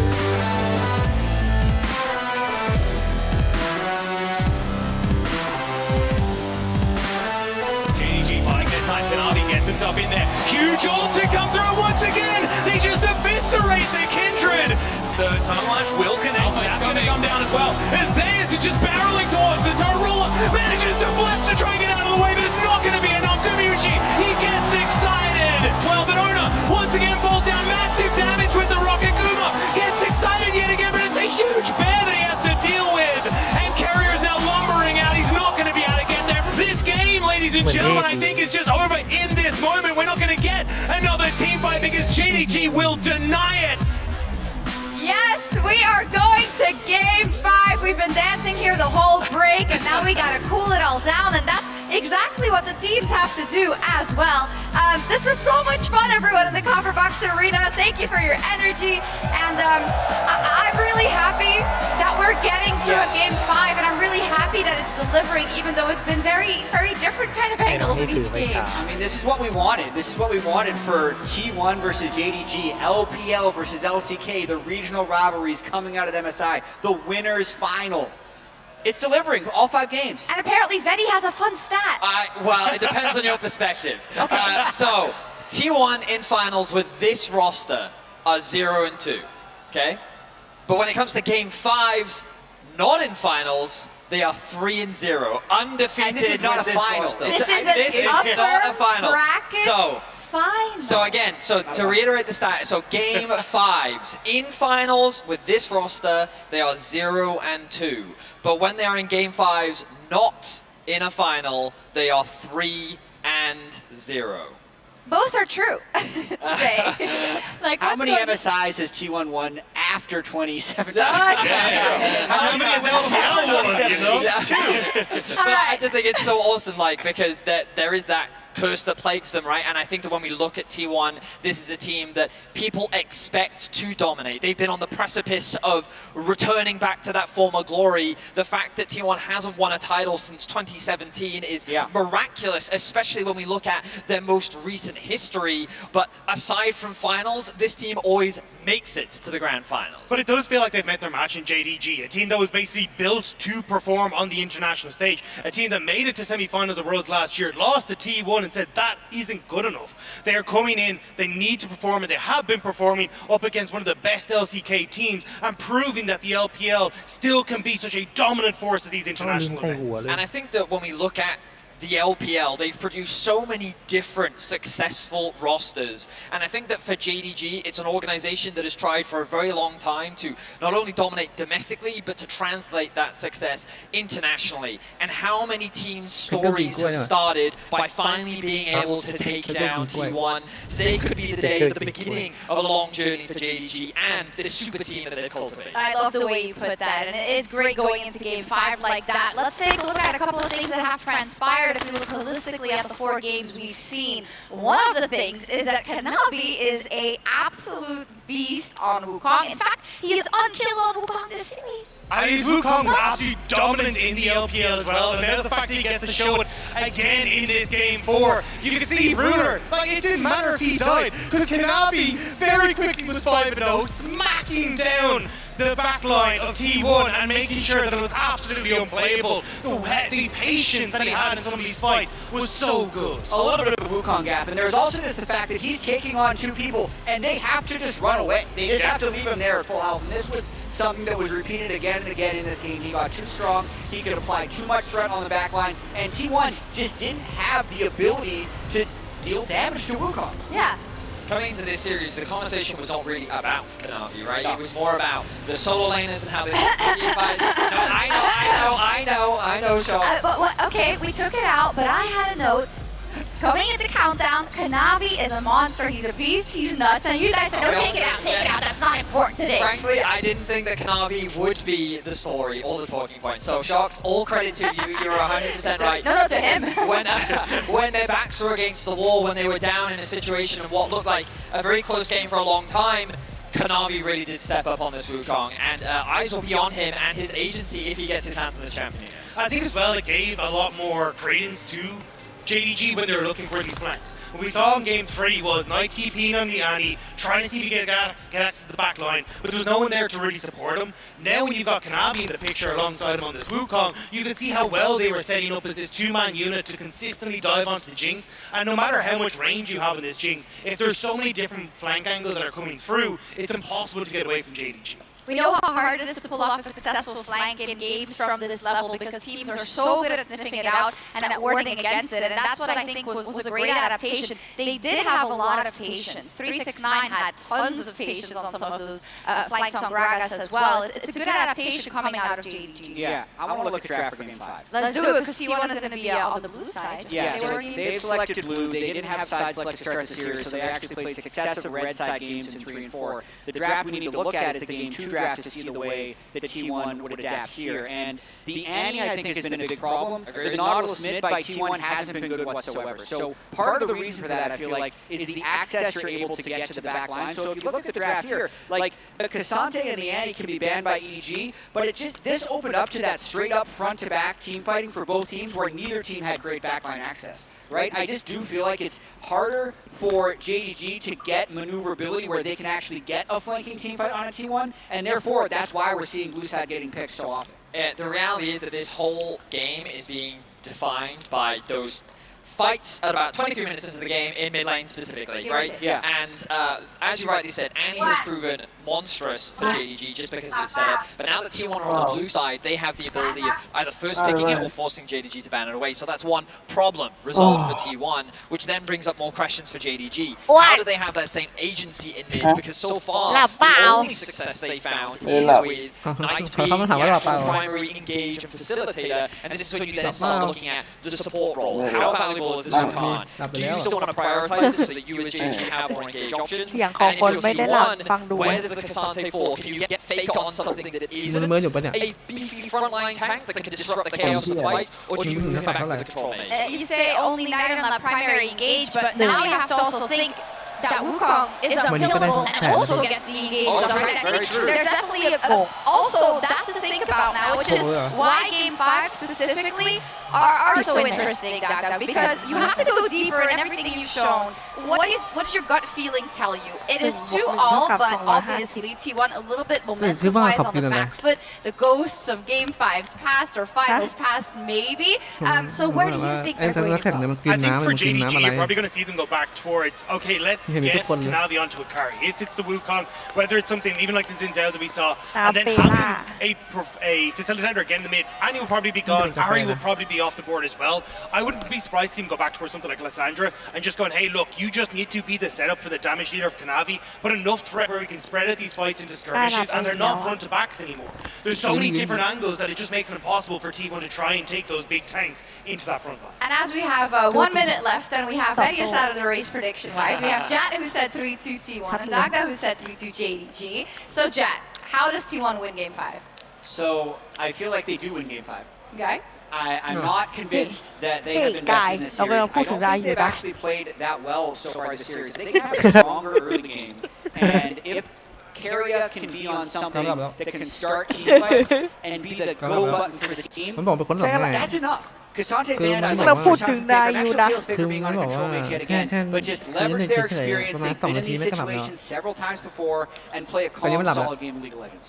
10 seconds. Band Casante, play back and play patient and just make sure that you're playing through the strongly jungle for those team fights. And give us a show, please. A spot in the MSI 2023 Grand Final is on the line. Can T1 stay undefeated in non-finals, or will it be JDG successfully taking their revenge? Casters, over to you.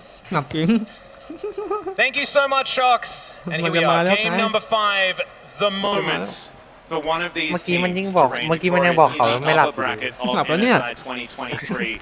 Normally, I'd be saying, มันจะไม่ it's หลับ T1, ได้ยัง right? ไง It's not a เนี่ย grand final. So ขนาด we should นี้ be แล้วอะ fine, right? But I am nervous as an LCK representative, and I am just loving how these games are going. The team fighting and the prowess of both of these squads, absolutely amazing. And I felt like the suffocation that JDG demonstrated in game number 4 is phenomenal for momentum. ฝืนสังขารมาละเมอตอบไม่ได้แล้ว Absolutely. อะ It did feel like both of the games that they won, the ไม่ team ไหว fights แล้ว were จ้า very ไม่ไหว heavily in แล้ their ว favor. I think Knight's Annie was a massive part of it. Of course, JDG is going to be a red line. When they were on red line last, they คือ did ban out หลับ the ก็คือ Annie. มัน I'm ก็แกล้ง expecting that to เดินออก happen จาก once โต๊ะแล้วก็ again. เดินเข้ามา The big question is, what are the other pivots here? Wukong going to be taken away? I feel like that almost needed to happen after how good Konami was at last. Yeah, no surprise. Don't think you can let that one go over.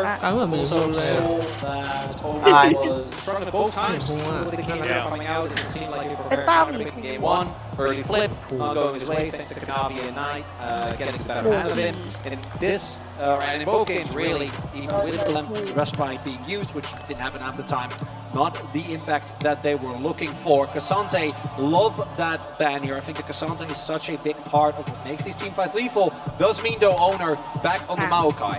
It's been so interesting because the drafts have been going so quick, honestly, on both sides. It will mean Ruler likely to get Jinx here.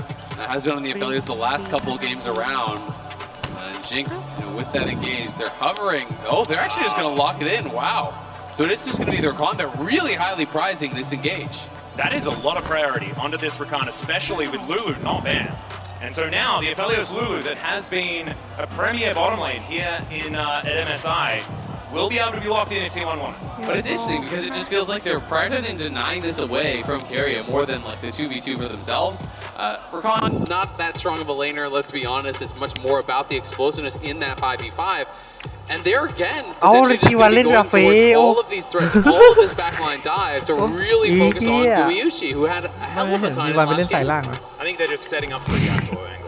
เหมือนจะได้ดูทีวันเพิ่มอีกเกมนึง That will be nice, game 5. Yeah, that is how you do it. But all jokes aside, it is just a lot of what made JDG able to win these team fights in the previous game. They're just going to try and do it on the red side, and the Jinx, I think, is actually very important. Bullet is so good at any sort of champion that can execute on spacing, and his spacing with the biggest range in the game is devastating for a lot of teams, but he's going to have to try and find a way to stay safe, because there ain't a lot of peel with a Rakan who wants to be going forward. And you do see JDG also pivoting away, or rather denying the Tristana to T1. Even though Tristana itself wasn't really the focal point, I do think that JDG have shown that if T1 is effectively playing a one-threat comp, they are able to out-execute, right? They're able to out-team fight, and I do think it'll be a little bit harder without the Annie, but you already have a lot of the tools with the Rakan and the Gragas to ensure that Guma is in the fight, so taking away power picks that allow Faker to also have a bigger impact when it comes to damage is really big.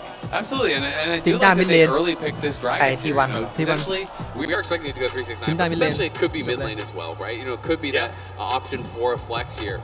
Towards Knight. ฟิกเกอร์มันได้เล่นตัวอะไร This บ้าง is going to be มันได้เล่น really คาสเต้ interesting. ไป Are they going just full dive again? Are they going to commit heavily to that Sejuani? Feels like it has been the option with all of these AD junglers getting banned. Now, Sejuani, of course, a lot of disadvantage in the early อ๋อ stages. ทิตาหน้าตาหนึ่งคาสเต้ตาหนึ่งในรุ่น2 ตา Fifth pick, Yasuo coming through. That's what I'm ในรุ่นแพ้2 ตาเลย What ด้ we're วย actually looking for is LeBlanc versus Syndra. That's what อย่า everyone นะ wants. That อย่า is นะ what we want to see. จิ Faker's นด้า LeBlanc versus ไม่แล้ว Knight ไม่เอามา Syndra. แล้วมั้ง That จิ would น be ด้า the ultimate matchup จิ in นด้า the mid lane, and what a time to do it than in game number 5. So I think just throw the drafts out. We just need to watch that 1v1, and that's how we decide the series. Is that is going to be a Gwen lock available here for เว้ยเขาทำไมมาจากไหน เมนมันจากไปรีเอาไง I mean, you can hear the crowd react. They are not happy about the Nautilus pick here. The Ling fans.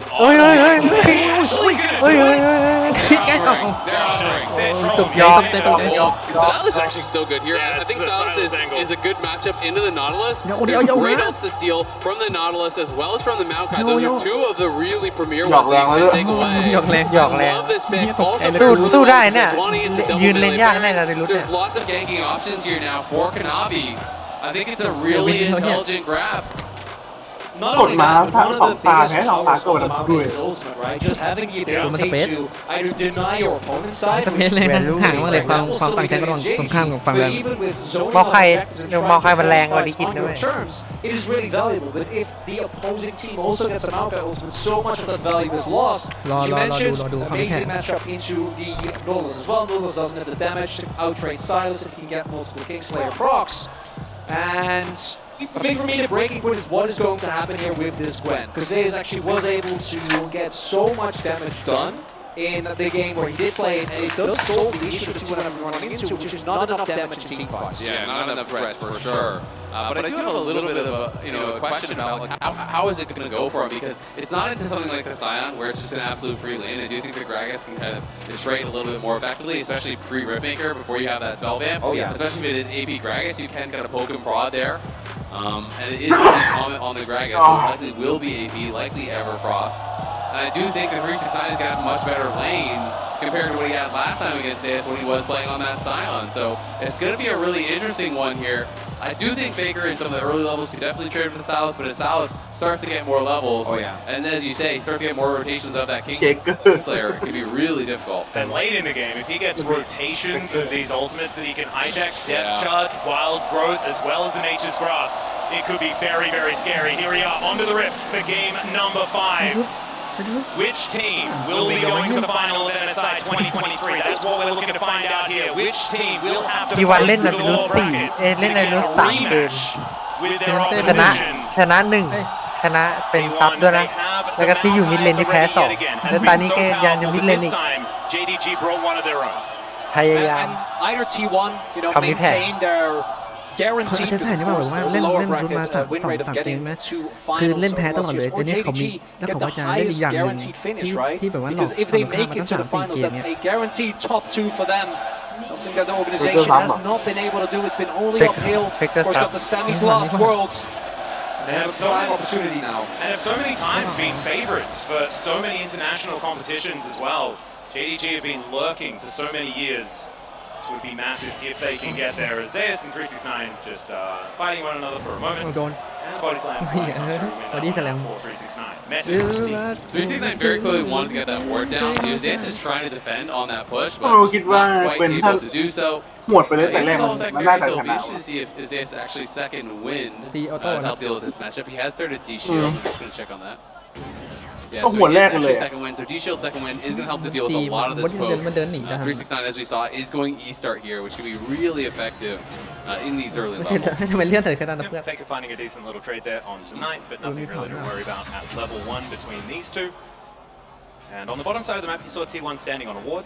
Thought that was going to be potentially dangerous, but they're going to step out and try and take some control here. มีทุกเกมเลย And this is one of the major weaknesses of this 2v2 bot lane. Ruler and Missing are not going to be able to contest against Lulu as well as the Aphelios. So they're just going to have to kind of cede control here in this 2v2, and we'll see if T1 can use this as a major point of power, because the Recon is so much more about the 5v5s, about these skirmishes, than it is about the 2v2 laning prowess, where I don't think they're going to be able to get much of anything done. We've seen this before. Kanabi setting up for a gank onto Faker. Owner, no interest in heading towards the river right now, so we'll see whether Faker can get out of this one, or whether he's going to respect Kanabi's potential positioning. He has to wait for his Q cooldown though. He Q'd over the wall there, and the cooldown is so long on these early levels on Sejuani. Yeah, especially now. Also do note, as we have seen, the Nautilus in particular falling behind early on, makes it so much harder to play out. You are going to be one of the main forms of initiation, and now with him spotted, Kanabi might going more aggressively here. He's invested so much time. If Faker just backs up and doesn't die here, Maokai is 3 camps ahead. Kanabi has waited like for 30-40 seconds here on this bottom side and gotten literally nothing. They know because they have a ward on Raptors. T1 are saying, why are you not farming your Raptors? You must be looking for something. He did the 3-camp spot, but this ward from Faker sussed out the fact that he would be looking for a gank, completely denied it, and now Maokai is 3 camps ahead. เพราะว่ามันไม่มาฟาร์มเว้ย Able to see that Kanavi was มันมา indeed แคม just ป์ไก่เฟเกอร์ wandering ของ around ค the นเล่ map. นบวก Going to be taking his Raptors now, but that is going to be a level lead to come through. There is no prio though in top and mid, so Kanavi still be fine. Should be able to pick this up thanks to the help of his teammates. Yeah, Baker actually trying to find a bit of a trade down tonight in the mid lane, but he's going to utilize his shield for a bit of extra damage. ถังลอยดิตอนนี้ We'll have to see. Can Kanavi actually cross through mid and got double scuttle? Because that would be a way to kind of bail himself out of the situation, but it doesn't look like it with T1 having bot prio. It should be T1 grabbing the bot side scuttle. Especially with Ono now being able to move around. So Kanavi going to move in there as now Faker could be in trouble. He's going to flash, gets the E off to make sure that they are slowed. And the present going to be delivered over tonight. He says no, but it is still going to be Ono with control of this scuttle. Big win for Knight specifically. No flash on Faker means that he's both ฝั่งเทนนิสการมันใช้ลาร์ดแวลูอยู่นะ play around, but it does ถ้า not ติด solve อยู่ the ที่ issue. เด้งแบบ She pointed out with Kanavi being pretty far behind when it comes to jungle farm. Owner now also going to start his second clear here. And going to be pretty substantially ahead as Kanavi still has had his red buff and his Krugs up this whole time. Yeah. Good bit of pressure here from T1 towards bottom side. Vinzale, that's what you've been talking about this whole time. Very difficult for a Rakan and a Jinx to get control against the Lulu of Felios that has been dominant so far this MSI. Yeah, absolutely. But on the top side, 369 doing a really good job in this matchup again.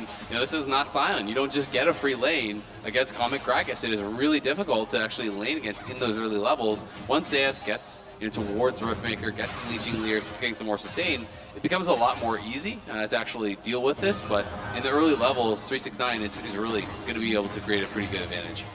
Yep.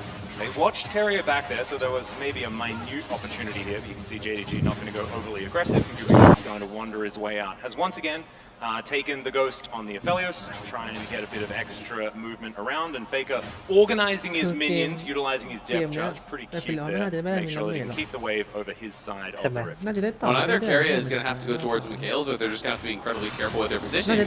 Money ult connects, onto Guma, no cleanse for that. Stolen Maokai ult can also be problematic. Of course, there are ways to deal with it. There are frontliners to actually block it for him, แต่มี but เตเล if ตเก they're มสู้ able ได้ to get into that back line, ให้ it's เอา going to นา be a ติ problem. ลุตมายื้อเกมเลน As we see ยื้อ now, เลนยื้อเกม T1 hasn't really been able to make รอ use อาเฟเกิดแล้วให้รู้ of เลี้ยง the define จริงก็น่าจะเกิด because ถ้า of the จะให้ extremely but เดี๋ยว very น่าจะได้ right, ตังค์ได้ but ของ AD ขวัญ Cam ได้ don't ยิง think ก่อน that แน่นอน with the pace of how these That's games have more. been going, that's really going to be the main Huh? difference That's maker. more. More. That means that as we move towards that inevitable Herald fight, the Dragons That's have what I'm waiting for. really low stakes in this first one, often given up, and กูหลับว่ะคนนี้หลับไวมากไวจริงๆเลยไวอ่ะ ไวดิไม่เชื่อแล้วเชื่อสุดใจเลย เหมือนเราจะเพิ่งคุยกันเรื่องเมื่อกี้เราเพิ่งคุยเรื่องเมื่อกี้ Steals away an ult, he doesn't even need to use the first blood. Nicely done, Kanavi has been spending so much time around mid lane trying to get Knight into a good spot. They know they had forced up that flash earlier, so they go right back to it. They don't even have to convince full Yellow Assault. You see Knight is actually moving down to the minimap, and look where Kanavi is. They're going to double blast going over and try to use the full Yellow Assault to threaten a dive, but Faker is wise to it. He's running straight up towards bot. Is going to bail out as they now see them warded on the dragon, but a nice look and a nice response from T1. actually see the immediate pivot from JD as well. Use the blast and just get on top of Dragon. ใช้หน้า Really มิด able to pick that มาก up. กว่าเขาเรียนมิดไอ้ And เหี้ย Kanavi actually getting the payoff for the earlier summoner that he blown as Yeah, Faker still has his depth charge available, no flash, and going to own that wall, so it's just going to be a Drake taken here by JDG. T1 just defensive posturing, will be able to deal with this mini wave now.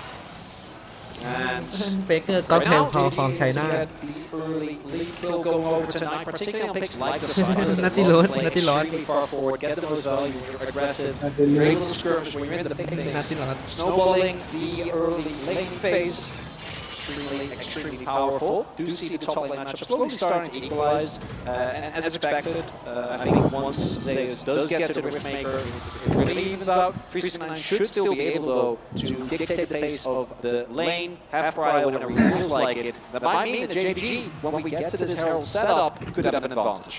Absolutely.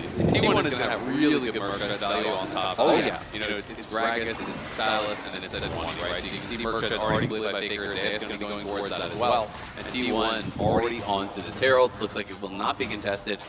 Ruler still staying down towards bot, so T1 should just be able to trade this back for that early dragon that was grabbed by JDG. Yep, just a gentleman's agreement when it comes to these neutral objectives so far.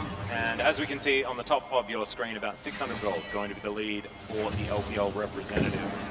JDG just giving this one up, and it should mean that T1 can also just get us to complete parity when it comes to the gold. And we've basically only seen 2 games. One is it goes even, T1 wins one team fight and it's over, or JDG gets an early lead like they have now and keep accelerating, and making that lead larger and completely choking T1 out of the game. And I think the first fights, as Kanavi is here towards the top side, are going to be the big difference maker here. Interesting thing is, it feels like it's JDG that are playing the game for these Baron timings and utilizing the Baron to win the game, which used to be the T1 game plan, but T1 just haven't really been worried about it. They're going to win, they're going to win a team fight and then take a Nexus instead of the Baron. And I think it's just because they won those team fights so dominantly, right? You know, it wasn't like it was a close fight and they have to limp their way over to Baron. They're just getting 5-0s out of seemingly nowhere, and then they can just end the game. They can look for that more aggressive play. T1 is definitely not a team that is afraid of risk. You know, we saw in that first game where they got the team fight when they go towards the Nexus. That was really close. Zoner's flashing the wall. They want this. Yeah, Nature's Craft's going to come through. The flash has already come down, and in he goes with the twisted advance. Nowhere for 369 to go on this one, and Zayas going to grab the first kill for T1. Really big moment here. This Gwen was one of the main points, with 369 doing a great job in the early laning phase, keeping him on the back foot and making sure that Zayas has an impact on this Gwen, can make or break team fights down the line. Navi just fighting Faker here, just find himself across Brock, and Faker just looking a little bit miffed by the whole situation. There is the Rift Herald down towards his top side though, as Knight comes on in to try and deny, but it's not going to work out. And it is going to be money in the back pockets of T1. Yeah, nicely done by T1. It's just a great ulti angle there as Knight battling very confidently against those two. You know, Owner had just a great Maokai ult angle where there's not really any escaping that from 369. It was never really going to be able to get out. So really well done. They moved Knight up towards topside though to hold that wave. They actually had Kanavi soaking the mid farm on the previous wave. Then they'll send 369 out to block this one. They can push out top, and then they can actually just swap back and continue in their normal lane assignments. So nice map movement here from JDG to kind of bounce back after a really good T1 play. Yep, just trying to maximize what they can collect. Ruler missing, do manage to get a crash towards his bottom side, but that plate is going to elude them for the moment. Speaking of plates, one going to go over the 369 as Zayas makes his way back up. Leashing Leah in his back pocket, and the most important item, the Merc Treads, are going to be there as well. Was he just sitting on that pick ward the whole time, or did that actually just get placed as he came up? It looked like he was... I didn't know the range was that high. Yeah, I think he was just sitting on the pick board. It was there the whole time, so just elected not to actually clean it up.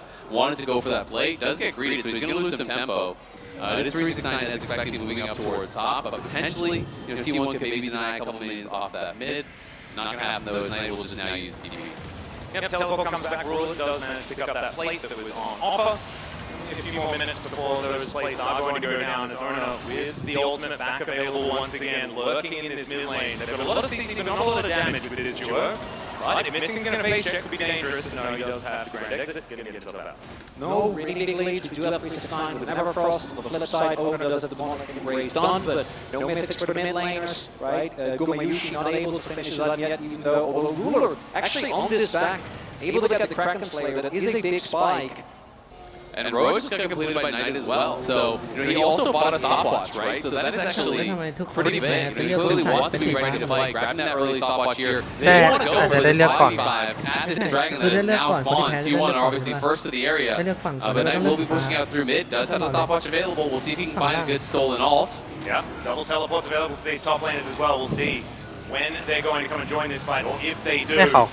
เขาจะอยากให้ได้เฟิร์สพิก Spotted by JDG down to 50% health. This Knight off to the side, spotted by the sapling, and it looks like T1 they want none of it. They've lost control of the area, and they will just give it up. But it's 369 that TP down. Zayas did not, so he's actually going to be able to get a plate top. There's no TP to answer top, so he's going to be able to get a plate. Potentially, no. Instead, he's just going to actually face, but it will be at least some of these minions denied. Going to be losing about, I don't know, 3 melees maybe. So not the biggest of deals, but at least they do have Prio now to play through sides with Zeus.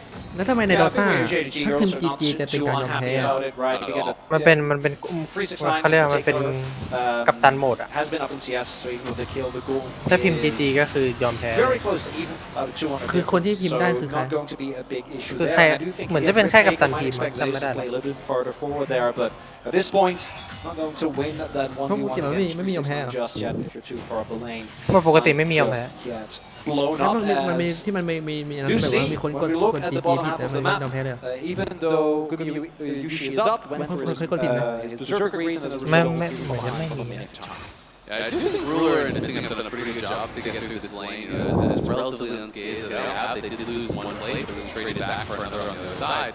You know, Ruler is going to be quite relevant in these fights. The main advantage does kind of feel like it is around mid right now. Where Knight has had more pressure, has been getting that jungle assist. Really trying to pick Faker, who hasn't been as impressive on the Nautilus, it feels like, as some of the other picks in the series. Yeah, not so much. He hasn't been the main character when playing this particular champion, but at least to go back to some previous points, they have both Zeus and Gumiushi. That's what you're going to be looking at on the T1 side. However, it's going to be all about Ruler and Knight this time. Kanavi as well sort of gave up his carry boots that he was wearing in the last game.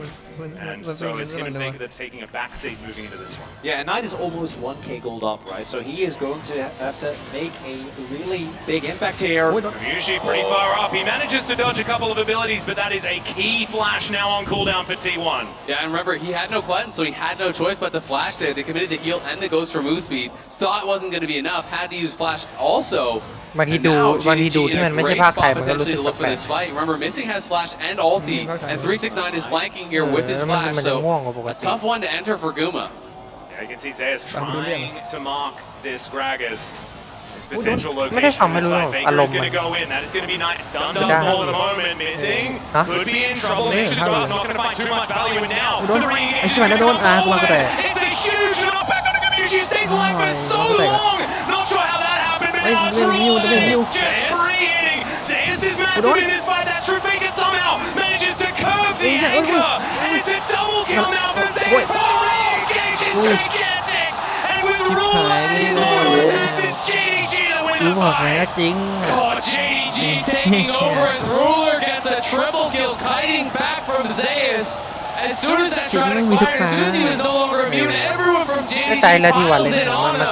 And Ruler just headshots him with the ulti, gets the reset, and they pile through. They'll take the objective as well. And again, 369 is giving T1 flashbacks to what happened to them in their spring finals, because those Gragas flanks are insane, right? Completely splits up the fight. Guma is staying alive somehow for a lot longer than expected, but it doesn't matter because he doesn't actually get to do damage. There are so many flashbacks actually, Chronicler, because there was an LCK final in summer of last year, and Ruler did a lot of these things in that one as well. As we check it out again. I think he was spotted by this ward though, but they're not actually reacting to it. Now they try to peel back, but there's the body slam flash. The stolen Nautilus ulti is through as well. Everyone gets in on top of it. As you say, living quite a while there. It must have been a red gun ulti there potentially from Guma trying to heal him up, keep him alive. This hook from Faker makes you think maybe something can happen. But Ruler's just hiding it back, and the ulti for the double kill comes through. How can Navi and 369 coordinate those abilities so well in the middle of the team? เป็นสิวตรงจมูกเหมือนพี่เต้เลย อะไรวะเป็นสิวตรงจมูกเหมือนพี่เต้เลยรู้เลย 369 was actually never spotted. He actually was just at range. Never at any point, and I think by the time he saw Carry move over, T1 seemed to have an inkling that something was wrong, but it was too late. And then that combo between 369 and Knight with the stolen ultimate, beautifully done. And now they're in a great position for this upcoming Drake fight. Yeah, I have to say though, it was very brazen from T1 to be trying to fight this with no sums on Gumiushi. You know they have these tools to get in on him. It looked a lot closer, honestly, than I thought it was going to once they had that initial engage. But Guma with no sums is so hard to survive against all of the engage tools that JDG have. And now Ruler is really ahead of the curve. You know, we're going to look down towards the bot lane. The 1,300 gold lead down in bot. It is over 1,000 gold lead in mid. JDG just always get their carries fed, it feels like. It's ridiculous. Their money in exactly the places that they need it as well. Knight and Ruler are so imperative to what JDG want to do as this game goes on. 18 minutes into this one, a couple of minutes away from the first Baron spawn. As T1 moving down towards this bottom side, but they have to deal with Shirley marching up this mid lane. Mushi standing forward. I don't know whether this one's going to get charged. The hook is going to go wide. Already see the teleport coming through here. Knight on a flank angle. They want to try to potentially dive it, but the Herald can't even get the charge. There's no one there to actually walk it in, so great job by T1 denying that. Because, yeah, you called it out. Knight was on that TP. If they can actually crack the turret, they could go over. Instead, it is JDG actually just starting up this dragon here, and Ruler has all his sums. Didn't have to use his flash on the last fight. Vision going to be available here as T1 look to move in. There's the hook, it's going to connect. They look to just take one out of the fight immediately. Moonlight Vigil is going to do that as Ruler standing in relative safety for now, but they're not getting too much back. It's a fantastic ulti from 369, but can they actually get anything? Another hook, he's going to come through, but 369 gets himself out. Faker in a bunch of trouble as he's trying to help him. Ruler is going to get excited. They manage to take down the Drake. ที่มาแล้วด้วยเป็นแบบHe's just dead. T1 gonna have to give them the trade as they get themselves out. And I don't think you take that trade if you're T1. I don't think you're happy with that. More gold. มังกรแก้ขัดด้วยนี่หว่าไอ้เหี้ย He didn't even have to blow his sums in that fight. You see, Zeus said this one just doesn't do enough damage with the needles. And as a result, the front line from JDG stays alive for too long. I mean, JDG are just playing around it so well. Zeus, as you say, is not doing enough damage during his shroud. He has that immunity, but he's not able to actually really get it done during it. The initial start of the fight was looking really good for T1. They get this Mystic pick onto the Recon. They're able to burst him down. It's a great ulti from Kanavi sneaking through onto Guma to delay some of the damage. But as they kite back, the ulti from 369 splits them all up. It allows Ruler some space to move forward. He's just spacing so incredibly well with the lethal tempo fully stacked. He's pulling back here, and Faker gets tagged by the zap. And what was it that even finished him off? Was it a corrupting? I don't even know what it was.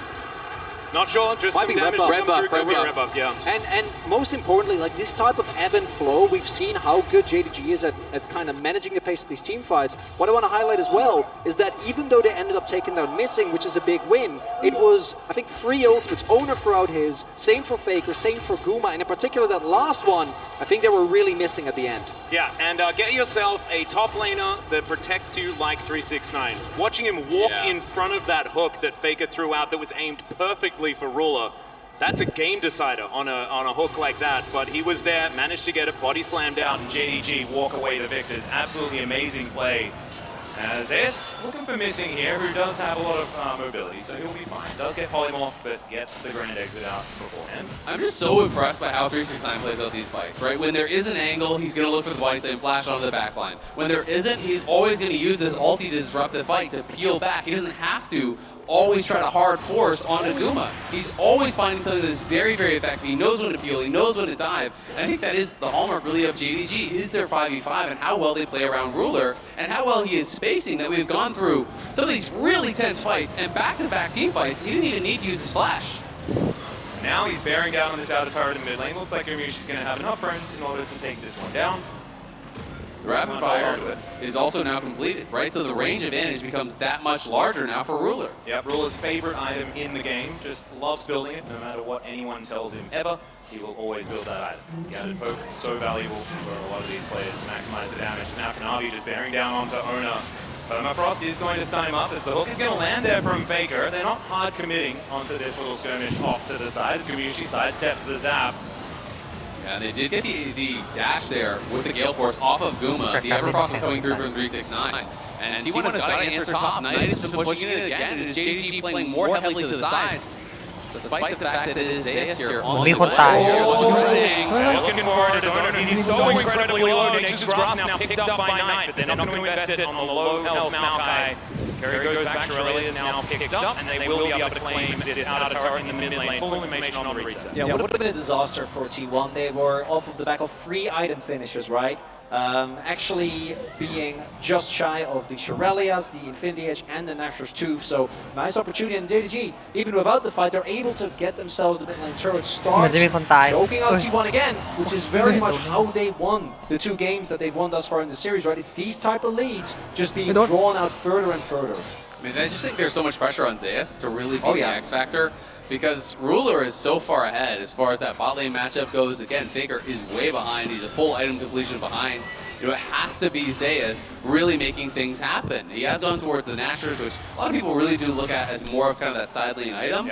But if you can get in onto Ruler, if you can find that connection on the back line, he's going to be massive, and that's really what he has to look for. He has to find a way to get past all of the bodyguards that JDG have. And that's the main issue, right? Between Konami and 369, it seems like Ruler, even though he doesn't really have anything like a Kench, a Fresh, he's still untouchable in every single fight. And it's this issue that T1 have to solve if they want to find their way to another final. But right now, it looks like JDG has just been able to deny any engage, any flank. Ruler is just never, ever touched. Yep, the best way to peel is permanently CC every one of your opponents. And that is the JDG strategy for this one. And so far, it has worked out, especially in the previous game. And now with all of that extra range, Ruler on so much comfort with this Jinx. Been watching him play it for years now, and he has always been that insurance policy. Well, are T1 just going to start this up? 5 members top, yeah. Sure. T1 Baron, this is the signature. All right. They're going to be moving up, clearing out the vision. Will they actually start it? They want to at least draw JDG in. See if they can find some sort of a turn, but yep, here we go. 23 minutes in, Baron started. Yep, T1 back to their natural habitat. Let's see whether it is going to be nice to them this time around as Knight standing on a wall. They know exactly where everyone is. As Konami, he can get into this pit at any time. It's a 50-50 pretty truly as T1 are now looking to try and find the turn. The hook is going to connect onto the jungler as now missing with the quick wave. It's just going to die. She's just gigantic. เอาไปปืนไฟเฮียอุ้ย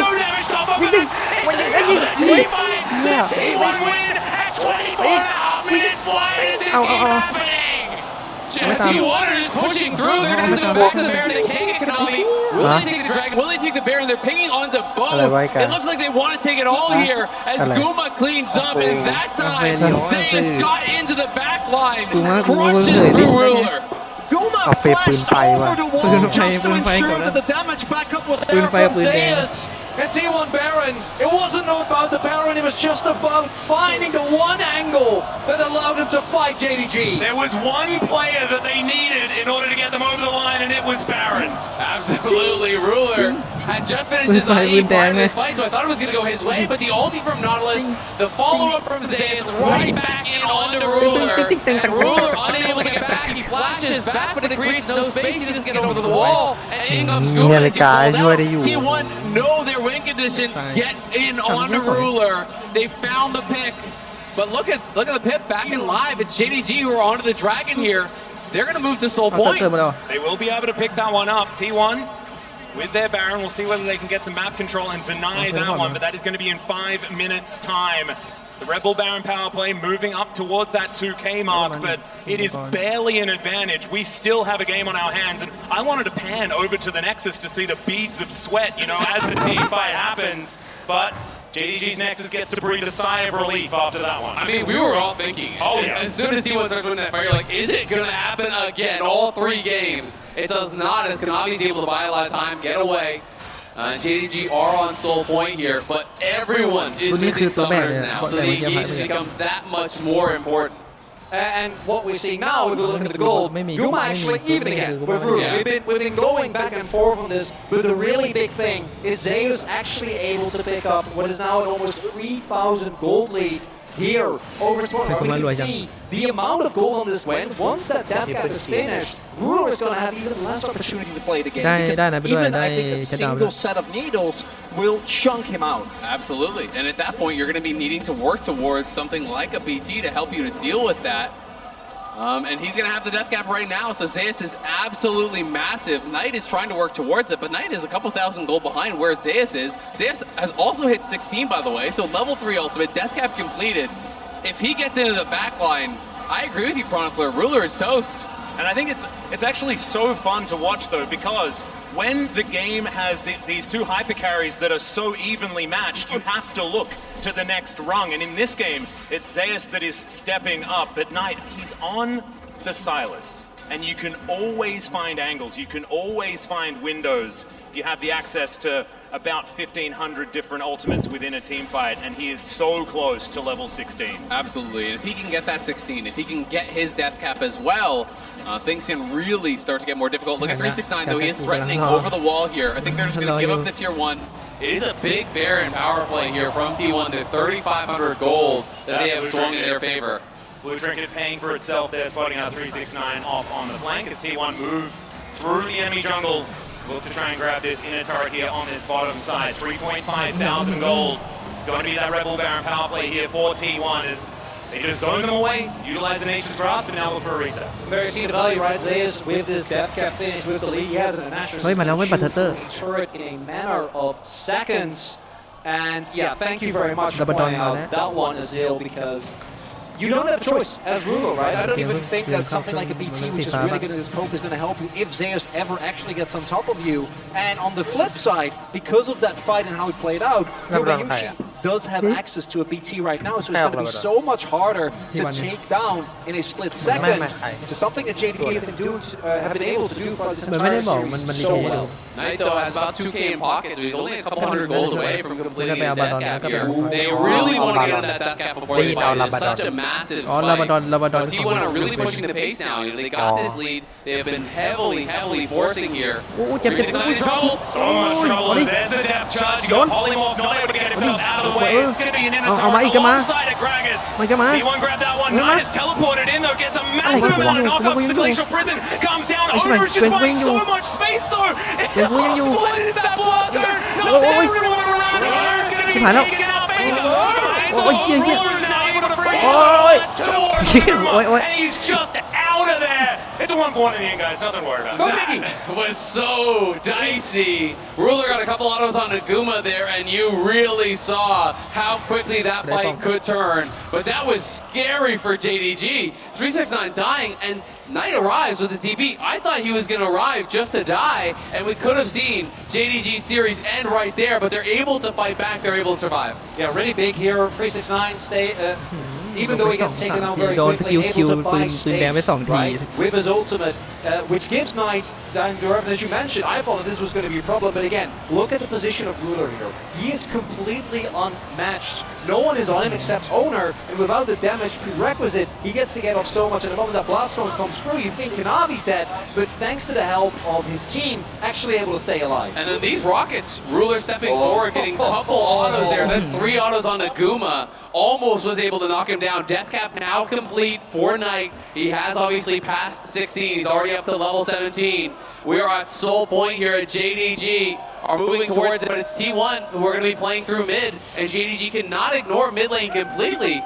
Or T1 could just go for the inhib. This is going to get a little bit weird as T1 are not being responded to, so you can just send Zeus. Yeah, they have so much vision available here as well. You can see this triangle of control wards as 369 is going to get spotted on that flank. T1 here at the Dragon should be a 50-50, but missing. He's going to walk over that control ward. They know exactly where he is. Gets himself past. Soul is going to be denied here, but now Owner is in trouble. Down to 50% health. They dive on top of the Rakan. He's now trying to play safe, but it's Owner that falls down. Zeus gets him in the back line though as Kanavi is out of this fight. For Knight has to go golden. And now it's just protect the ruler for JDG. They get themselves out, but they don't get the Drake. It's Drake for Tree. Yeah, only Owner goes down though, and with Owner down, JDG might try to get a reset in, and hard moves towards this Baron. Owner is starting without a jungler. What? Okay, well now full information is there as well because they get the blue trinket down. Okay, calm down.